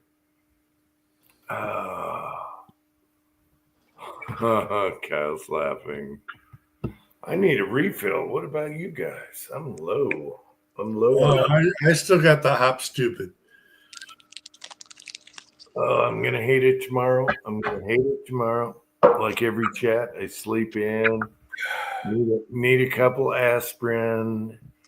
I don't need a plow. Everything's done. I don't need a plow. Everything's good. Don't forget the monkey butt powder. The last of the eggnog. Oh, I got a full half-gallon of eggnog and rum upstairs. Should we go to that, because that would really make the hangover magnificent when you mix like that.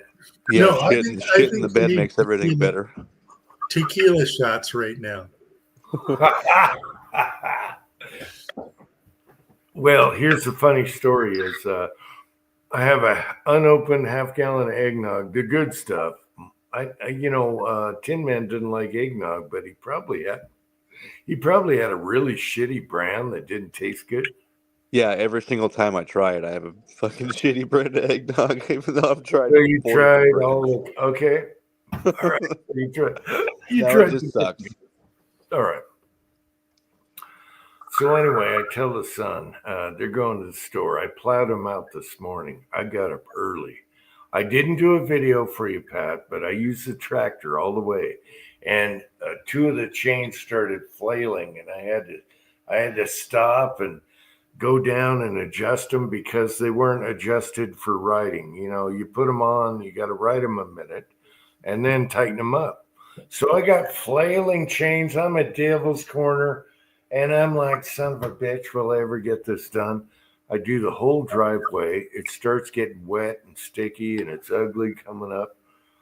I get all that done. I do the wife's car, I do the deck, and I do the hose that drains stuff. And I tell the son, I'm like, you know what? I got a half-gallon eggnog, so you come back to the store now, and you bring me some rum.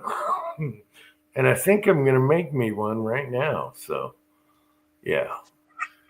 So he got me some rum and eggnog, and the rum he got was actually, it was cheap, but it's really good. So, spicy. And so I think we're going to go make an eggnog right now to make that hangover great again tomorrow. Because when you mix like that, and eggnog, Pat, you know this, eggnog makes me constipated. So I made sure they got me a bottle of Yeah. Milk Now, and I magnesia. hadn't put two and two together, but I stopped shitting about when I hit the eggnog. You've got a hell of a point there. Yeah. Eggnog makes you I thought it was the nutmeg. No, it's the eggnog. I got it approved. Okay. I'll tell you about a video I didn't do because I didn't do any Christmas safety tips this year, which I've always done, right? Safety lessons.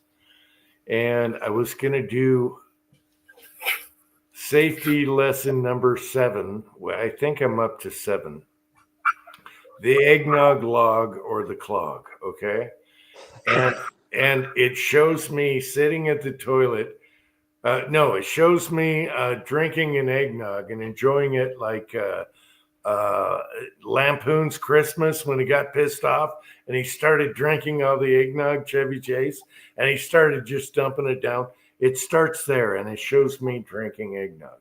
Next scene, I'm on the toilet reading a newspaper, and I'm trying so hard, and I'm trying to squeeze it out. And I read the whole newspaper, and I turn around and I read the other side. All right, and then it cuts, and now I'm reading the soap dispenser on the sink next to the toilet because I ran out of shit to read. Okay, this Your is face Uncle is red and you got blood vessels popping. Yeah, this is Uncle Jim doing his,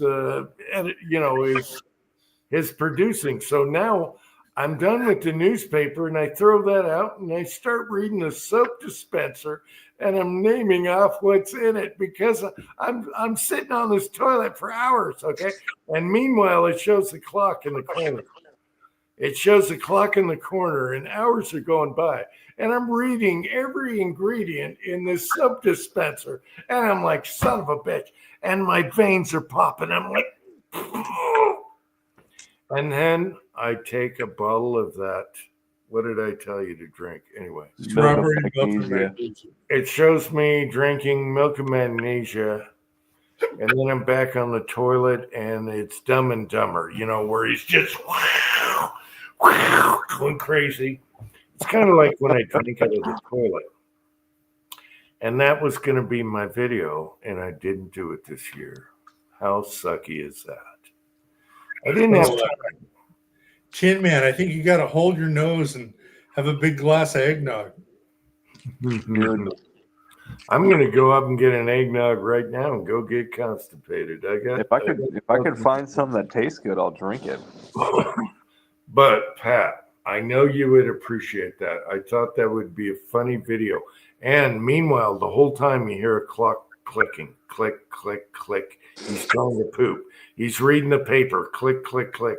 And he runs out of paper. And now he's reading soap dispensers in the bathroom. I thought it was going to be funny, but I didn't have time to do it this year.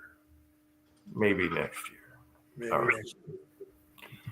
But eggnog is the log clog. It's the clog log. I don't know how I was going to tell you.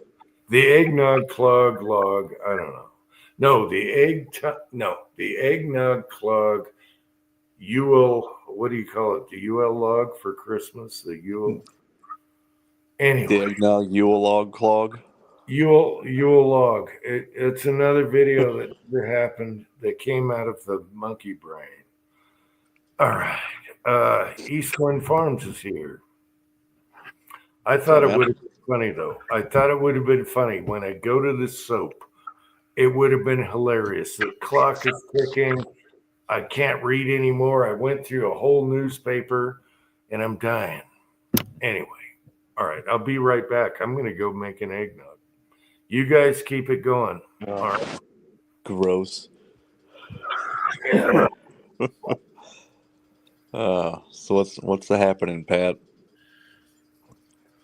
Same old, same old. I'm still thinking about your reloading room floor. You know, you could do a hell of a scene on that floor. Dude, I'm just doing click lock vinyl plank. I'm calling it a day. I only need 2 boxes of that shit. Yeah. One box does what? 48 square foot, and it's only an 88 square foot room minus the cabinets. So yeah, All right.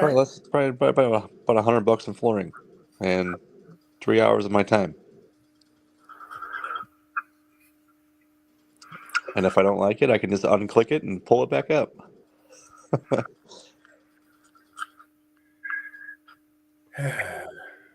I don't know. I thought about doing epoxy, but it just seems like a mess.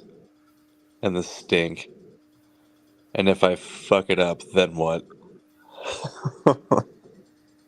Xylene. Yeah. So, yeah, I don't know. It worked out great for my garage, and that was 1,200 square feet. Yeah. But yeah, for 100 square feet, I don't know. But no, it still looks bitchin'. I bet. It looks awesome. I love how they look, especially when they do the floors and the countertops. You know. Oh yeah. So, as a matter of fact,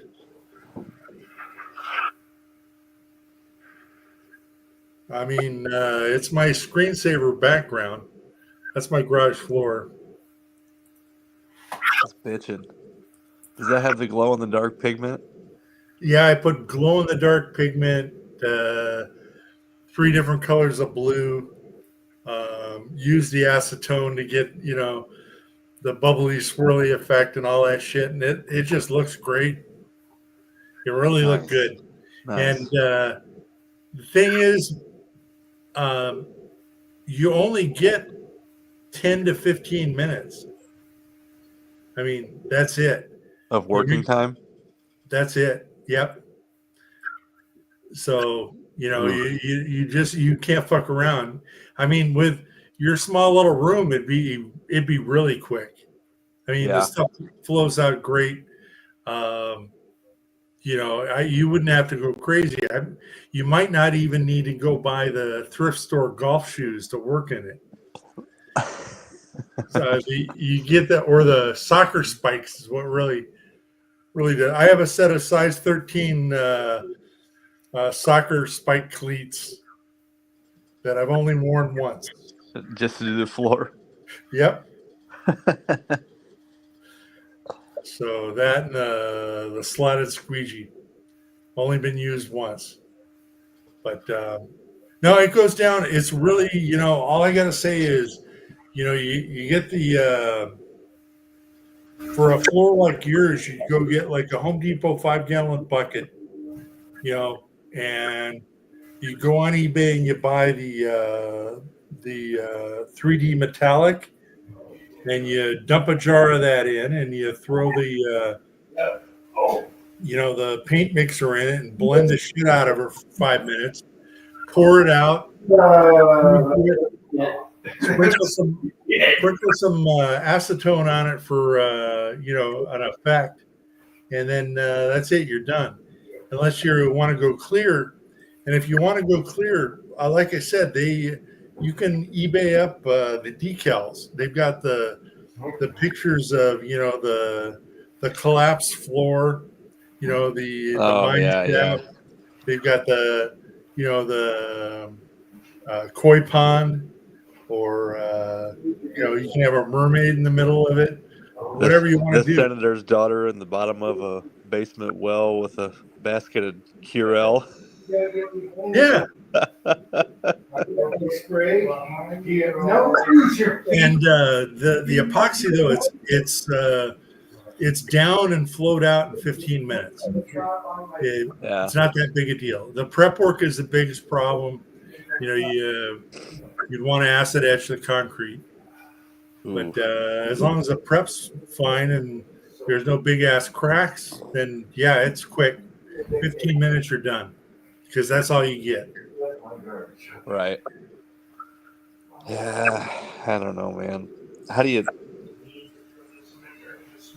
I'm trying to think. The sheetrock is half an inch above the floor, so I guess just let it flow underneath the sheetrock. All right, Yeah, thanks. I don't think I want to do that. Portion jerky. Yeah. 2 boxes of vinyl plank and I just slap that shit in. Not my bad. You could do it in salmon pink. Yes, I could. Salmon pink 3D metallic with glow in the dark. That might help the resale value of the house a lot. Almost as much as a shag carpet.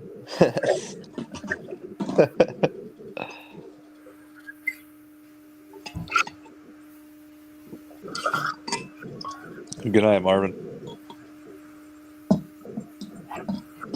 Good night, Marvin. Good to see you. Yep. I'm almost. Well, see, I didn't see that. Has seen my garage. Oh my God. Yeah, you said your garage floor is badass. Good night, Ozark. We had drama coming down the stairs with our eggnog. Major drama. Yeah. Did you spill it? You might say that, yeah. Did you fall down the stairs with it? No, I'm okay. You guys know my stairway. It's round. Uh-huh. And you don't just come straight down. You walk around this carousel. And I get to the second to the last step, and I think it's the last step. No. Because it's dark. You saved the eggnog. Good job. No, I saved some of the eggnog. He ran up and topped it off. But it gets better. At the bottom of the stairway is carpet, and then it gets to tile, as you guys know. And luckily, when I missed that last stair, it went over towards the tile. But I did get a little on the carpet and the door and everything else. So anyway, my son's in front of me. Okay, he just made a sandwich or something. And he's walking down, he's in front of me, and then I'm talking to him, and we're giving each other shit. And I miss this last stair, and poof. And he's like, oh my, you idiot. Anyway.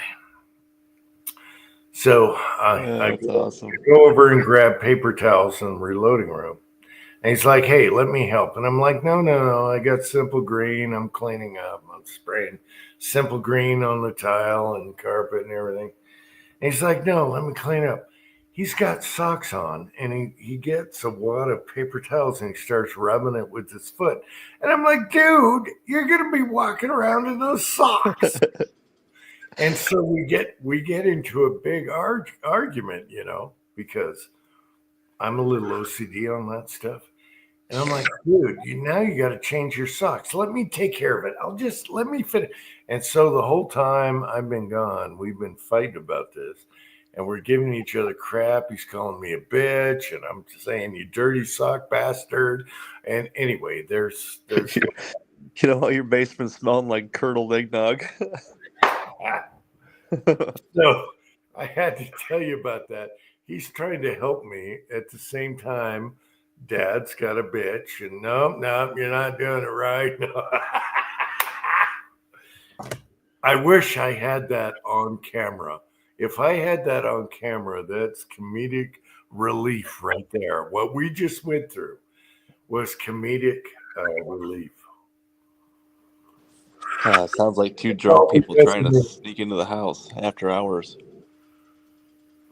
It's all because of me, but damn, this eggnog tastes so good. I got it just right. You got to have it strong. But half of it was on the floor. All right. Anyway, we got it cleaned up. Dirty son bastard. He got pissed when I said that. I'm like, dude, don't use your foot. Let me use my hand. You know, I can wash my. Yeah, don't use your foot. Anyway. I had it on the door. I had it on the tile. I had it on the carpet. I had it on the base.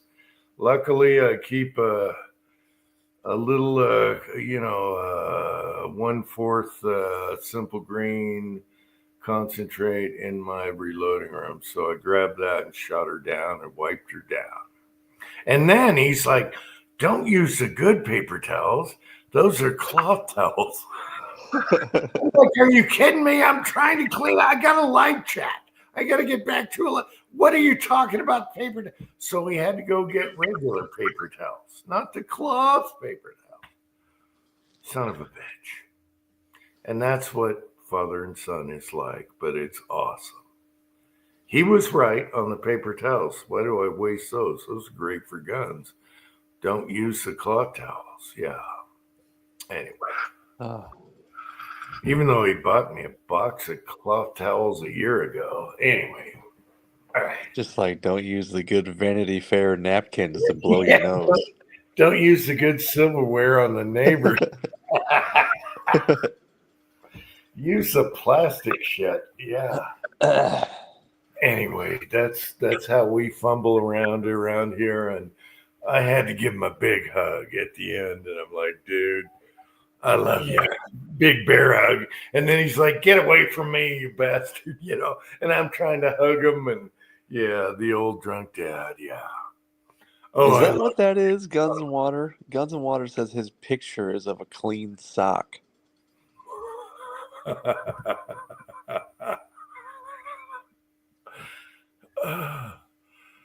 Or the foul, whichever that means. Anyway, when I go to bear hug the son, he's always like, get away from me. And I'm like, no, I want a hug. It's hilarious. I love my boy so bad.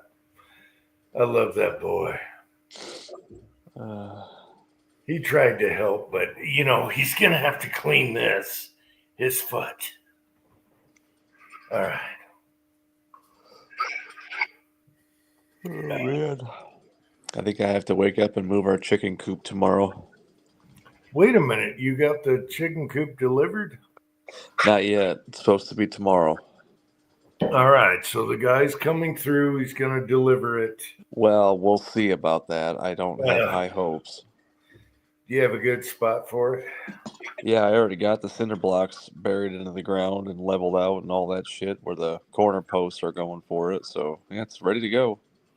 Oh, man, to be young again. You got 5 things going at once, okay? Yeah, you're telling me, bro. You're doing your reloading room. Okay, you sheetrock your reloading room, taped it, primed it. You're patching it. Now you're worried about your benches. And then you do a combination lock on your door. And you got a chicken coop coming. And you got the foundation for that all around Christmas. Are you crazy? All while I'm sick. Is that what Ute used to be like? I can't remember. Is that what Ute do? Don't forget I've been sick for a week. And you were sick, yeah. And you were dying. You could hardly, you could hardly get out of bed during the whole thing. Is this what Utes and testosterone used to be like? I can't remember. I can't remember. I'm just thinking of how much of a train wreck I'm going to be when I'm in my 50s.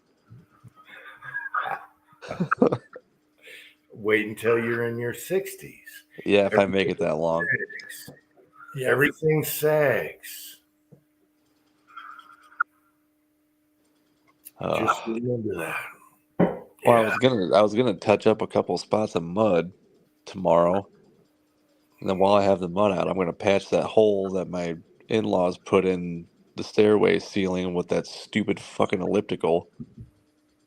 But then Gavin's like, "No, I can bring that coop over tomorrow." I was like, "All right, cool." Mm-hmm. So yeah, and it's not just throwing the thing together either. For me to put the walls for the run on it, I have to cut off the bottom plate of all the walls because I pitched it to my old yard, which was 4 degrees, and this yard is flat. So I got to cut the walls, the bottoms, so they're level, and then put it back together before I can assemble it. It's just, it's never going to end. The chickens aren't going to notice a tilted coop. Yeah, but if I put it on the ground, the thing will be all out of whack. It won't be square. The door won't fit in the door frame right because there is a door that I had to build too that swings out. Yeah. It's a nightmare. I don't know where you get your energy. I forgot what all this energy and young testosterone felt like, because you're doing a billion things. I would have been toast already as an old guy. But I guess I can't remember being young again. Well, I still get run down. Well, it's nothing like really run down. Yeah. I don't know. I don't know how we did it, but I think it's energy, testosterone when you're younger. How old are you now? Don't say the exact age. Just say whatever, close. I'm 34. 24? No. 34. Yeah, okay. That's all right. Your vision's going to start to go any day now. Nah, you're in your prime right now, okay? 34. No, my prime was my 20s. No, your prime is actually in your 30s. Ask any UFC fighter. Your prime is in your 30s, probably around 32. So you still got the energy and shit. Yeah. I can't remember where I was when I was in my 30s. But yeah, I was doing a lot of shit. I don't know where you get the energy. Yeah, you were sick. I'm gonna run out soon. I have a feeling. All this shit. So let's see. Melts is asking, what is this? Melts, if you don't know, I can't tell you. All right.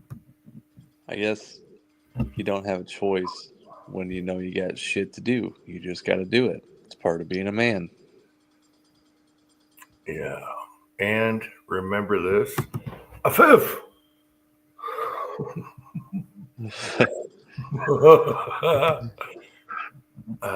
The old what is it? Say what one more time.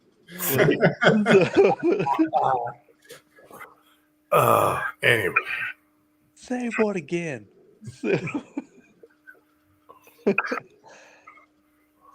That one came from the Steven Seagal video where you can see my body through the suit all the way up. Running. Pulp Fiction. Yeah. Yeah. Doing the Steven Seagal girly run. Yeah.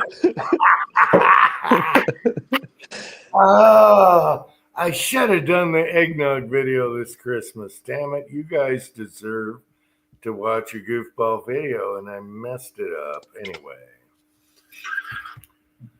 Yeah. No, the cat video made up for it. What? Yeah, I Just saw Leon the one laying of there Leon. with a beer and pretzels? Yeah. He loved that beer and pretzels, by the way. It had catnip in it. Ah. He was totally, stoned. Yeah. Walter has a catnip cigar. He rolls around the floor with it. Looks like he's making love to it. It's hilarious. Yeah. Leon is he's a special breed. His personality, you saw him on the balancer, he's always in high places, walking along the top of the garage and everything, but he uses his feet to keep his balance. And you can see him on the banister up there. He puts a paw against the railing so he doesn't tip over. The guy, I don't know where he got it from, but he's a tree cat. He's a leopard. And you saw that in the video at the end. He's always up there. I had to put a blockade on the upstairs loft so he doesn't do that, because he drives my wife crazy. Because he's hanging over the top of us and he can fall down at any minute. He fell twice. He did fall twice when he got carried away. So yeah, but they land on their feet. So I put a blockade back up to make the wife happy. But until then, he loves that banister. Leon loves the highest places ever, and he likes to perch there. I swear he was a leopard reincarnated. So you've seen him walk around the garage door, the tops. Yeah. That makes sense.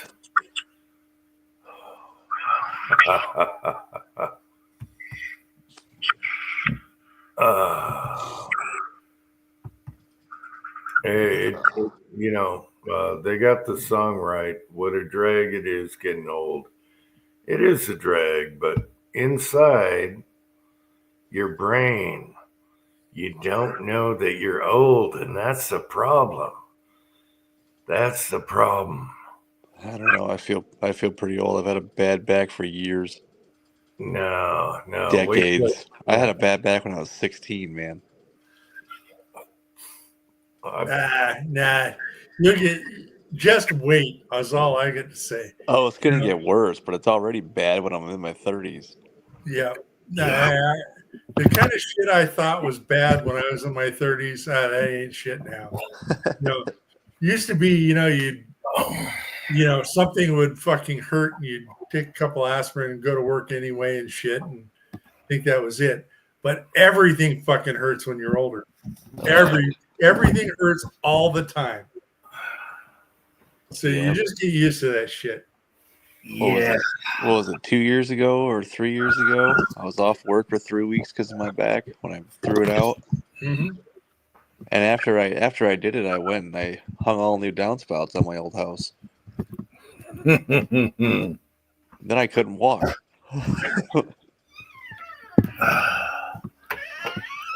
My dad built a deck with a heart monitor on from the clock.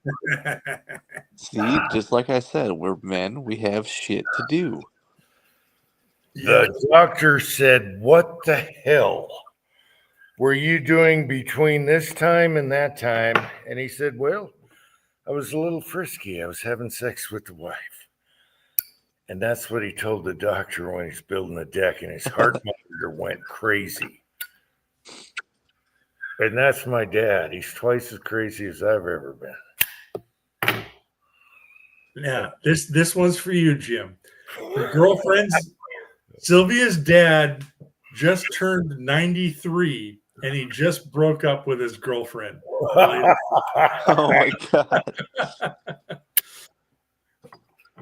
So for the last week, he hasn't been getting laid. So we're just waiting to hear the stories about how he's starting to hit the bars up again. Oh man! I tell you what, crazy gives you a few more years. You're nuts, and you're gonna make it because you're damn ass crazy. Patriot Paul is here. Hey, Patriot Paul. Is he in assisted living or does he live with you guys? No, he's living with Sylvia's sister right now. Okay. So Sylvia can't stand him. So I'm sitting in his old house right now. So he's living with his sister. So he'll come up and stir some family shit and then go hide in his bedroom.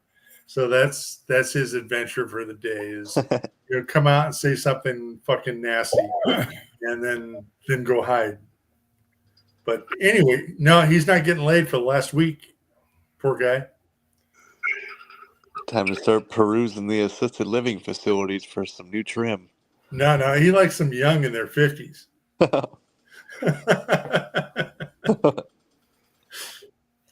So, you never know how you're going to get taken out or what life's going to lead. But all I got to say is if I make it to 90 and, and I'm getting laid 3 times a week, life is good. Yeah, man. You got to be happy. 90. Have you seen Clint Eastwood at 90? He's what, 98 now? Whatever. I don't know. I don't know if I want to go 90. Yeah. If I was as active as that guy, I wouldn't mind it. No. I don't know. Look, no matter what was the name of that chick that he co-starred with that he finally got rid of? Every day after that, I'm sure has been great for Clint Eastwood. Clint always liked the pasty blondes, the pastiest blondes ever. And I know which one you're talking about. They did a movie together. Was that Nicole Kidman? She was a painter and she painted, and she was a serial killer. You know that movie? Yeah, he loved the pastiest chicks ever. Oh, there's a movie for you. Play Misty for me. I know, but do you know the movie I'm talking about? She would do paintings, and I guess he played piano, whatever. Anyway, he found out she was a serial killer. Yeah. What movie? Lock. That's her. So, yeah, she tried to take him for some money afterwards, too. Really? Yeah. So, he got off scot-free with that one. So, I'm sure every day is a good day for Clint Eastwood. I love Clint Eastwood. He would drive beater station wagons, beater trucks, his own vehicles instead of a limo or whatever, a Porsche, whatever. That's why I like Clint Eastwood. He drove old vehicles. He was awesome. He was a man. He still is. Is he alive? Still is. He's still alive, but he's like 90 something. He doesn't look too good right now. By the way, He's 94. Oh, I don't think I want to be. Yeah, I want to go a little younger than that. You get to a point. Yeah. Well, if you have money and you got people taking care of you, I guess, but you get to a point, and there's a point. Just go. All right. Clint was a man. He also, you guys know, he jumped out of a burning airplane in the military. You know that. Man, dude's got 60 years on me. Holy shit. Yeah, Clint was the real deal. He jumped out of an airplane that was on fire. Was it California, Pat? Anyway, the plane had to ditch. He jumped out and he lived. And so Clint actually did some badass stuff in his day. Mm-hmm. Yeah, there's another real deal actor. Yeah, I love Clint Eastwood. He's awesome. He didn't bow to the Hollywood community. He's like, no, I'm conservative. Screw off. Just like John Wayne. I love Clint Eastwood. And my son has that poster on the wall with him shooting the 44 Magnum from the magazine. Okay. And my son loves that magazine. Okay. I'm a Clint fan forever. Same with John Wayne. John Wayne didn't bow to these people. No. I live my life the way I freaking want to. Screw off. Yeah. John Wayne would never use a surge protector.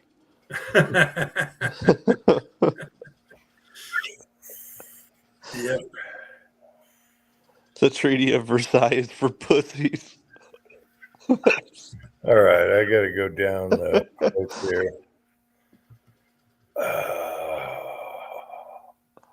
Cranky is still up. Good for you, Cranky. I love you, Cranky. Oh, by the way, I got your Christmas card, Cranky. We finally went to the post office. And here's the funny story, Cranky. I'm opening it careful because no one else got glitter, but I'm like, son of a bitch, I'm going to get the glitter. So I'm opening your Christmas card over the sink. And thank God there was no glitter. It's a beautiful Christmas card. Thank you. I got one too, and it was double taped on the Yes. backside. And yeah, Sylvia gave it to me and says, I ain't opening it. You open it. Yeah. When I saw the double tape, the first thing I did was shake the envelope, and I listened for glitter. And yeah.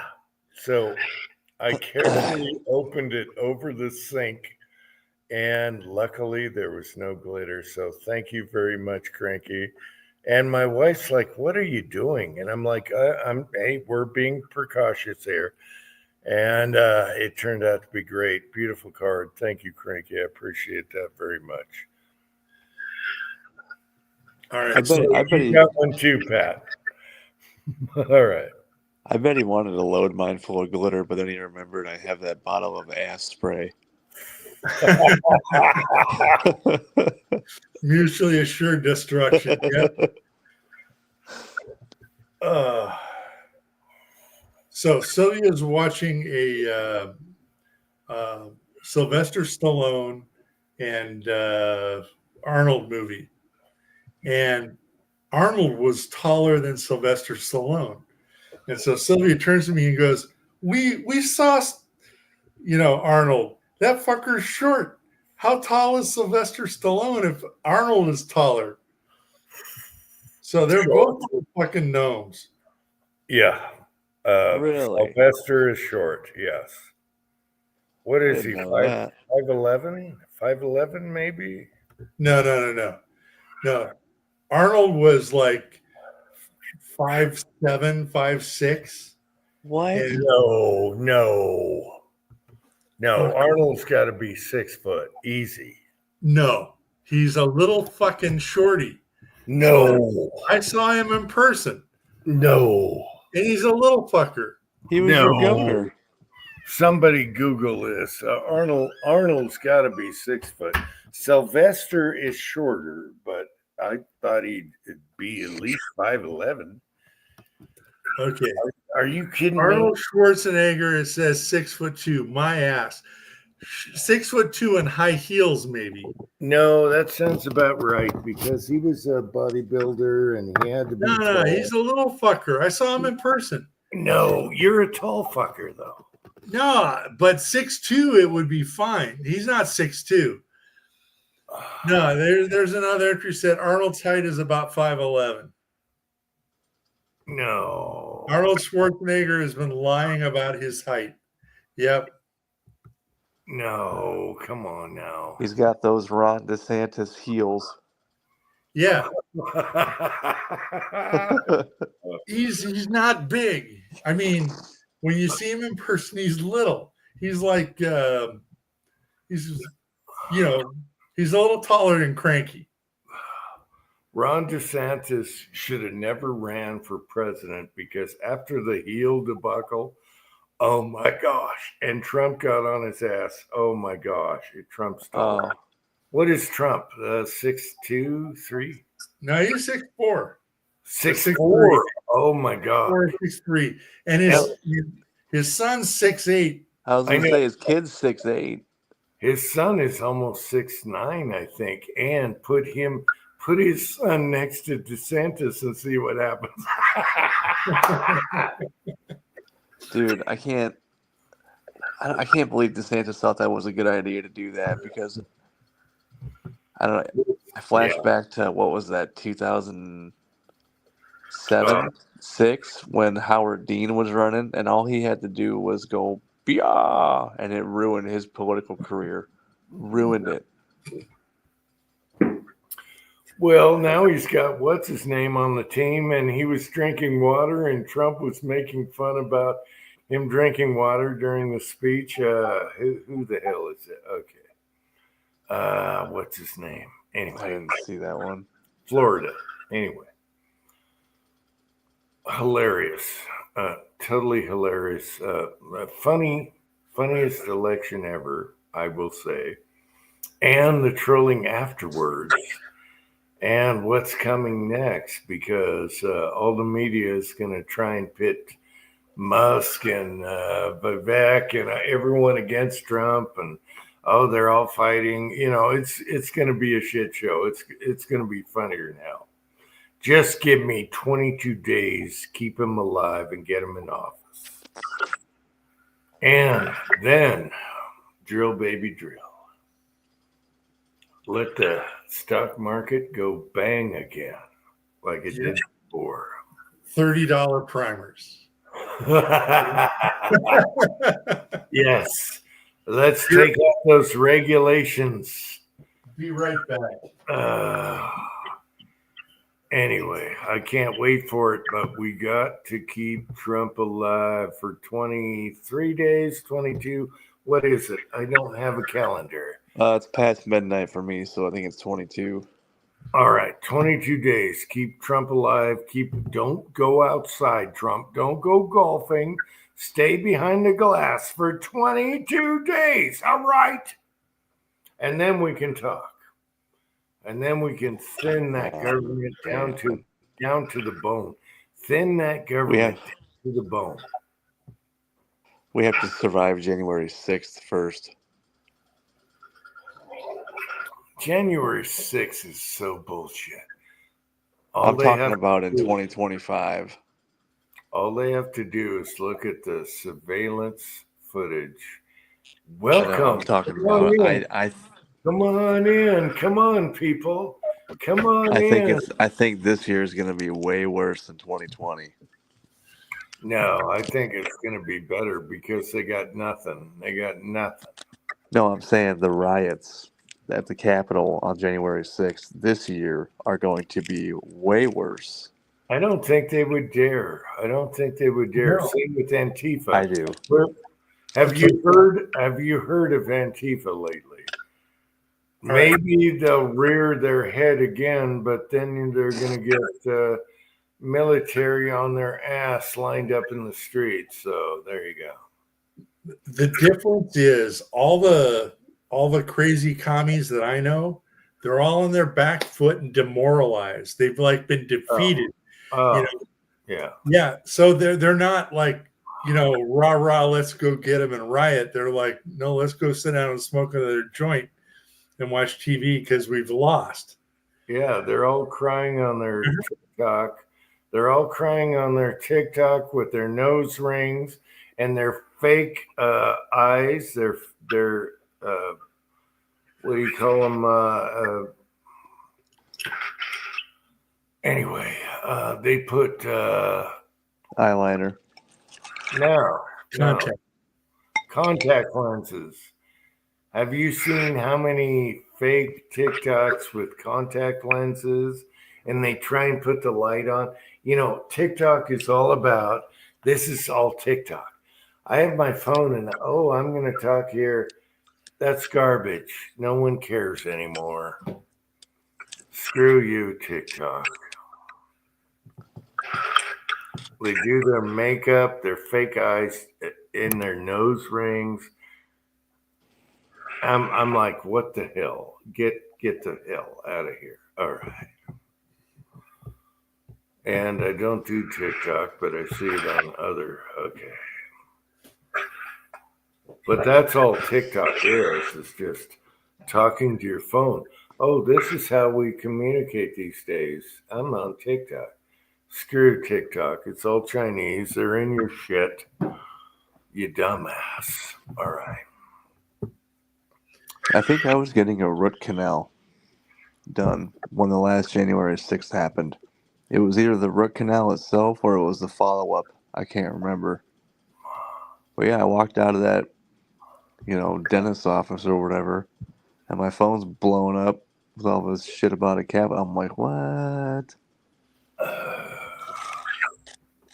Yeah, where were you on January 6th?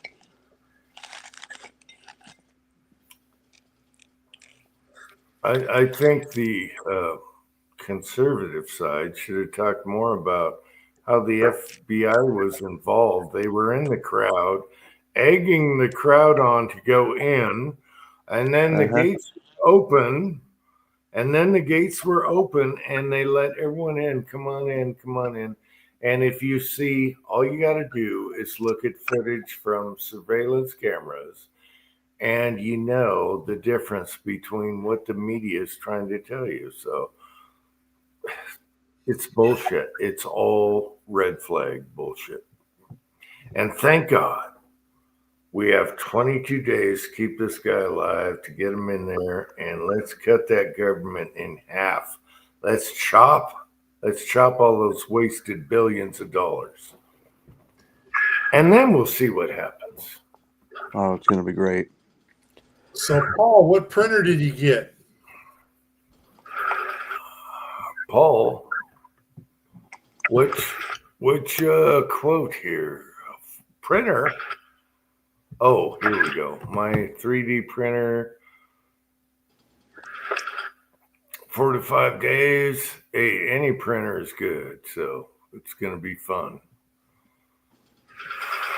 Ooh, K2 Plus. Nice.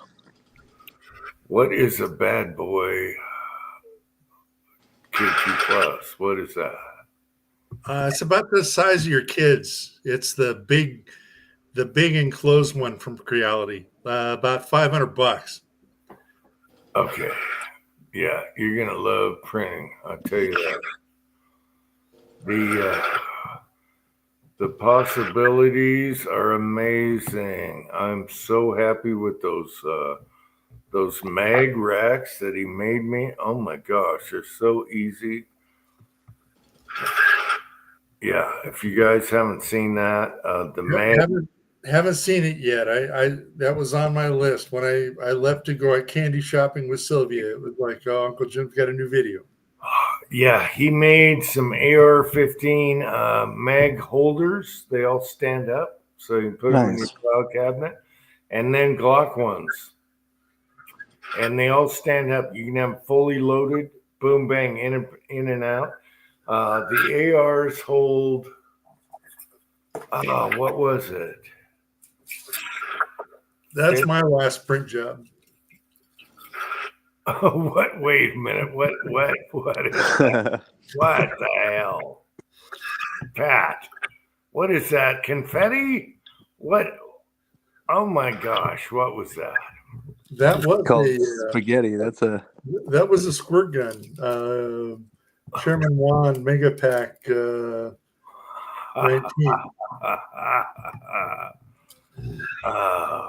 I love how you kept it. I haven't been to the trash can yet, but and it was going to be in Mexican colors too. So, yeah, I got to print another one, but I need to hairspray and clean all the crap out because it gets under the gears and stuff when it goes like that. Well, Tin Man and oh God, I got to get this coat off. All right, Tin Man and Pat, check out the last video on AR mag holders, organizers, and the Glock organizers. They're awesome. They stand up. You have fully loaded magazines. They all stand up straight up. And I'm trying to remember how many. It's in the video. How many AR mags per box? You can make all the boxes you want. You can hook them together, whatever. Nice. Anyway, Patriot Paul, you're gonna love printing. You're gonna love printing. Yep. So I'm out of black now. Oh, man. Let me, put this up. What the heck? That's Tread. That's Killdozer. Oh, that's Killdozer. The reports are still on it, but yeah, Killdozers. You should have done that in yellow, but you can paint it yellow. No, yeah, it's you.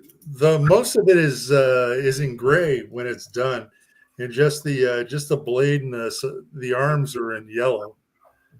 You know, it's mostly gray plate. It's hilarious.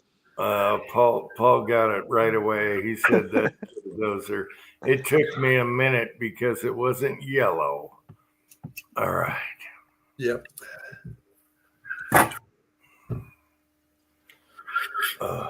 My printer's still at my grandpa's.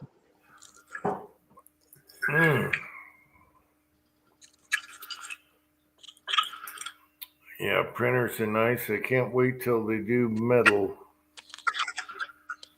Someday. I'll probably be gone by then, but metal would be awesome. I don't know. As fast as technology goes nowadays, you'd be surprised.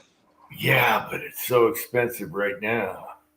The sintering oven is going to be the hard part.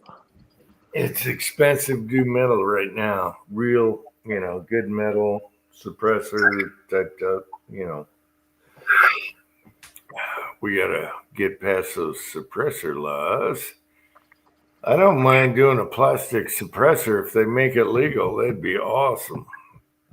Well, yeah, you could print out like a dozen of them on the tray of that thing, and they're just one-shot uses, No, actually, you could get people in New Zealand get quite a few rounds out of their plastic cans, and then they dump them. Well, yeah. Quite a few rounds of, lots of ammo. We'll see. Ducati and HD.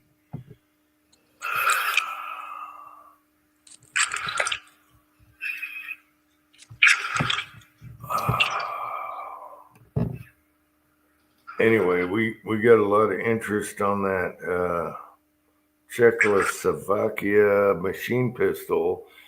So we got to do a video on what works with that, the brace, the dot mount, everything.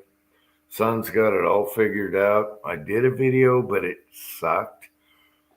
So a lot of people were asking about that. So I got to do a video on that this week. What we used and what works, and oh my gosh, it's so fun. It's so fun. And it lines up perfect. So if you got a red dot, if you're using sights, you got to have a brace that comes down. But if not, if you're using a dot, it's perfect. A company makes the dot mount and the brace you got. I hate the company because their warranty sucked on a previous one, but the new brace, oh my God, they made it out of steel. They made it properly, and now it is perfect. All right. So, Paul, I saw that one. It's been in the middle of my YouTube feed right next to Goose videos for about a week. And I'm afraid to click on it because I know it's like instant get added to a list. Click on the 3D printed can and get a visit. No, not going to do it.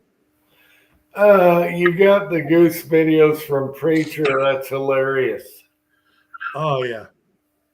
No, Christmas Goose videos, nothing but, I know, but all you got to do is right click and say not interested on Goose stuff.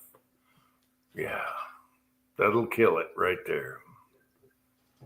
Or YouTube with their stupid recommendations. Yeah, they're trying to help, I guess. I do find movies that way, so okay.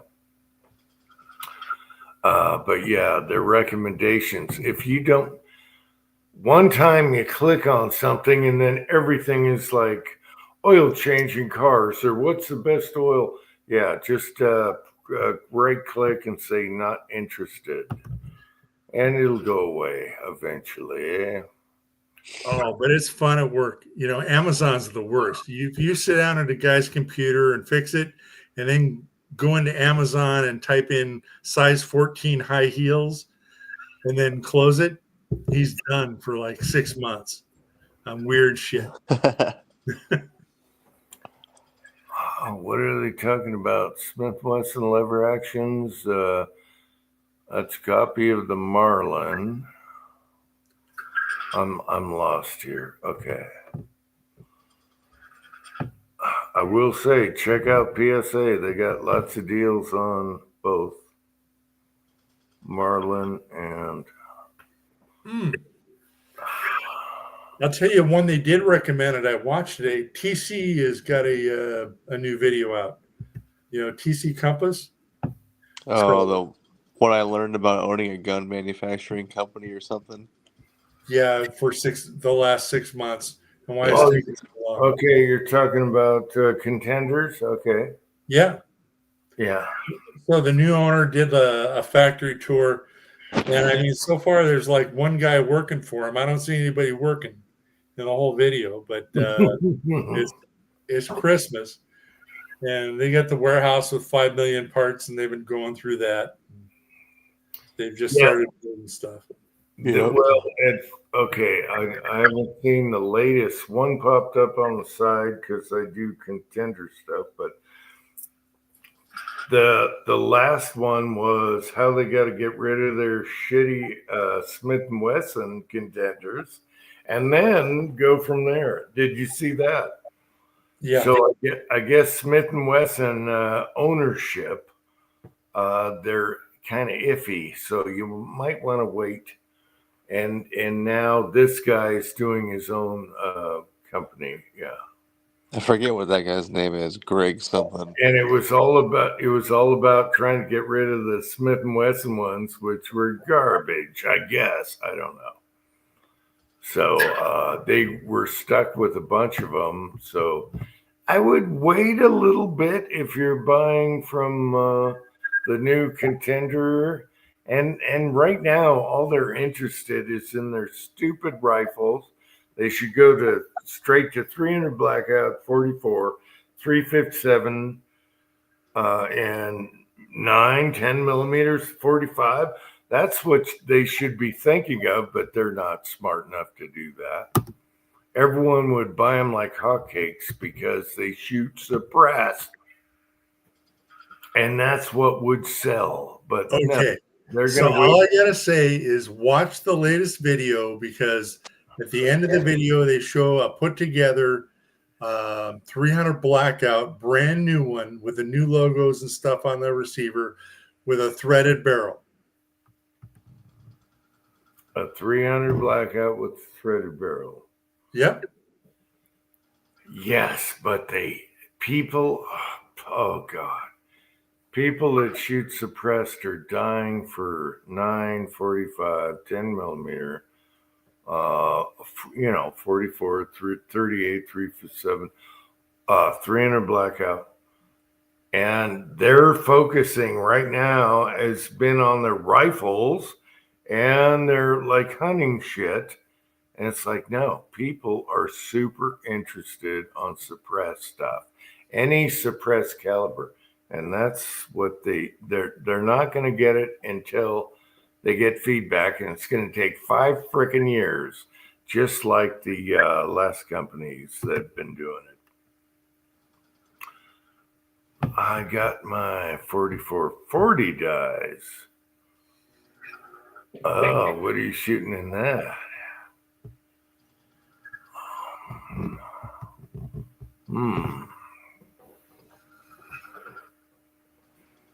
Anyway, they don't get it. Tons of people like Contenders for suppressed. Yep. Well, 300 blackout, 45, 10 millimeter would be awesome. 9 millimeter. I can do 22s too, but other people do it. I only have a 22, but that's where a lot of people are craving for, and no one's doing it. just like lever actions where they had to thread them, and then they made them tactical. No one wants that. They just want a threaded freaking barrel where they can put a dot on it. But no, they have to make it like $1,300 tactical gun. No one wants that crap. They don't get it. So anyway, it'll take time for this new contender company, and they better be cheaper. All right. Okay. Kyle's asking what he needs for his Mausers. What you need for your Mausers is in my bedroom, and I haven't found it yet. And if I did, I don't have to ship it out. You need 7.6 what is it? 7.65 Argentine, or says 7.65 by 53, I think it is. Belgian Mauser, guys. So 7.65 Belgian Mauser dies, or they're also 7.65 Argentine. That's all you need. And Lee makes them. Go get the Lee 4-die set. You'll be fine. What is Gunswatter talking about? Oh, sweet. Nickel, Tello, Colt, single action.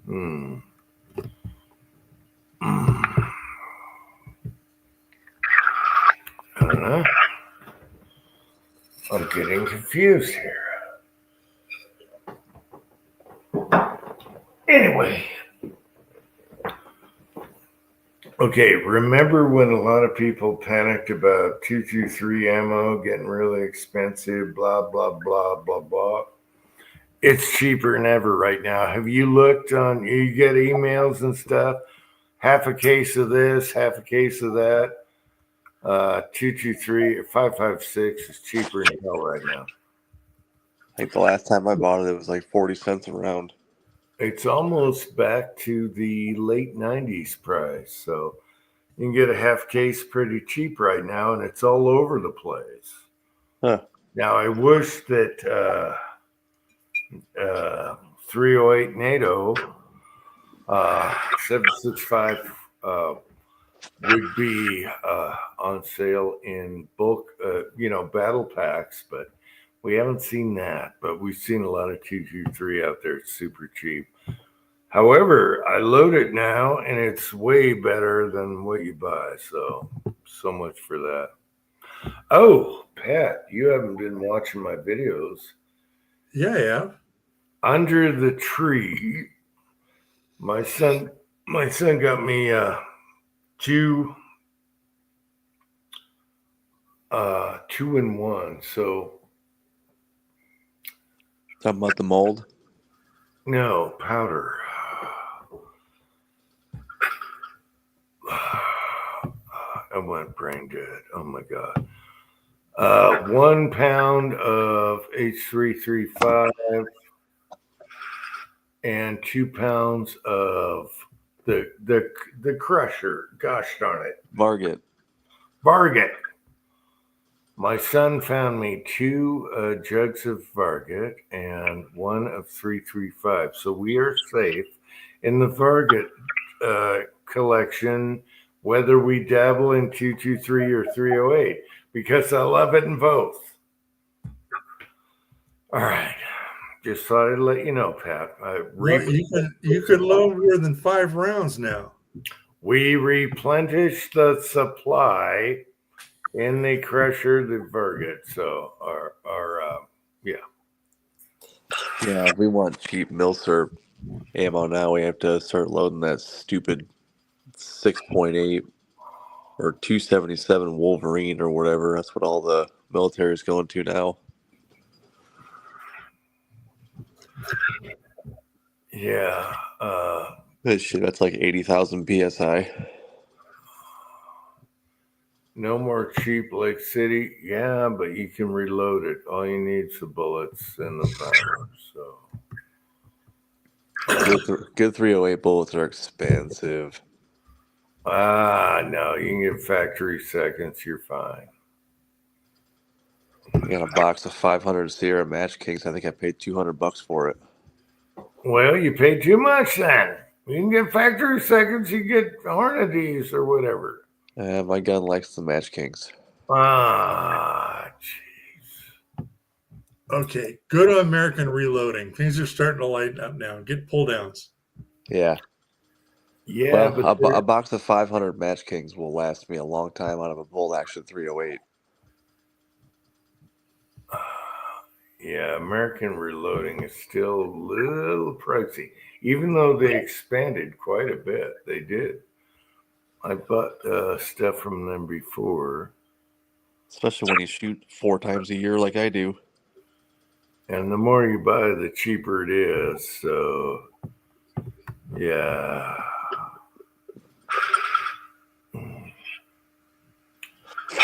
Kyle likes them. All right, fellas. I got the low battery warning on my phone. And you got a stuffed nose, I can tell. Yes, I do. All right, I'm going to bed. try and chill and relax, okay? You're going to have to go to work sooner or later, and you're going to be tired. So try and chill. I got no time to relax. I got shit to do. The reloading room will always be there. Just try and chill. No, I want to reload. And I have other shit to do besides the reloading room. That's what really sucks. You can reload with primered walls. All right. You got to have the cabinets put in first. Yeah, the countertops. Begat. Oh, he's screwed. He's so screwed. Yep. All right, Tin Man. Take care, buddy. Thanks for coming on. All right, fellas. Thanks for having me. Good seeing you guys. Happy New Year. Give the kids a hug. Give the kids a hug and Mrs. Tin Man a slap on the butt. All right. Oh. Did I Will say? do. All right, do it. And let me see you do it. All right. All right. Good seeing you, Pat. Good Jim. night. Good Get a night. gobble for me, Tin Man. Will do. Good night. Thanks for coming on. All right. Thanks. Appreciate it. Good night. All right. What else we talk about, Pat? Oh, well, all right. You just got a jar of Varget. So, Two. yeah. So it's time to load up some 308. I know. I got the brass ready and everything. However, you're going to be pissed because my first loads are going through the bolt action. And I know you want them going through the foul. No, that's fine. You know, and I got to make sure I want to make sure they're not over pressured for the foul because, we got differences there. you can't overpressure Varget in 308. There's just no fucking way. I'm sure where there's a will, there's a way. Junkyard No. Doug is here. Just ordered Winchester small pistol primers.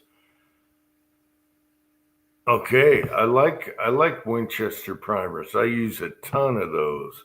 Winchester is always good. All right, Junkyard Dog is here. Thanks for your input, Junkyard Dog. Yeah, I love Winchester primers.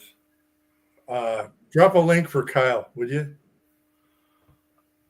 Oh, he needs a linky? Yeah. All right, I need pee-pee. I'll be right back. I'm going to turn the mic off so you don't hear me. Or I can go out the back of the garage while I have a smoke, whatever. I saw the primers were... okay, yeah. Yeah, I'm hoping primers come down. That's their biggest thing right now. Powder is back. I mean, how do you find Varget all over the place? Before you couldn't.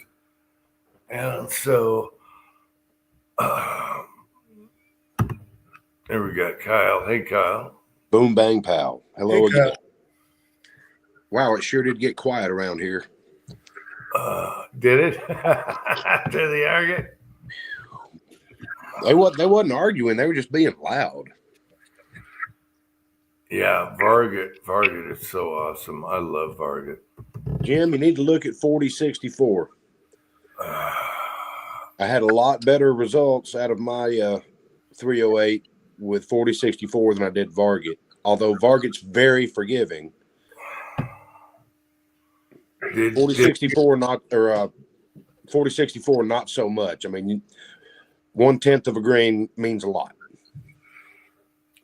Did you miss the video where I had a rusty can with 4064? And No, I saw it. I'm measuring the throws, and I'm like, wait, why does this look funny? Yeah, And why I is had it rust. I had rust in the can of 4064. And I'll tell you what, I like it so much. I looked up and found an 8-pound jug of it. I still have the rusty can, and I get to burn up like a quarter can of that. It's pure rust and stick mixed. Yeah. That's terrible. I like 4064. I love it. That's an M1 Grand, a load and everything. Yeah. Except for I got a rusty can of it. So I got to burn that up in a future video. I've already done it in a few videos. The Uncle Jim logo burning, that was 4064.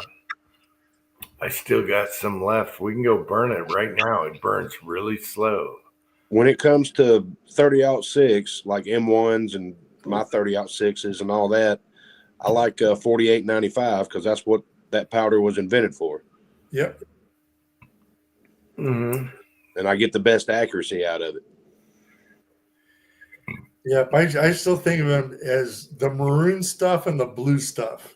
So the maroon stuff, yeah, that's for the 30-06, and the blue stuff, that's for the 308, and the funky looking Varget smells really good.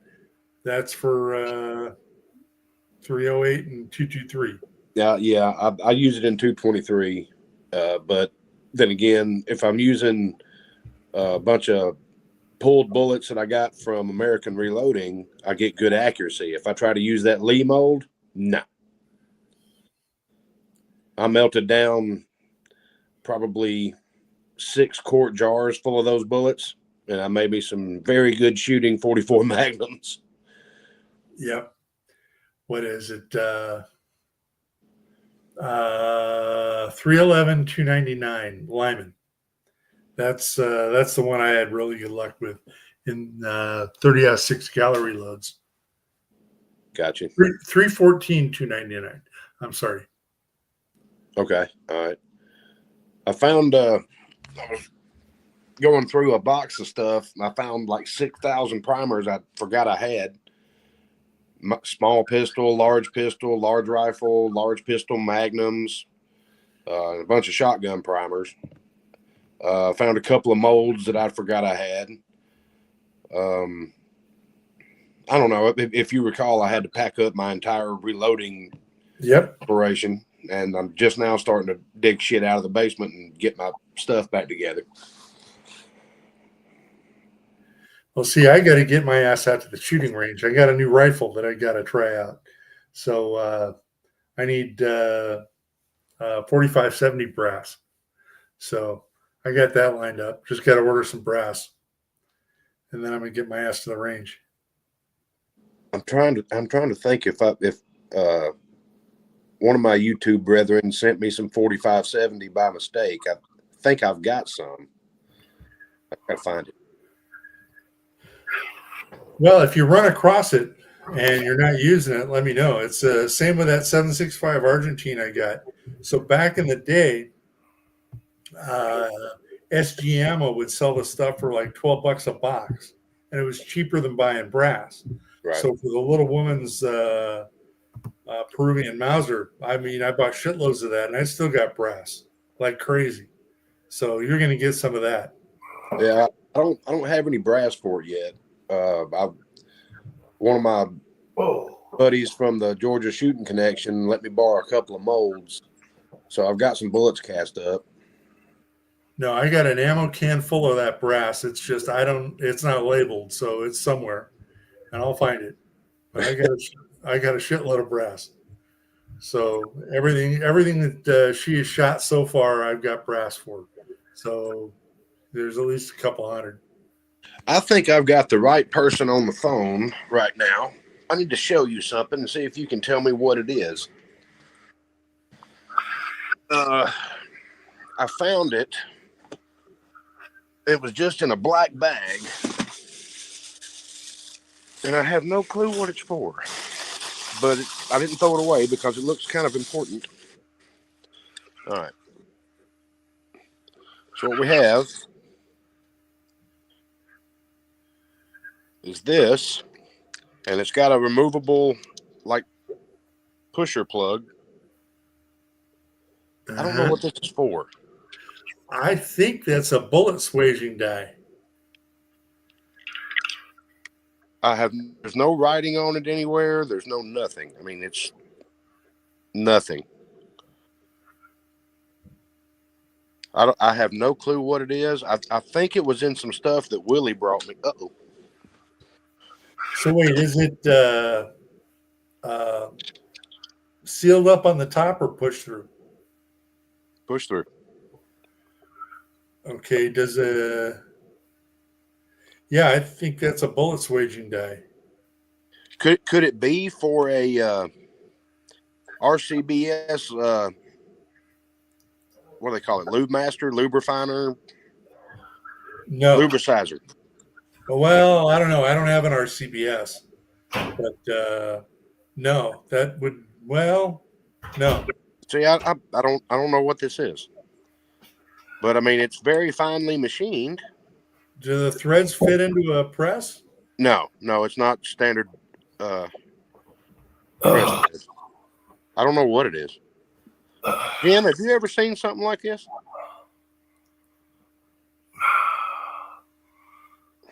That almost looks like.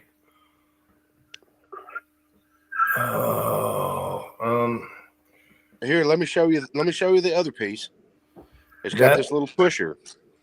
Are you sure that's not a gas check maker? Is that what this is? Are you sure it's not a gas check maker? Check the diameter. I don't have a clue what it is. It might be. I don't know. I just got down here. I didn't spill my eggnog this time. Well, I didn't miss good job. You sure? Oh, my son goes, are you sure? We heard him. Change your sock, you filthy animal. He's laughing his ass off. Change your sock, you filthy animal. But it may be. It may be. This is why I love my boy. He laughed his ass off. See, here's that little piece I was showing you. It's perfectly machined. Kyle, did you ever buy a brass check or a brass a gas check maker? You ever buy a gas check maker? I don't recall. I think I might have been that shape reminds me of a gas check maker. But what does it thread into? Because those are not normal press thread. I don't have a clue now. I'm like barely getting down the stairs with eggnog right now. Let's see it again. Here's the little pusher. All right, that's like a bullet push O. All right. I think that would go in the press. Let's see the other part of the die. Lead Mining is here. Hey, Lead Mining. Good to see you, buddy. There's no lettering or anything. I would swear that's almost a gas check maker. People on the side chat, help me out. Junkyard Dog is here. Junkyard Dog, that's you're into cars and trucks, aren't you? I don't know what this would thread into. It's way too small for a regular press. I mean, here's my fingers behind it, and you can see part of my finger there. So, see what I mean? Side chat, help them out, but I don't know right now. And what's confusing is I found it in the box with all these primers and stuff, and it was just in this bag with a knot tied in it. So I don't know if it's part of a RCBS lubricizer that Willie sent me. I don't know. But I didn't throw it away because as soon as you run across when you're going to need it, then you're going to go, what'd I do with that thing? Yeah, exactly. When I saw the cone thing, I thought gas check maker, but someone's going to have to help you out on the side here. Okay. I figured I was in the right place. Mac, I didn't get eggnog on the laptop, but the rib stains are still there. I still got to clean the laptop.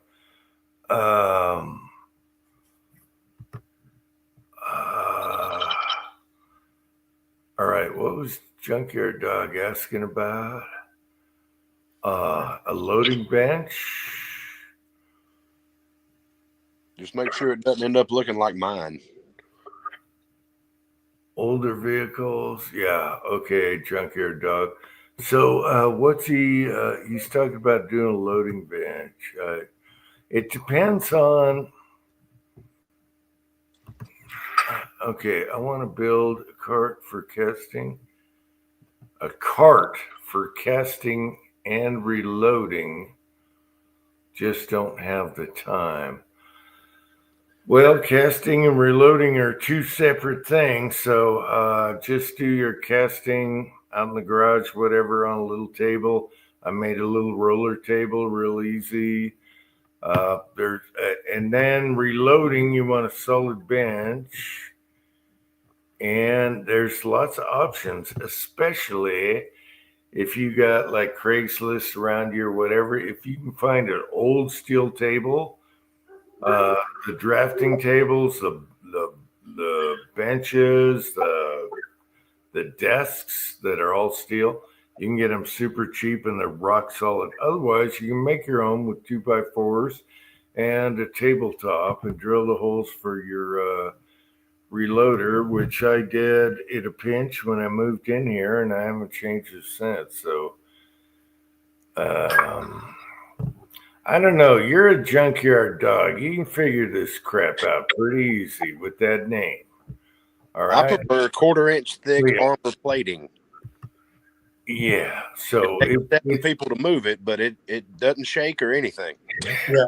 It's pretty easy. You can make your own benches, or check out Craigslist, or if you do, whatever media that's local here that sells stuff, to where you are. Facebook, my wife finds stuff on Facebook. I won't even go on Facebook, but I got a tumbler for like $50. It's like $130 tumbler, brand new. So it's out there. But I really like the steel desks they used to use in the 50s and stuff. And I love file cabinets for storage. All that stuff you can find locally on your local ads. However, you can go to the lumberyard and make your own bench. It's not a big deal. Unblow me up, sir. Let's see. You want to be blown? Oh, unblow you up. Yes. All right. Put your thumb in your mouth and I'll do it. Put your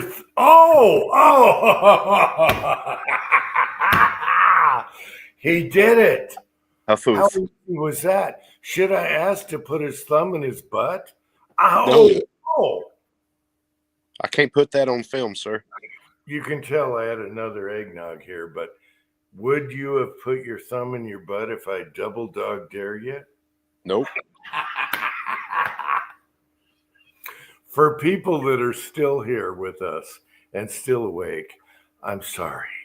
I wouldn't put my thumb in your butt, much less mine. That's my dad's humor coming out. Okay, that was my dad's humor, and Pat appreciated it. I know he did. No, I just keep thinking of that scene on your, your live stream that got that I didn't see, on people putting things up their butt. Yeah. I don't think I saw that one either. I never did a video of putting anything up a butt. Didn't you have a a live chat with an invited guest that came on and surprised you with something up his butt? Oh, you really have to go there, Pat? Yeah. Are you sitting in the back seat right now? Are you sitting in the back seat? English, MFer, do you speak it? All right. Oh my gosh. Can we show this? Yeah, that's a fishing weight maker. It is. It's a fishing weight maker made by Lyman. It's a 308 165 silhouette. So is that the one that ain't working for shit for you? No. That's the Lee 223. And nobody's had good luck with it. Some people say that they have, but they haven't. This is for what the heck was this for? I don't remember.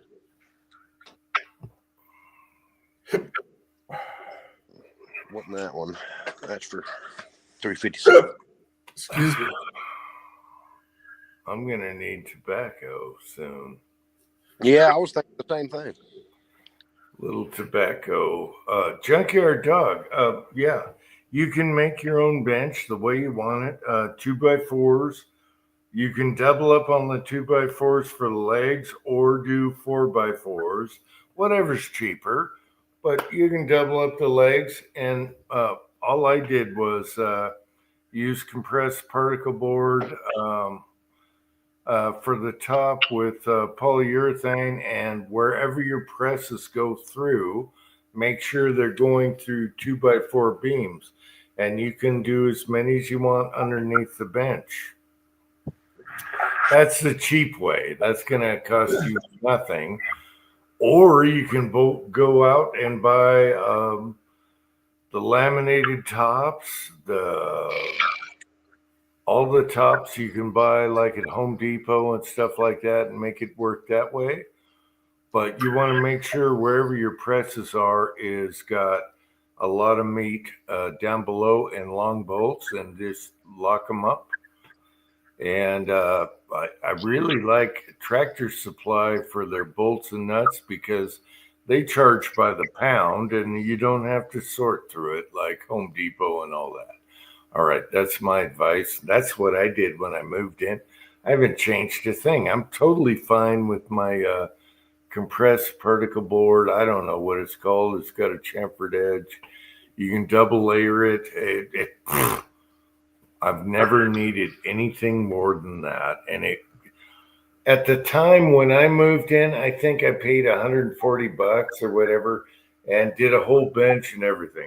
Now, also on Craigslist and stuff, you're going to find desks that are made of steel. You're going to find, and I have a desk to the left of my loading bench, a school desk that was oak. And I brought it here, and that was $20 at a thrift store. And it's a beautiful oak desk with all the drawers and everything, and you do whatever you want. I started with that on a reloading bench, and then I made one later and just plugged the holes and used it for a bench. And that's where I sit most of the time in my videos. All right. Anyway, you can do it on the cheap. You don't have to go crazy. All right. All right. So my advice to you is try just every day search for welding table, just welding table. Yes. No. Yeah.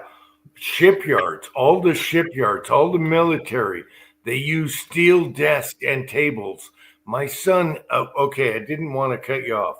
My son has a steel table out there that he got at some thrift store, and it is solid.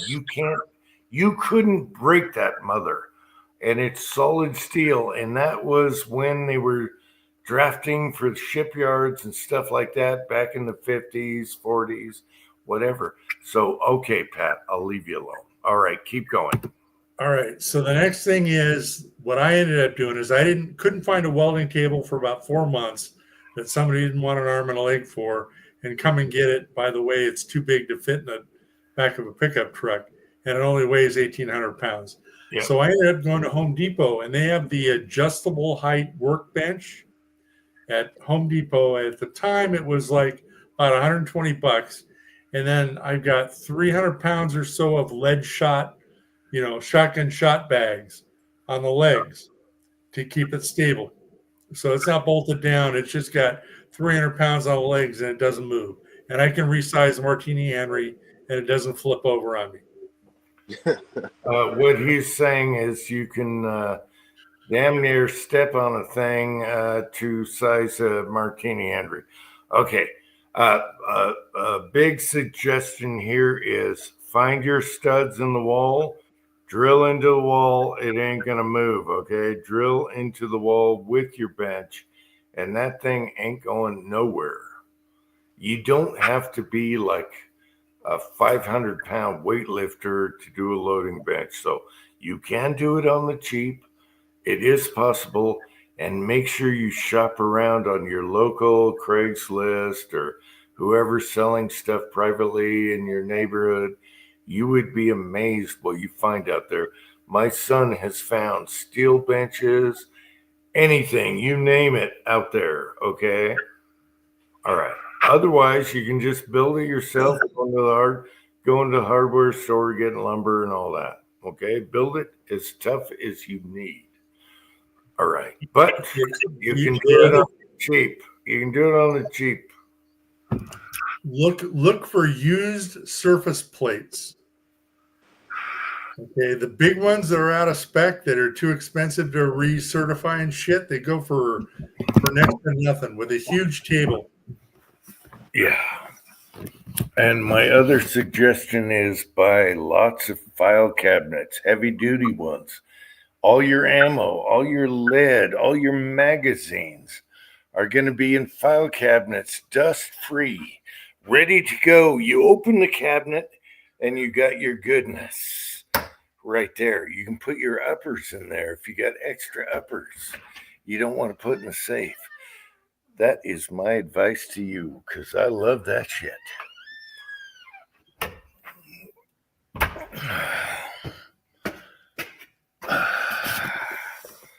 Okay, so the other thing I'd recommend for Uncle Jim's filing cabinets, you want to search for security container, Mosler security container. Because back in the 50s, they had these fireproof combination lock safe filing cabinets for the top secret shit. And they go for about $100 for a filing cabinet with a dial combo on the front. And okay, you're talking dial cabinet. Okay, not the key at the top with the rod. However, if you look locally and you keep watching every month, whatever, every week, you're going to find file cabinets cheap, under $10, heavy duty with roller bearings. They are the best. We use them for toolboxes. Okay. Every time I see cheap file cabinets with roller bearings, the heavy duty ones, the big ones, all day long, get them $5-10 all day long. Go down, pick them up, whatever. Sometimes they'll deliver them to you if they're desperate and they got a bunch of them. Anyway. All right, so go look through Uncle Jim's channel. They didn't delete this one. He's got one on a school locker he just did. So school lockers are good too. Well, that's for a cheapo. No, that's for a cheapo safe. Yeah, that was a Jeep gun safe. Now, for storage, okay. Another thing you can do when you're doing a reloading bench, put the short file cabinets, the ones that are, 2.5 feet tall. You know how they had the short, heavy-duty file cabinets? Line those up underneath. Okay, you can sit those sucker right on there. They're solid steel, heavy-duty drawers. And then you got everything you need right there when you're reloading. And make sure your table comes out more so you get your knees in the way. And I like to sit when I'm reloading, but make sure you got several inches for your knees Some people like to load standing up. It's up to you where you want to do your bench, how high you want to do it, and all that stuff. I like to sit when I reload because I'm an old man. But you want to make sure you can look down and see the powder in your breast when you're reloading. So make sure your height is right, your chair is right, all that. All that stuff you can buy cheap. People are selling their whatever, their seats, their benches, everything, your file cabinets, all that stuff. Chest of drawers are awesome. I put my primers in chest of drawers that people are giving away. They're beautiful for that. You want your powder and your primers in wooden cabinets, not steel. That's what the firemen say, and that's what I do. So I buy cabinets for my powder, and I have chest of drawers for my primers, and I keep them separate, away from one from the other, the farthest end of the room. That's what I do. I don't know what you guys do, but that's how I do it.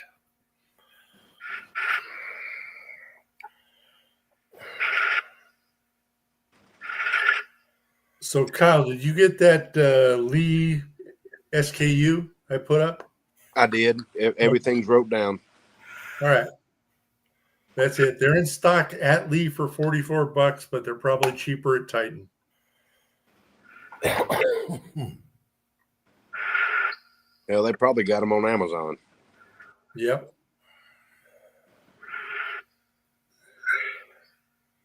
All right, Junkyard Dog, you're getting advice in the side chat, so read that. It's all up to you what you want to do. I was in a hurry when I did mine, but if you have a lot of time, you can think it out better. But I can go over here in the garage right now. I'm in the garage. My son has a steel table. I don't know what it came from. That thing is so heavy duty. That's the perfect loading bench. And it was some kind of, I don't know, military contract, whatever. But it is a solid steel bench. It won't move on you. It won't do nothing. And you can find these right on the internet, right next to where you live, and say, hell yeah, I'll give you $25 for that. Well, the only problem with going that route is if you fall asleep on an Uncle Jim chat and your head falls off of your hand and bounces off, you get a permanent scar. You remember that night, Jim? Yeah. Kyle hit his head on a steel bench. Oh, there were a couple nights like that. I remember Willie texting you while you're snoring. Get up, buddy. Get up, buddy. Yeah. I woke up real quick when I bounced my forehead off the bench. Yep. Anyway, Junkyard Dog, it's all out there, and try locally on your local ads. They're trying to get rid of, garage sale, whatever. They're trying to get rid of their stuff. You might find some killer benches, okay? Grandpa died, whatever. He's got these awesome benches. Boom. Cheap. Otherwise, make it yourself. It all depends. There's a really cool video from one of my fellow Georgia brethren. It's either under the reloading room or the reloading press. His name is Nathan. He lives in South Georgia, and he hand built and totally pimped out a multi-staged or multi-height reloading bench, one where he can stand up, one where he can sit down, and got drawers on one side for storage and all kinds of stuff. He hand built all of it. He shows you step by step how he did it, and It is amazing. I've seen it in person. Well, all I got to say about that is Nathan is the one guy where my little woman watched one of his videos and said, why can't your bench look like that? Why can't your room look like that? How come you can't get organized like that? How come you got shit all over your room? Look at this place. You could sew quilts and dolls in that place. So yeah, he's super anal. Oh yeah. But I Are mean, you- that is a beautiful bench. I wish that I had the time and the skill and all that stuff. He even hard lacquered the top of it like a ½ inch thick, and all that. It's got stickers underneath the lacquer, and it's beautiful bench. Oh yeah. I think he used 2-part epoxy clear and then put the badges underneath. Hey, where is he, by the Where way? is he? Yeah. What happened to Nathan? I haven't talked to him since me and Angel went down to Siesta Key, Florida. We met back up because I accidentally left my Colt 45 in his vehicle when we went up to Dead Zero. And he's like, I didn't know if I needed to call you and tell you about this, but my wife made me. So I've got your gun, and I hear you're going to Florida. You're going to be coming right by my house. I can meet you. I was like, I've been looking for that. He's like, I wasn't going to call you. I'm like, you. Yeah, we had Nathan on here live, and we were talking and why he stopped doing videos and everything. And he started the Georgia Shooting Connection, you know that. Oh, exactly. We talked about that and everything, and he's like, it was almost politics, and he just quit. Okay, but he started all that. And Nathan was cool with me because I was a goofball, and he was fine with me being a goofball. Yeah. He's a teacher, and he got really involved. I think he was going for his doctor's degree and all that stuff in teaching, and real busy with family life and stuff like that. And he just didn't have time to. And they were rebuilding Chevelles, 60s, 65, 66 Chevelles. And so him and his dad got kind of busy with that. Yeah. But Nathan always stayed true. He didn't care about my antics. I was on a couple of his lives, early Georgia Connections, when he was in charge. And he was like, no, let Uncle Jim go. Let him do his thing. Yeah. So I love Nathan, always will. Yeah, but he's got a beautiful bench, and he shows you step by step what he did to make it. Oh, it was a pain in the ass, though. He had to take a router, and yeah. Well, that's because he was putting his own personal touches on it. So yeah, I wouldn't suggest taking a bunch of 2x4s and making a laminate table. They are too warped. You're going to need so much work to do that when you can go out and buy a pre-made blocks like that. So Thorzax is still here. Anyway, keep it simple, stupid. You don't need much to reload on a bench. And I really love those old school steel tables and desks. They are awesome. Or if you can actually find one of these, my second reloading bench, because I started acquiring multiple presses, was an old, from probably 1982, Curtis Mathis console TV. And I just screwed the presses into the top of the console box, I mean, the thing weighs a ton. So I figured I'd put it to use. Why is Thorzax so surprised we're still going? This is a short chat. It's only 6 hours. What are you talking about, Thorzax? Have you not been around for the last 10 years or whatever? All right. It's only 6 hours. This is a short one.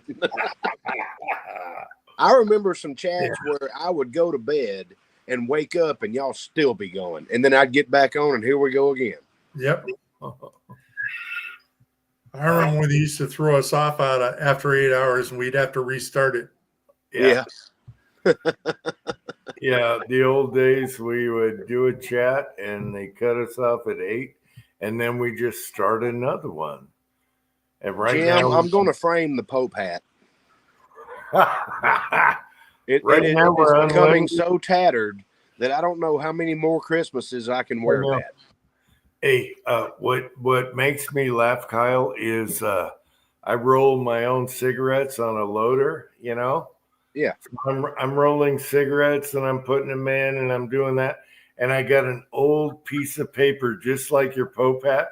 And it's torn at the edges, and it's brown. It's old, but that is my tobacco loading press paper, and I still use it. I can go show it to you right now, and I bet the food prices on there are even cheaper than your Pope hat.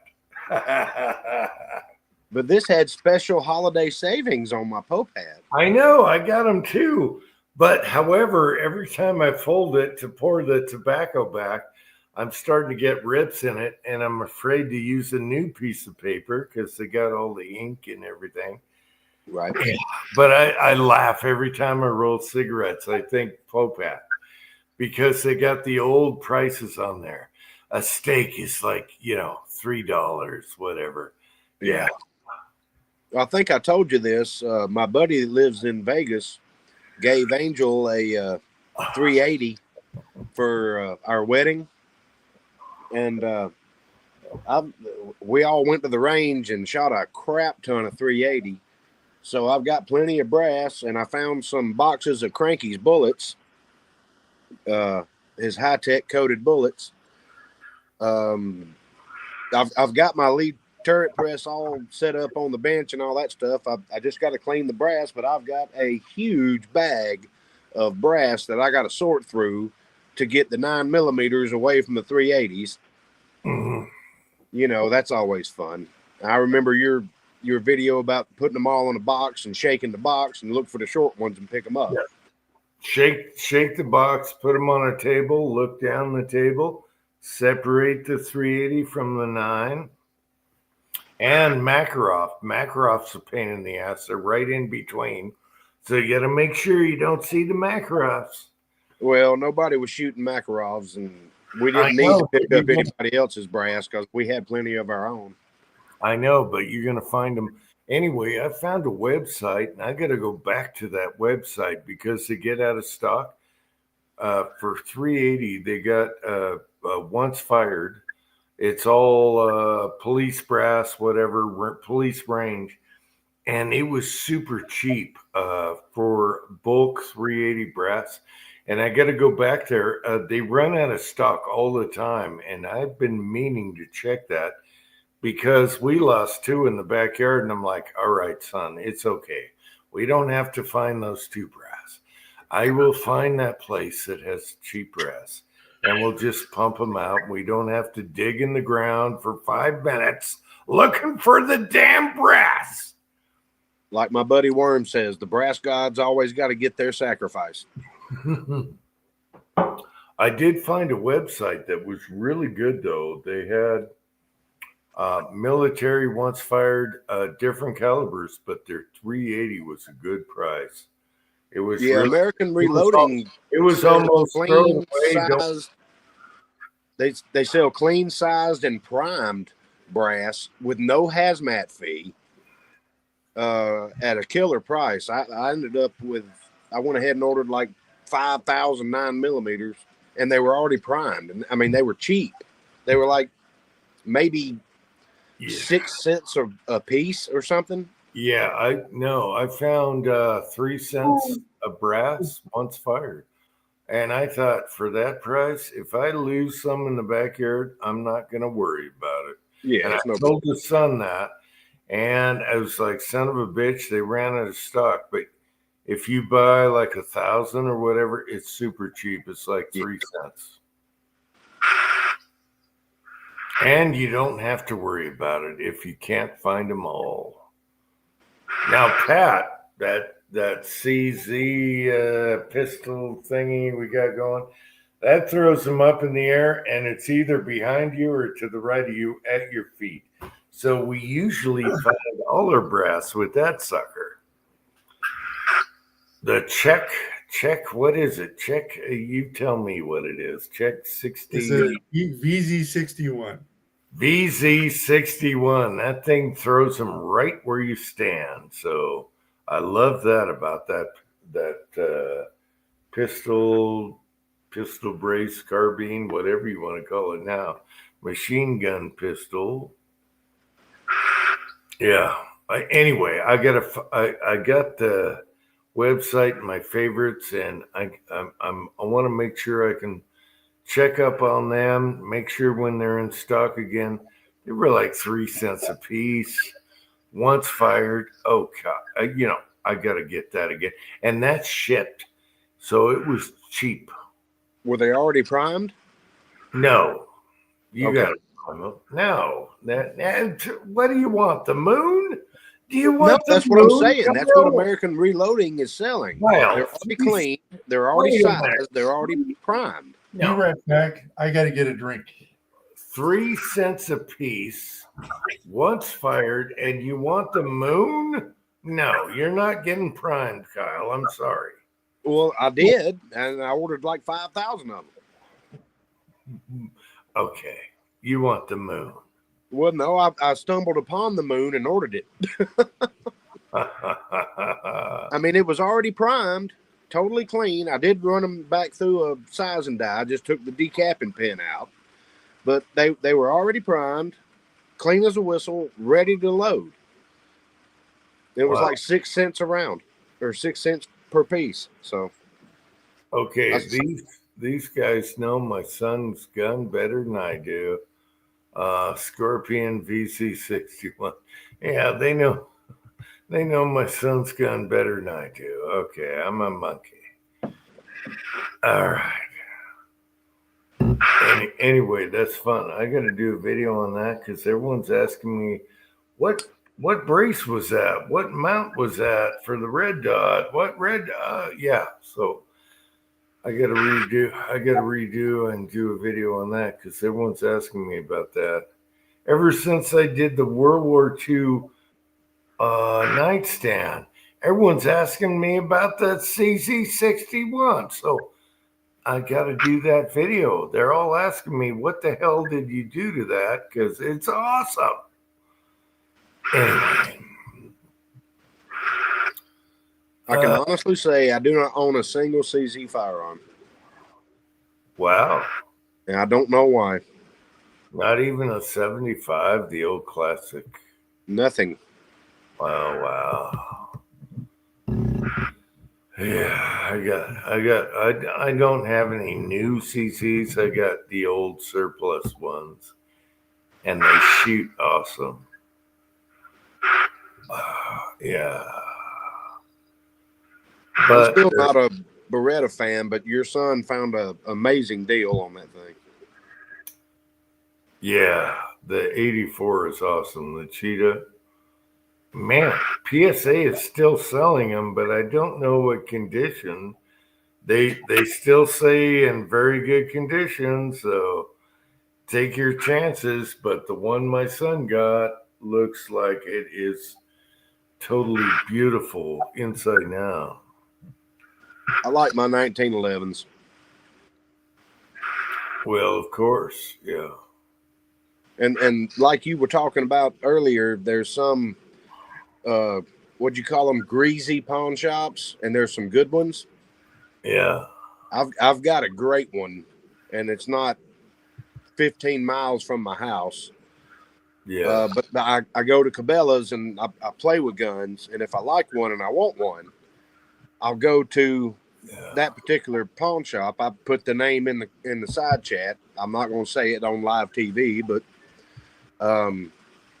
you can go there, and it's generally, depending on the normal price, which would be like the Cabela's price, it's generally $150, or I'll say $75 to $200 cheaper if I go there, and the people are great. They'll help you. They'll spend all day with you. I went there and picked up my Ruger Red Hawk 44, and I said, "Is that the best price you can do?" And I was like, "Well, have you ever been here before?" I said, "Push my name into the computer." They go, "Yeah, we can do better than that," because I bought a lot of firearms from there. And they ended up, I can't remember what the sticker price was, but they ended up knocking like $250 off of it. I was like, "Yep, hell, I'm gonna pay cash." I thought I was gonna pay with a card. I love Ruger Red Hawks. If you're talking mine's great. I just wish I would have got it already drilled and tapped for a scope, because the more I shoot it, the more I think, I could go hunting with this thing. I want to put a scope on it. 44 revolver. That's my favorite of all. Yeah. Brushed stainless steel. This thing is beautiful. Rosewood handles. Yeah.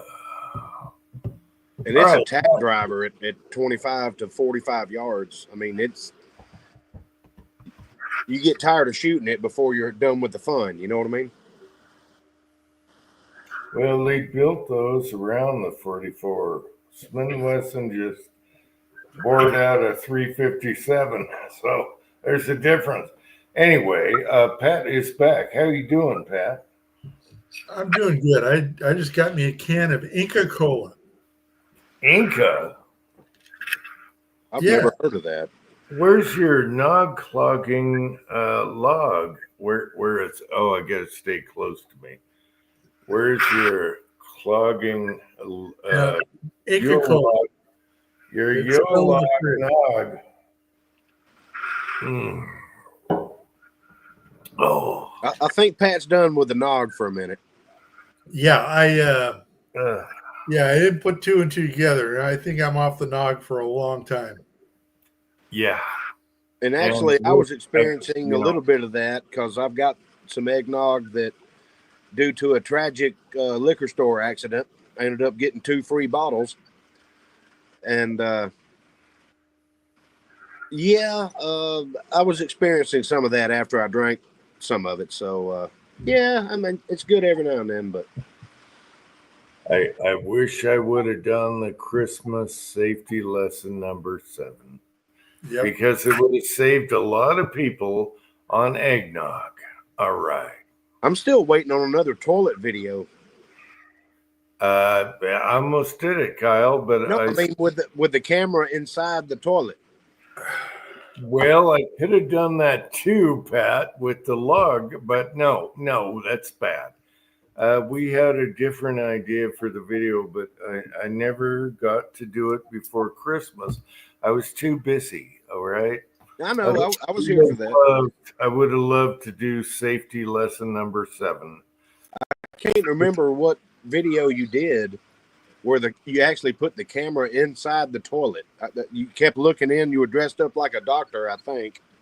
No, I wasn't a doctor. I was a prisoner.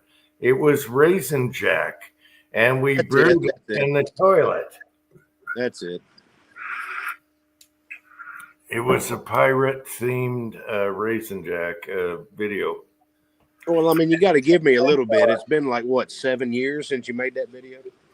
Thank God I didn't get my phone soaked in toilet water. I kept it just off of the, Like Tin Man would say, it'll be fine. I almost ruined my phone on that video. It was funny, though. I don't know what the name of that video was, but anyway, it was fun. What was the name of that? Raisin Jack? I have no idea what the name was. Was it toilet wine? No, it had something to do with Raisin Jack. So anyway, I don't know. I'm sure Pat can find it in the archive somewhere. I think I have it on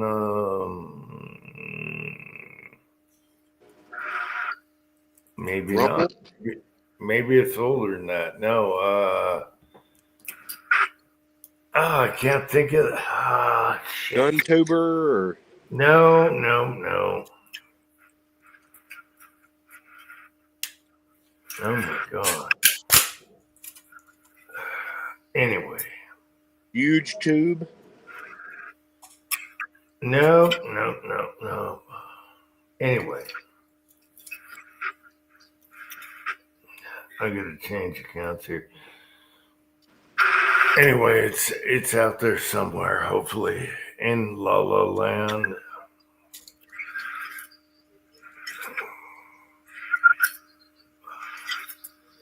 I'm gonna change my account on here. What the hell? I can't think of nothing when I'm trying to think of something. We've noticed. Yeah.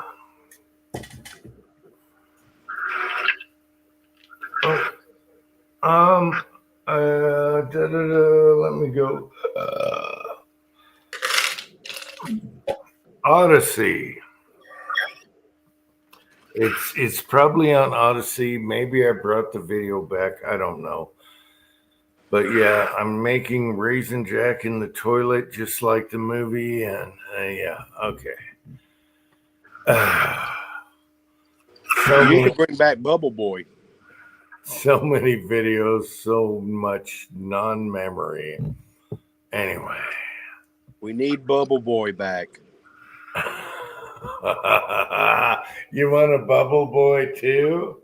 We need Bubble Boy. Oh, my favorite was when I'm scooting the bucket and I come over and have to take a dump in the bucket. That was my favorite of the whole thing. Anyway. You have made some off-the-wall videos, dude. It's self-amusement, okay? I do that to make me laugh. If you guys like it or not, whatever. Bubble Boy is one of my, yeah, that's an epic one. Yeah. I remember I was trying to show my son how to use a Fresnel lens to start a fire. And, of course, it had just rained. We're in Georgia. And we couldn't get it to light. I said, well, I bet it'll light a cigarette. So I lit a cigarette, took about 2 drags off of it to make a nice cherry. I broke the cherry off, put it in a tinder bundle and all that stuff, and finally got it to catch on fire. And my son was like, oh, that's so cool. Of course, he was only like 12 years old at the time. But that was a good video. I think they pulled that down because there was brass on the table where I had it drying after I'd wet some of it. Oh, geez. Yeah. YouTube has cut me so many times. I got 1,000 cuts.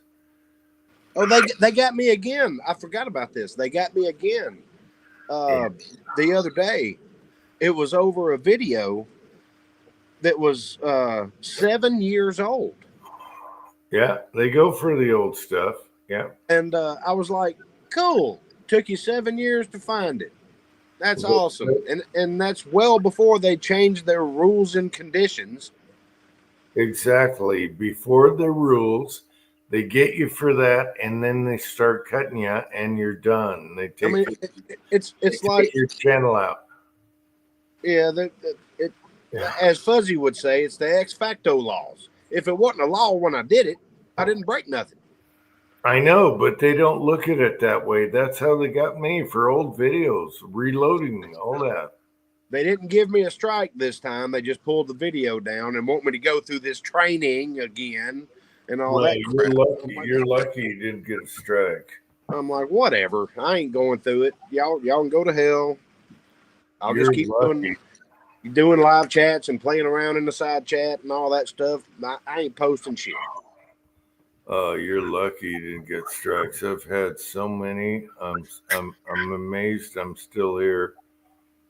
After Uncle Jim 1 died, of course, they killed everyone. Yeah, that was a brutal hit right there.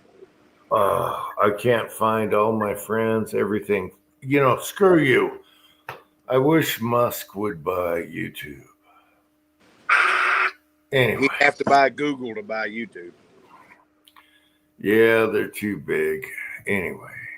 Well, I mean, he probably could, but I don't know if he wants to. No, it's too much flack, all that.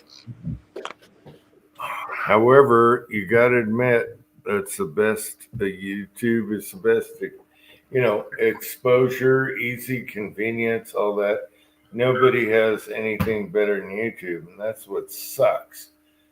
I got dinged on a Cast Iron Wednesday video because I was cooking in the backyard in a Dutch oven, and I had my melting pot on a table with a mold next to it because I was multitasking. And they pulled down a meatloaf video because in one little clip, you could see my melting pot. And that video was 5 years old. I'm like, come on, guys. I'm making a meatloaf here. Who's looking around in my backyard? I'm sure you could find a whole bunch of other stuff to complain about. Like the beer can with all the pellet holes in it where I was sighting in my pellet gun. You know, I mean, come on.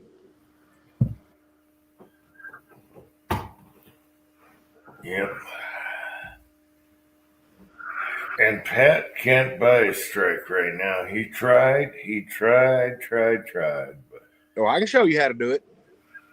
no. It depends. No, I'm telling you, you can warm your French fries over the lead pot and cast, and they won't do shit. But they dinged me over a meatloaf video Yeah. so you could see my lead pot.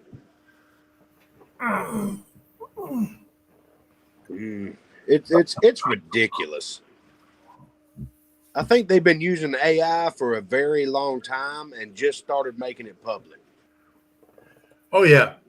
So that's the thing. I've been playing with AI lately. And yeah. Yeah, they've been using it.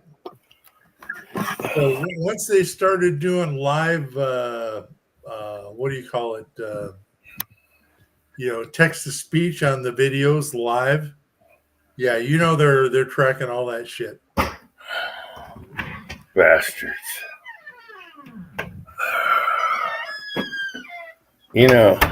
Let's bring back tar and feathering and make America great again. I'm telling you, it's a very amusing the way that the left is they're totally backpedaling. They were strong against this and against that and against this and against that, and they finally just backed up and said, "Wait a minute, this isn't working. Let's change and do this." Too late, so sad. Yeah, you get no love from me. All you've done is made a lot of grief in my life. Your little prosecutor over there in Georgia is backpedaling right now. What's her name? Fannie Mae or Fannie something? Fannie Willis? Fannie bitch, whatever. She's backpedaling right now. She's in trouble right now. There's even more heat on her than there was 2 weeks ago. She's just trying to stay out of jail. She better just admit it and take it in the all right. Anyway, she better take it in a foof. A foo-foo. A who? A foof. A foo-foo. Anyway, it's coming around. We just got to keep a certain person alive for what? 22 days now? 22. All right, 22 days. Let's keep a certain person alive. And we'll see what happens after that. And then drain that freaking swamp down to the gravel. I hope they can get it done this time. Gristle. Gravel and gristle, I want to see at the bottom of that swamp. Well, what they're going to do is either Biden, whether he's alive or not, is going to pardon everybody. He's just starting. Well, right now he's on vacation for another 40% of his career. And, he's not the guy. He's just the puppet. So, does anybody out there find it very odd that nobody has seen him since the week of the election? No, I've heard all these rumors that he's already passed away, and they just don't want to admit it because they don't want to make Kamala Harris president even for 2 weeks. Now No. they had a video of his ass walking down the short He's- kindergarten stairs on Air Force One. Yeah, he made cameos. He's still out there, but he's on vacation.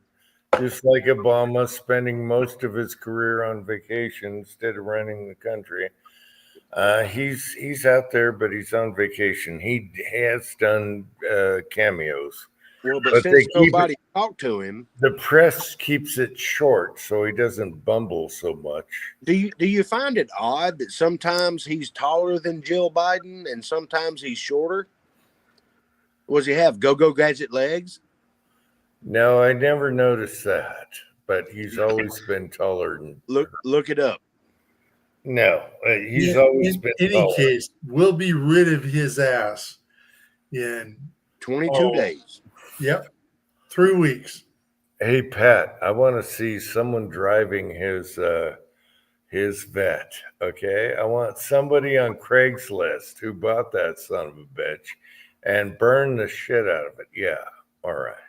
Oh, wouldn't that be awesome? Burn the tires off the thing and yeah.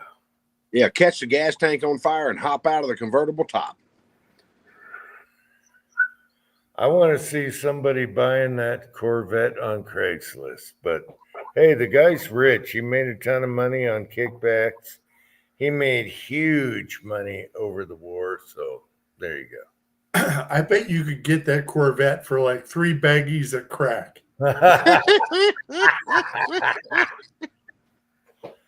Oh, and some documents in the garage. Yeah. Well, the bad thing about that, Pat, is you could get the Corvette for 3 baggies of crack, but he'd be back the next day wanting more. Yep. Gunswatter said, body doubles. No, you can't double that ugly son of a bitch. No, Well, unless you go back to the movie. does he have attached earlobes or not?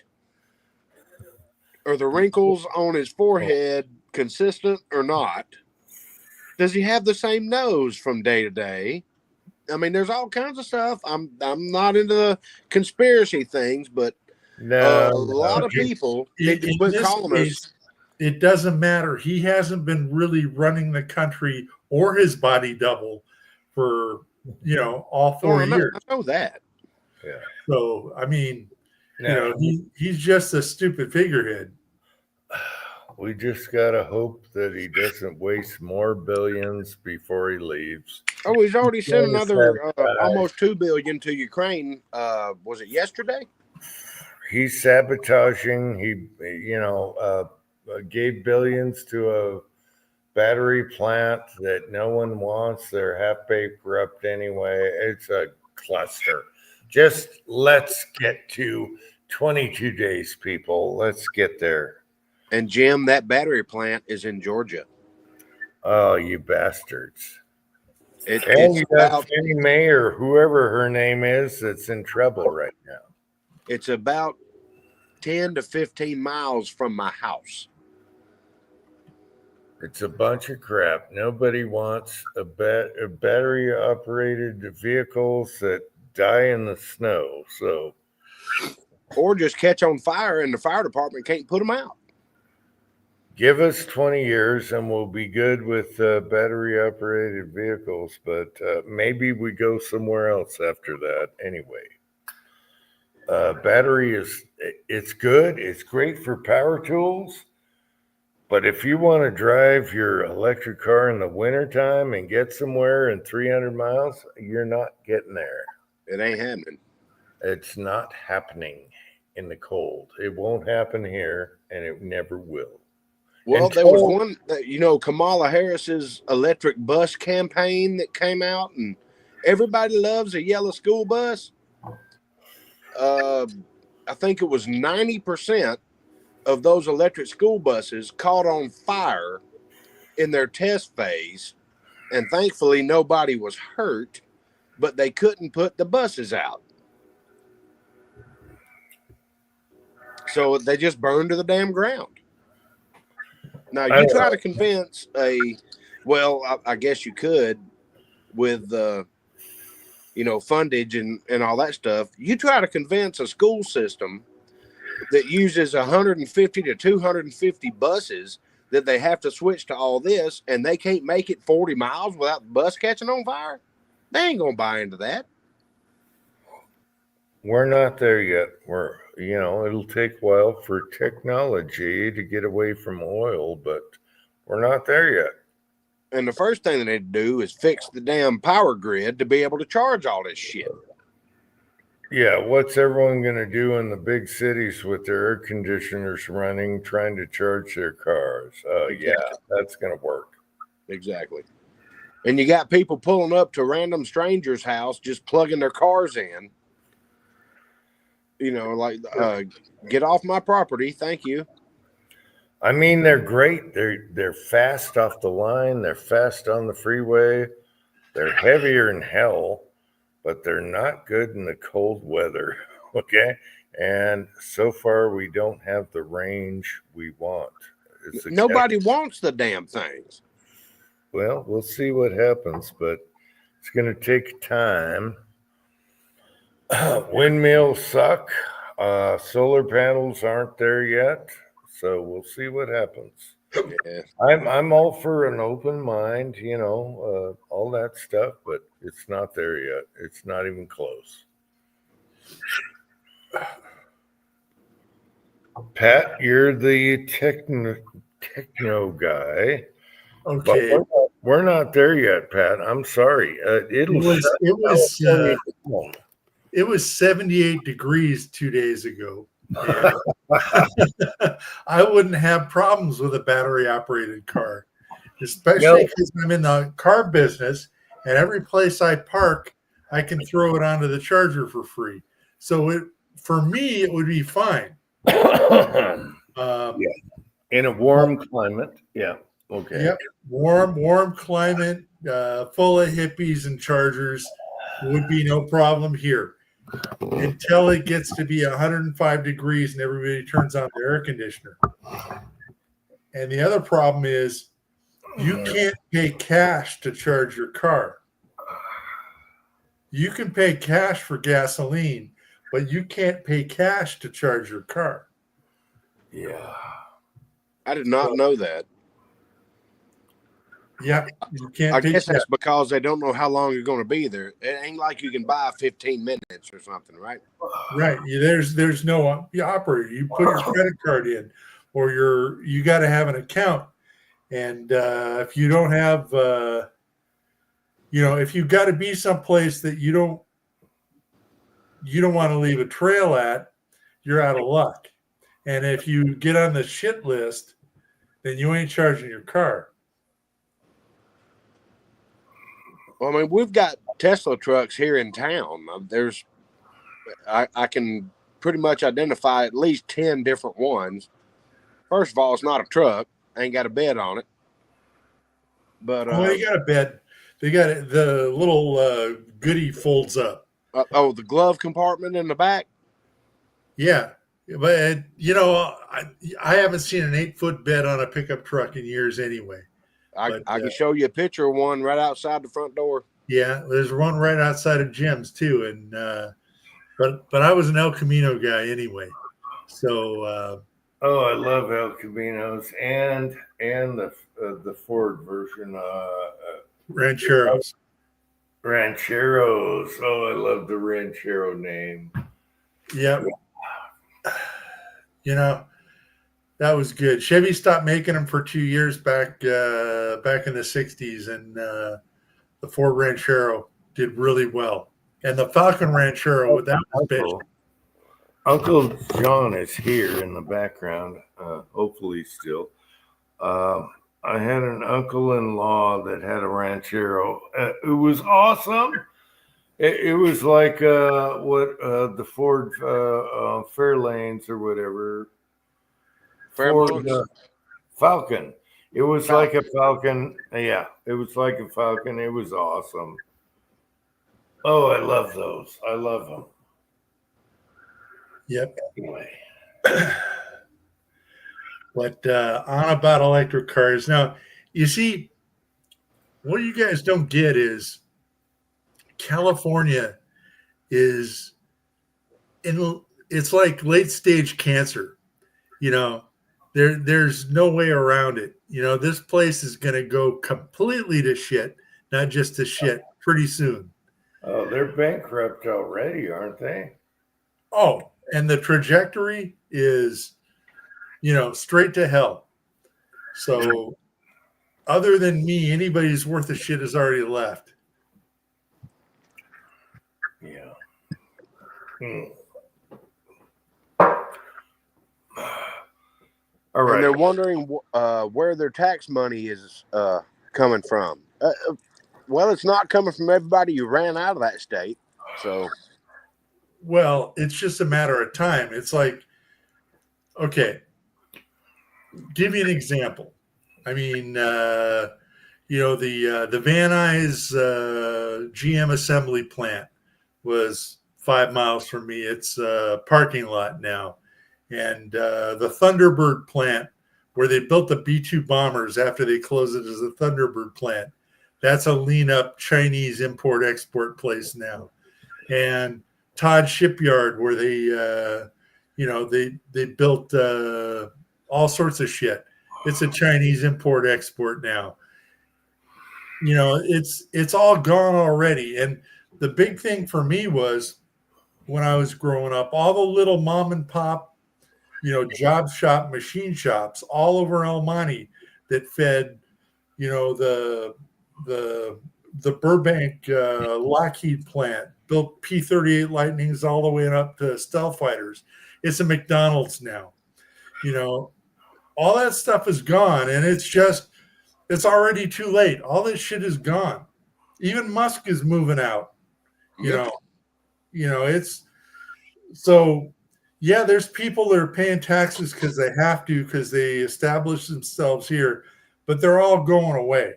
It's, you know, even the movie making business is going to Georgia. yep.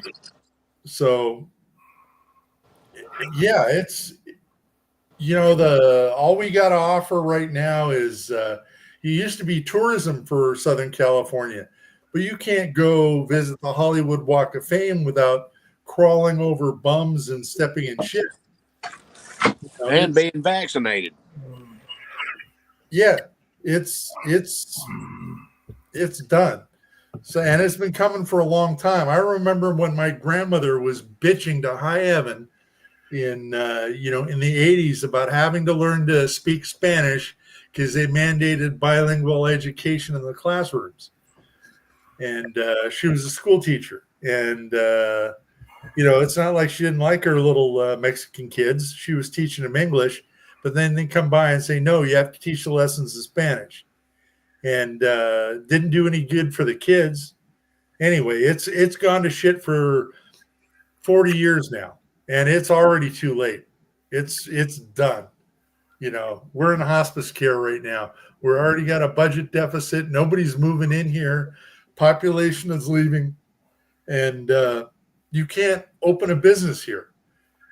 It's just, forget it. If I were to like try to do an LLC, and hell, I had the little woman just did an LLC when she was independent for a while, and the insane paperwork.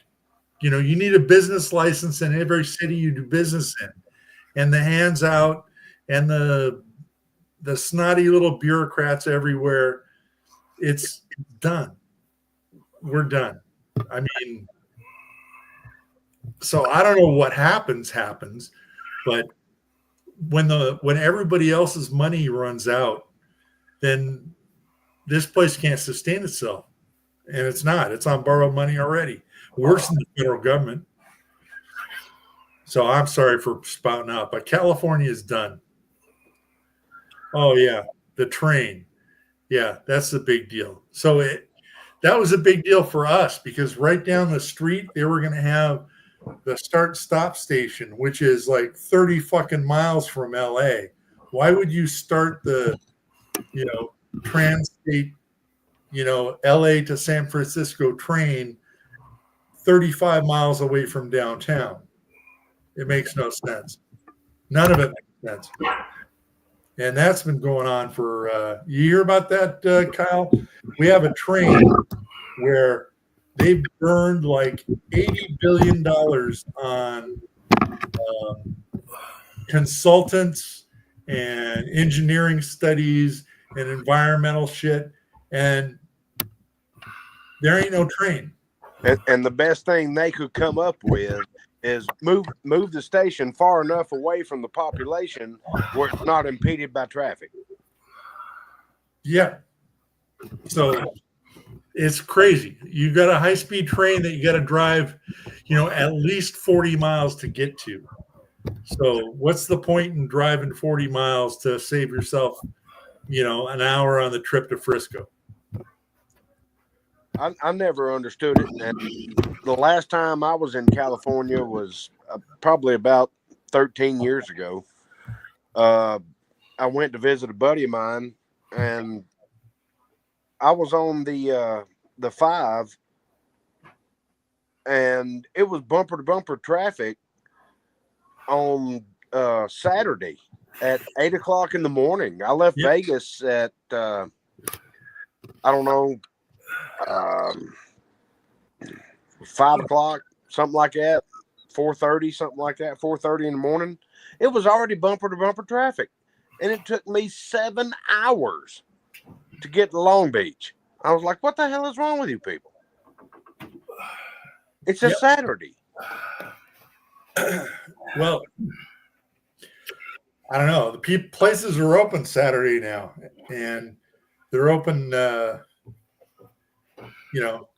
But you wouldn't think at 7 o'clock in the morning you'd be going faster on a walker than you are in a vehicle. Yeah. And you got to work your life around it. Like for me, I would go to work at 10 and come home at after 7, because otherwise it's just a waste of time. Exactly. Yeah. Well, Atlanta's kind of that way too. I could leave now, or I could wait 30 minutes and get home at the same time. Yep. Or either way, going to work too. So. All right, guys, I got to warn you. I got 13% battery. I'm upstairs now. All right, I'm unplugged. So, Okay. Where are we on the screen here? Anyway, if I die out here, you know what happened. I'm not plugged in downstairs anymore. But if you were plugged in the whole time, why are you only at 13%? Well, I could go down and get my charger and plug up here, but it says my battery's croaking quick. So, 27% right now. And with the live chat, it's dying quickly. So yeah, you might be dealing with what I dealt with the other day. My laptop still hasn't charged from 3 weeks ago.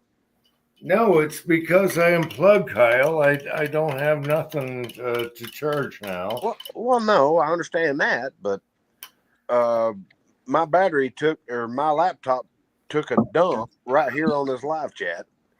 Not on this one, but a couple of weeks ago, and it's been plugged in for 3 weeks, and it still won't turn on. Oh. Now, Patriot Paul's got a question that I'm going to answer. Uh-oh. So, here in LA, this is where the freeways started. Every place else, it was highways. But as far as like big, 10-lane interstates going through downtown and stuff, all this shit started here. And back in the day, it wasn't Highway 215 or anything. It was the Pasadena Freeway, the Long Beach Freeway. It was, the San Diego Freeway. And then the bastards made us use numbers instead. So instead of the San Diego Freeway, it's the 405. And that's Right. why we get the in front of it, because we started out we didn't have numbers. Oh, it's hot up here.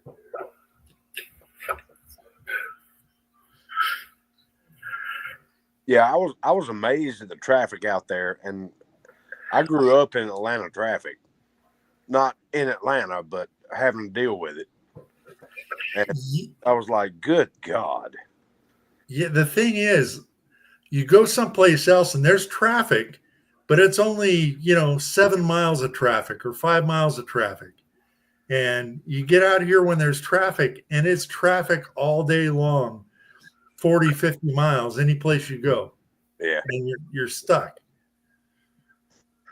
What they need to preach is it's not the people that are on the freeway's job to allow you in. It's your job to accelerate or decelerate to find a hole. Okay. Because you are the one merging. Yeah.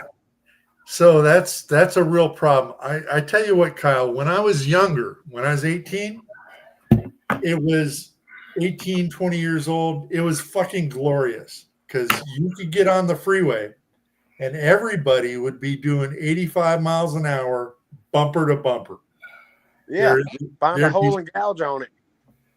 It was like a fucking Zen beautiful thing. It was like you got in there and you were a team player and everybody went what everybody went. Nobody was some jack off doing 55 in the fast lane, because if you did, you get shot. Yeah, I wanted machine guns. I wanted A-10 Warthog cannons on the front of my vehicle when I went to California. I'd like, get the hell out of the way. If not, I'll just disintegrate your vehicle and drive through it. Yeah, so what's nice here is we haven't had this, but every once or twice, I mean, I should say every couple of years, the weather gets hot and the edge of the bell curve out here will just have too much of it and just fucking gun some asshole down. And then everybody drives polite for about 6 or 8 months afterwards. Well, I don't agree with that. Either you're leading, you're following, or you're getting out of the way. Well, here it's if you're in the fucking way, somebody's going to shoot your ass. Might not be today, but at some time they're gonna fucking gun you down. And we shouldn't live in a society like that. I mean, I've been to LA and Long Beach and all that, and there's 8 lanes in every direction. Okay. But it only takes one Volkswagen bus in the fast lane to fuck everything up for everybody. Kyle, it's for society. Society. Well, That's then right. shoot society in the left rear tire and get them the fuck out of the way. Oh, you're not in the left rear tire, because they're just going to put another one on and do the same shit. Oh, yeah, but they'll be off on the shoulder putting that left rear tire on. That'll let a lot of people buy them. No, that'll fuck everything up with a licky-loos. But, if you kill them and they've got the body bags out and the freeway is closed for 3 or 4 hours, it hits the news, and, you got to sacrifice a member of the herd from time to time. Oh, jeez. Yeah, but I just don't see how that's beneficial to the rest of the herd. Just shoot their tire out, make them get on the shoulder and change it, and then you call. I mean, let's face it. People in California, they're going to have to call somebody to change that tire because they can't do it themselves. So that's 3 hours right there that traffic can flow. Whereas if you stay 50 mile an hour in the fast lane, all you're going to do is be getting honked at and cussed at and cut off and everything else, because I know. Atlanta's the same damn way. If your piece of crap can't move more than 25 miles an hour under the speed limit, move it. Take the back roads. I'm sure there's back roads. Yeah, you'll have to deal with some red lights, but then again, you're impeding traffic anyway, so why not do it over there? Okay. So our problem here now is there's some little jackass with a coexist and a Hillary for President bumper sticker that is just locked in the fast lane at 55, staring straight ahead. Doesn't look over. You can flip them off all you want, and they just fuck it all up. It's some environmental thing or some mental fucking thing, or I don't know. A fifth. Yeah. That's a fifth. That's what you do. All right.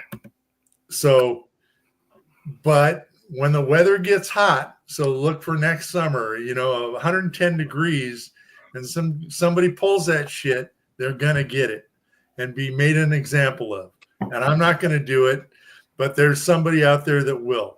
And it happens, and then everybody drives fine for a while.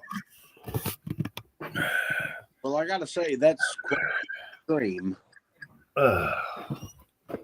Well, in a city with 7 or 8 million people, some people have got to pay the price just to keep everybody in line, no matter what it is.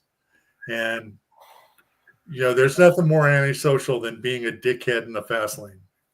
Yeah, I had a car from Canada, and I happened to be in the passenger seat of the particular vehicle driving home from work, and they would, in the fast lane, camp out behind semi trucks and just stay there.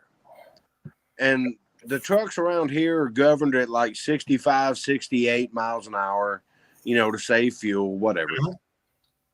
And so there's lines miles long.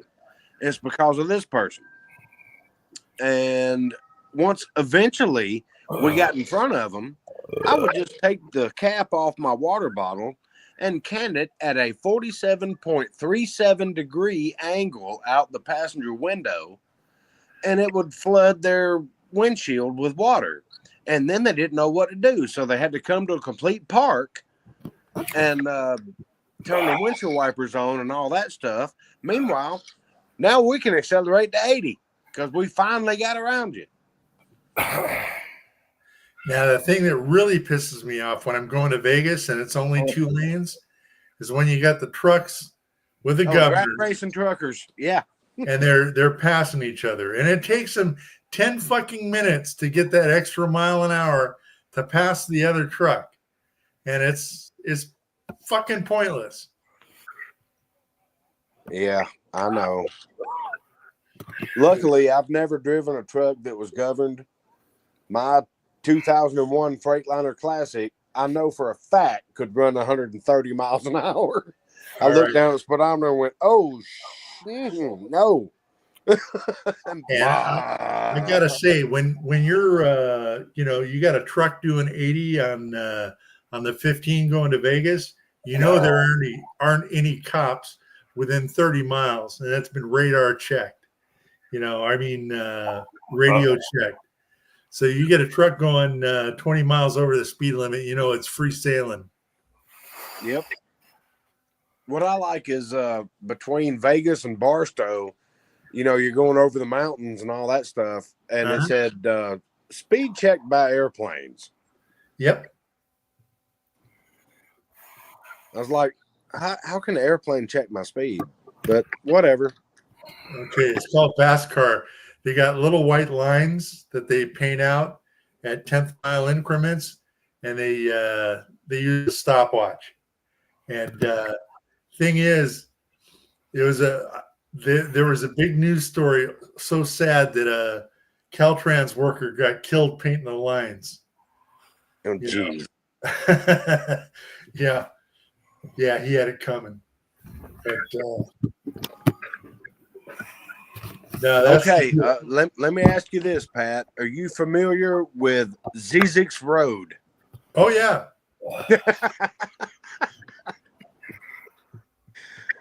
It's like, can I buy a vowel? Yep, there's Zizek's Road, and so, yeah, that's like about the halfway point. Yeah.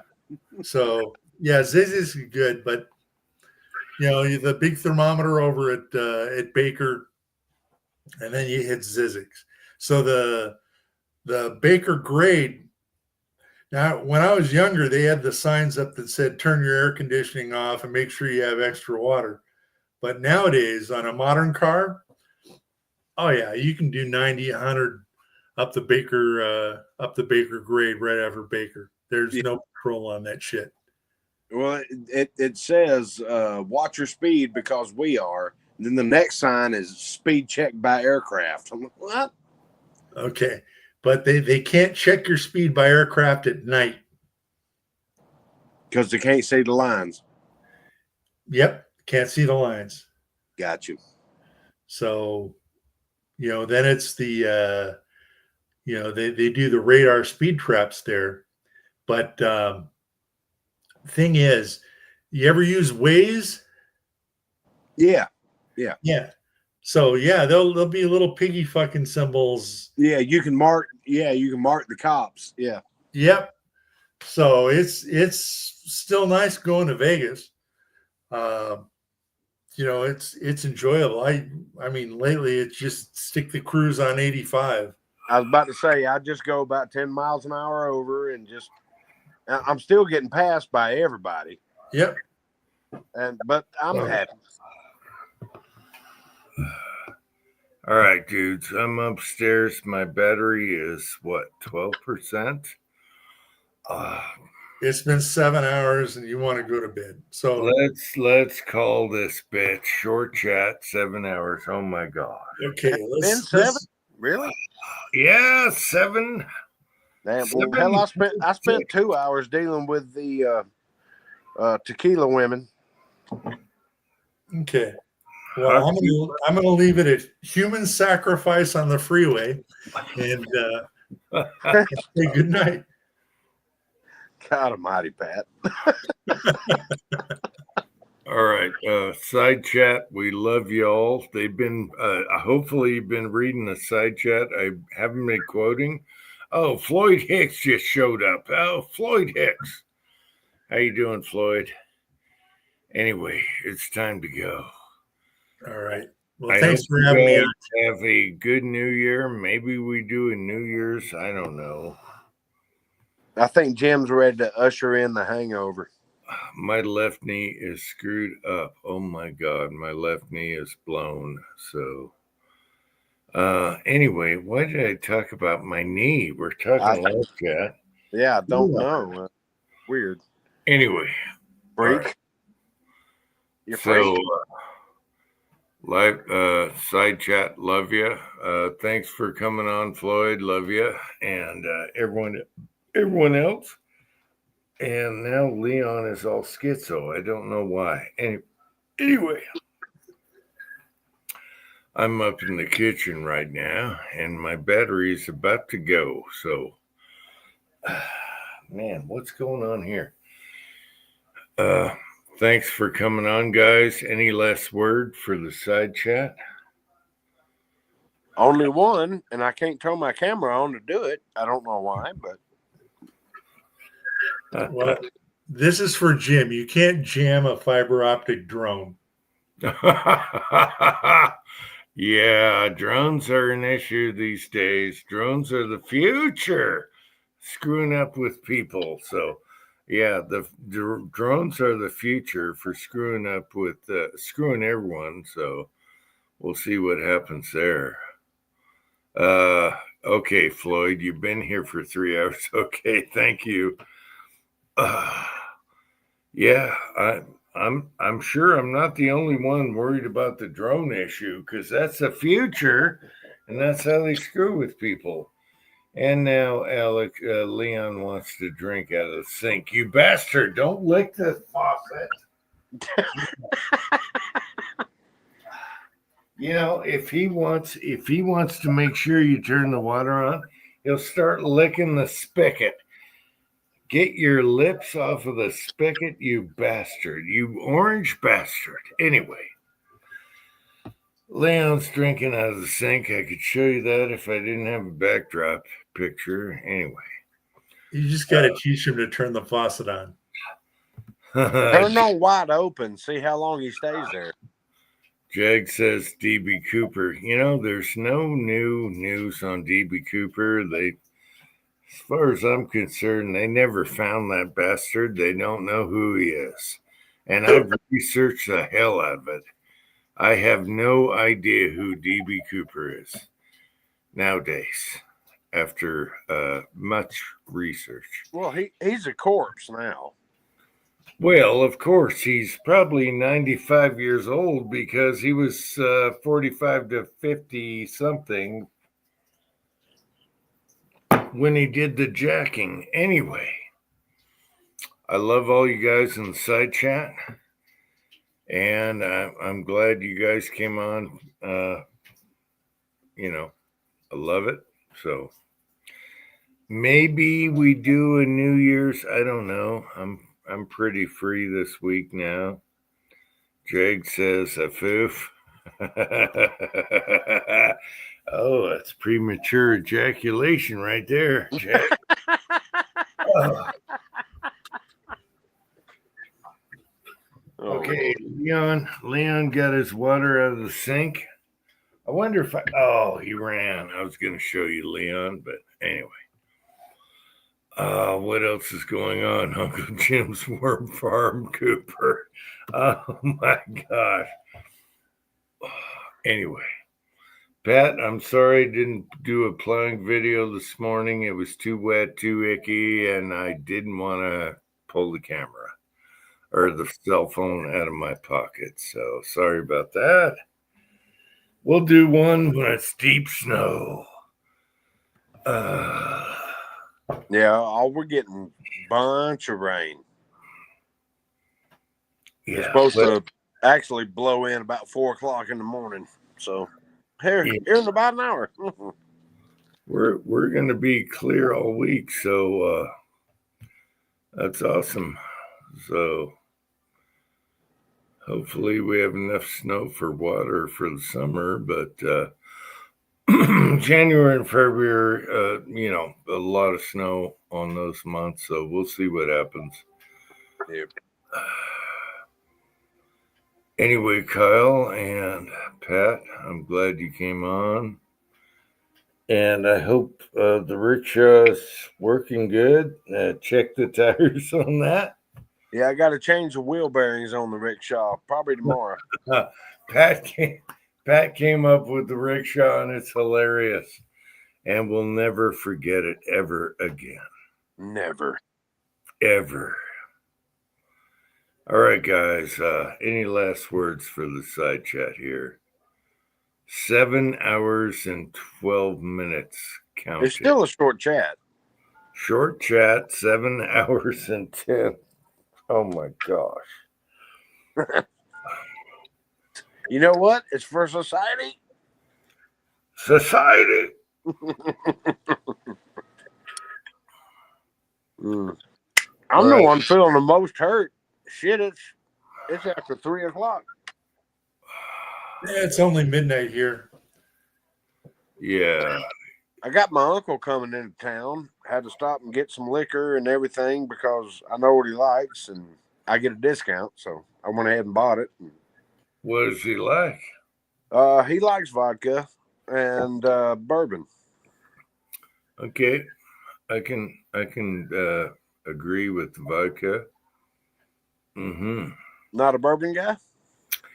He, had a bad childhood experience with whiskey and bourbon. So there, yeah. High-end stuff, by the way. Oh, very rare bottle. Yeah. I think all of us have. Hey, kid, you really want a drink? Come here. Have a shot. Yeah. Well, my buddy, he took a bottle from his dad's stash, who collects his fine whiskey and bourbon. And I never felt the same again after the next day. So we were teenagers. Well, everybody needs a good hangover. Well, yeah. I'm sure I told the story, but I made it to the front of the door, and that's where my parents found me. Yeah. And then I called my friend the next day, who his dad had the collection of fine goods, very fine alcohol. And I called up and I said, and she goes, "Were you out with him last night?" And I said, "No, I was looking all over for him." And she said, "Oh, he's a good boy." And so I got off the hook there, and the parents loved me from then on. But me and him got in a lot of trouble that night. Yeah. So anyway, it's a long story. I don't want to go through it. I had greasers that wanted to kick my ass, playing pinball, all that. It's a long story. So, yeah, that's why I don't drink the whiskey or the bourbon too much anymore, because we got sicker than snot. Yeah, I won't drink Jose Cuervo or any gold tequila after dry heaving up little bits of lime for about 6 hours and not being able to hold down an ice cube. Well, I had you it do know worse. that Jose Cuervo is 80% vodka. I had it worse, Pat. I was heaving vendor spaghetti that came out of a machine. And I almost got killed by a bunch of greasers because I took their pinball machine, and I said, and they wanted to kill me over that. And my buddy, whose dad had a great collection of whiskey and bourbon, high-end stuff. I mean, they're totally wrapped in boxes, all that. Anyway, he got in a lot of trouble, but when I called, she thought I was looking all over for him. So he said, okay, he's a good friend. Stick with that guy. And so we got away with it forever. The mom thought it was someone else, and I called because I called and I said, hey, what's up? What happened to him? Anyway, it's a long story, but yeah, I almost got killed that night. I made it to my front door, but passed out at the front door. My parents opened the door and found me with a bunch of spaghetti all over the carpet. And we were like 13. Golly bum. That was in Maryland. I was in Maryland. So, yeah, there you go. I hate Maryland. Screw the East Coast. Screw DC. I hate Maryland like a passion, but whatever. And that's why I drink vodka now and tequila. Yes, Patriot Paul is right. Had a very bad experience, and we're talking very expensive stuff. He had a closet with a collection, and of course my friend grabbed the best of the best, but we kind of chugged it down too much and went out on the town. So there's the story there. It's a true story.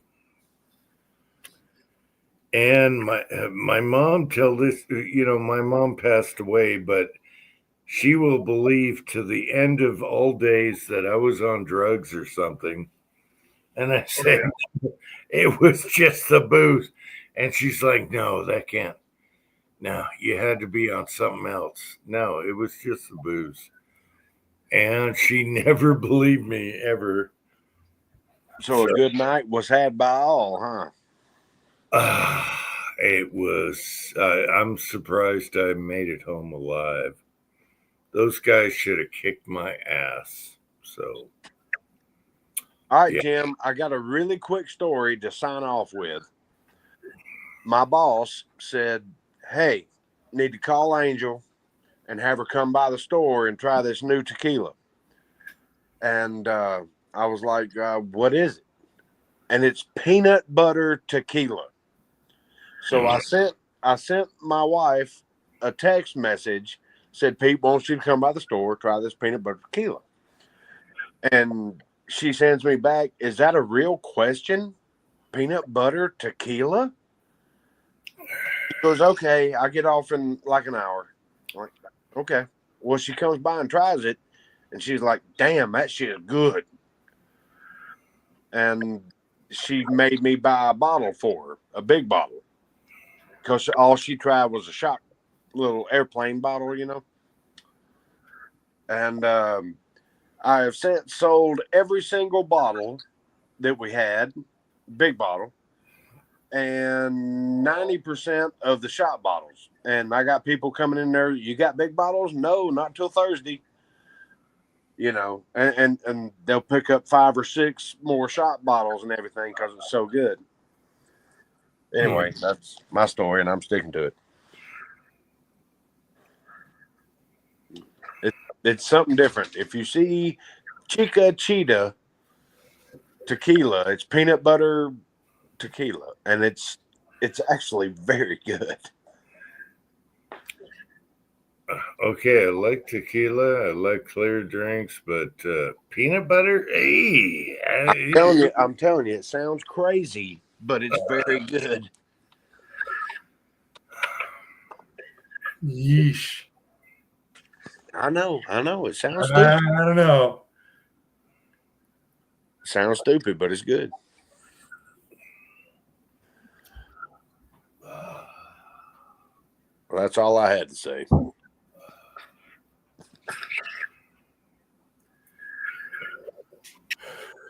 Pat, closing arguments. No. You know, I can't say anything bad about tequila. I mean, or peanut butter tequila, because I never heard of it. yeah, no, there's some weird shit out there that's good for date rape drinks like Midori. You know, so yeah, there's something for everybody. I don't know. Tequila goes with citrus, so it's either lemon or lime, but I don't see peanut butter in the picture whatsoever. Well, that's what Angel was saying. Is this a real question? And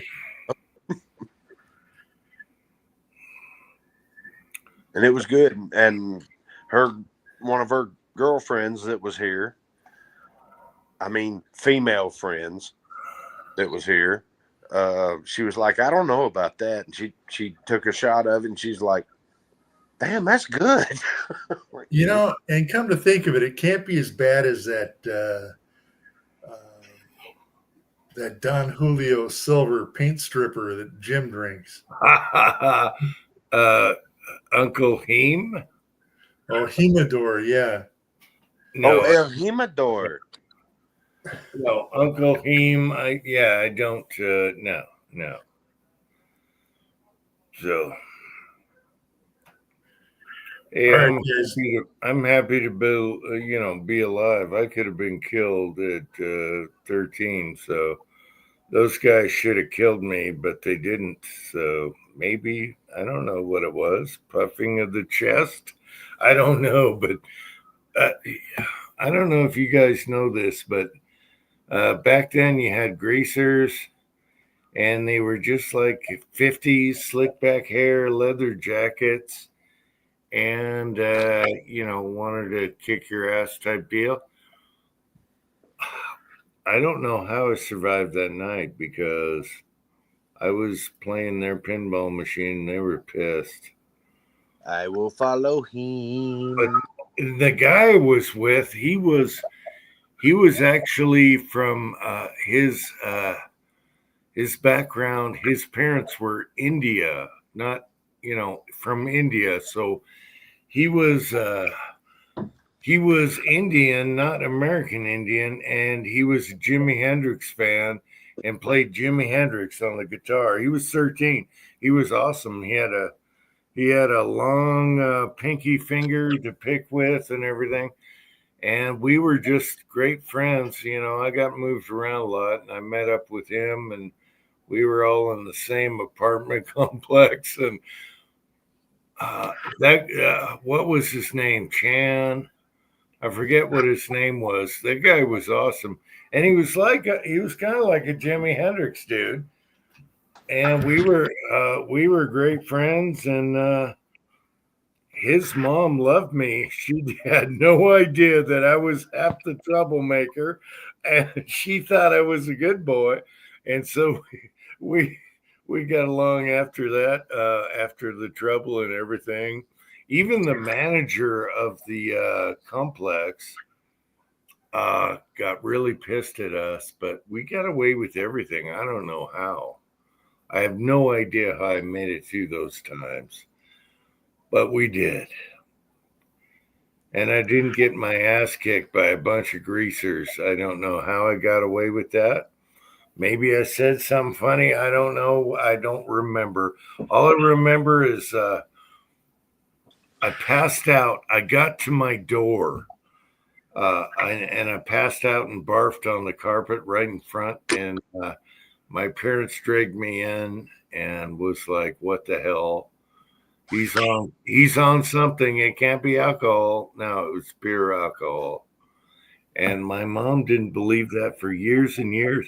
And I'm like, "Mom, I didn't take any drugs. We hit the neighbor's bourbon or whatever." She didn't believe me for years, and that hurt. That hurt the most. Anyway, it's just another story time with Uncle Jim. Yep. And that's the truth. That's what happened. The same thing happened to me, except I didn't get almost killed by greasers. But Mom telling me you're on drugs. That was La Victoria Alcohol de Cana, and it had a gasoline tax stamp on it. No. Oh, ethanol stamp.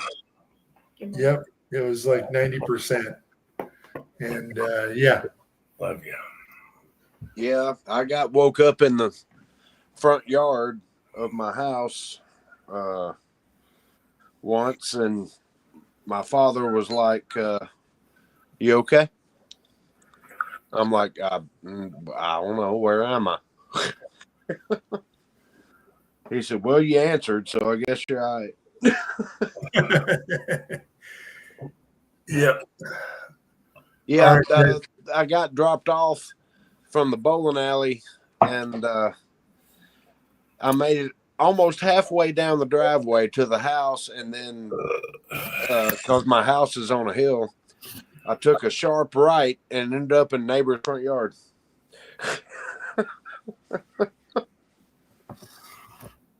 He's like, "I think you need to come inside for a minute." I'm like, "I need to come inside for a lot." Yeah, well, I got my jammy jams on. All right, guys. I'm gonna call it. So Yeah, good night. let's all call it. Battery's going anyway. Yeah, I can't find the camera button. I don't have the camera button to turn my camera back on so I can give a proper affoof. So I'll just do it vocally. Wait, we got to do the affoof. Oh, we always have to do the affoof. All right, are you guys ready for the affoof? Everyone in the side chat, love y'all. We're gonna try and do the affoof. All right, you guys ready for the affoof? Kyle, you gotta get back on camera, Kyle. Damn it! I can't. I don't have the button. I've fallen and I can't get up. Oh, all right. Oh, hang on. I can copy. I can find selection. No, don't worry about it. Suspense is too long. Anyway, side chat, we love you guys. Everyone, funny comments. And I'm not going to wait for Kyle anymore. So, Pat, I love you. And Kyle, Pat, you ready for the affoof? I'm ready. All right, ready? And 1, 2, 3. Affoof!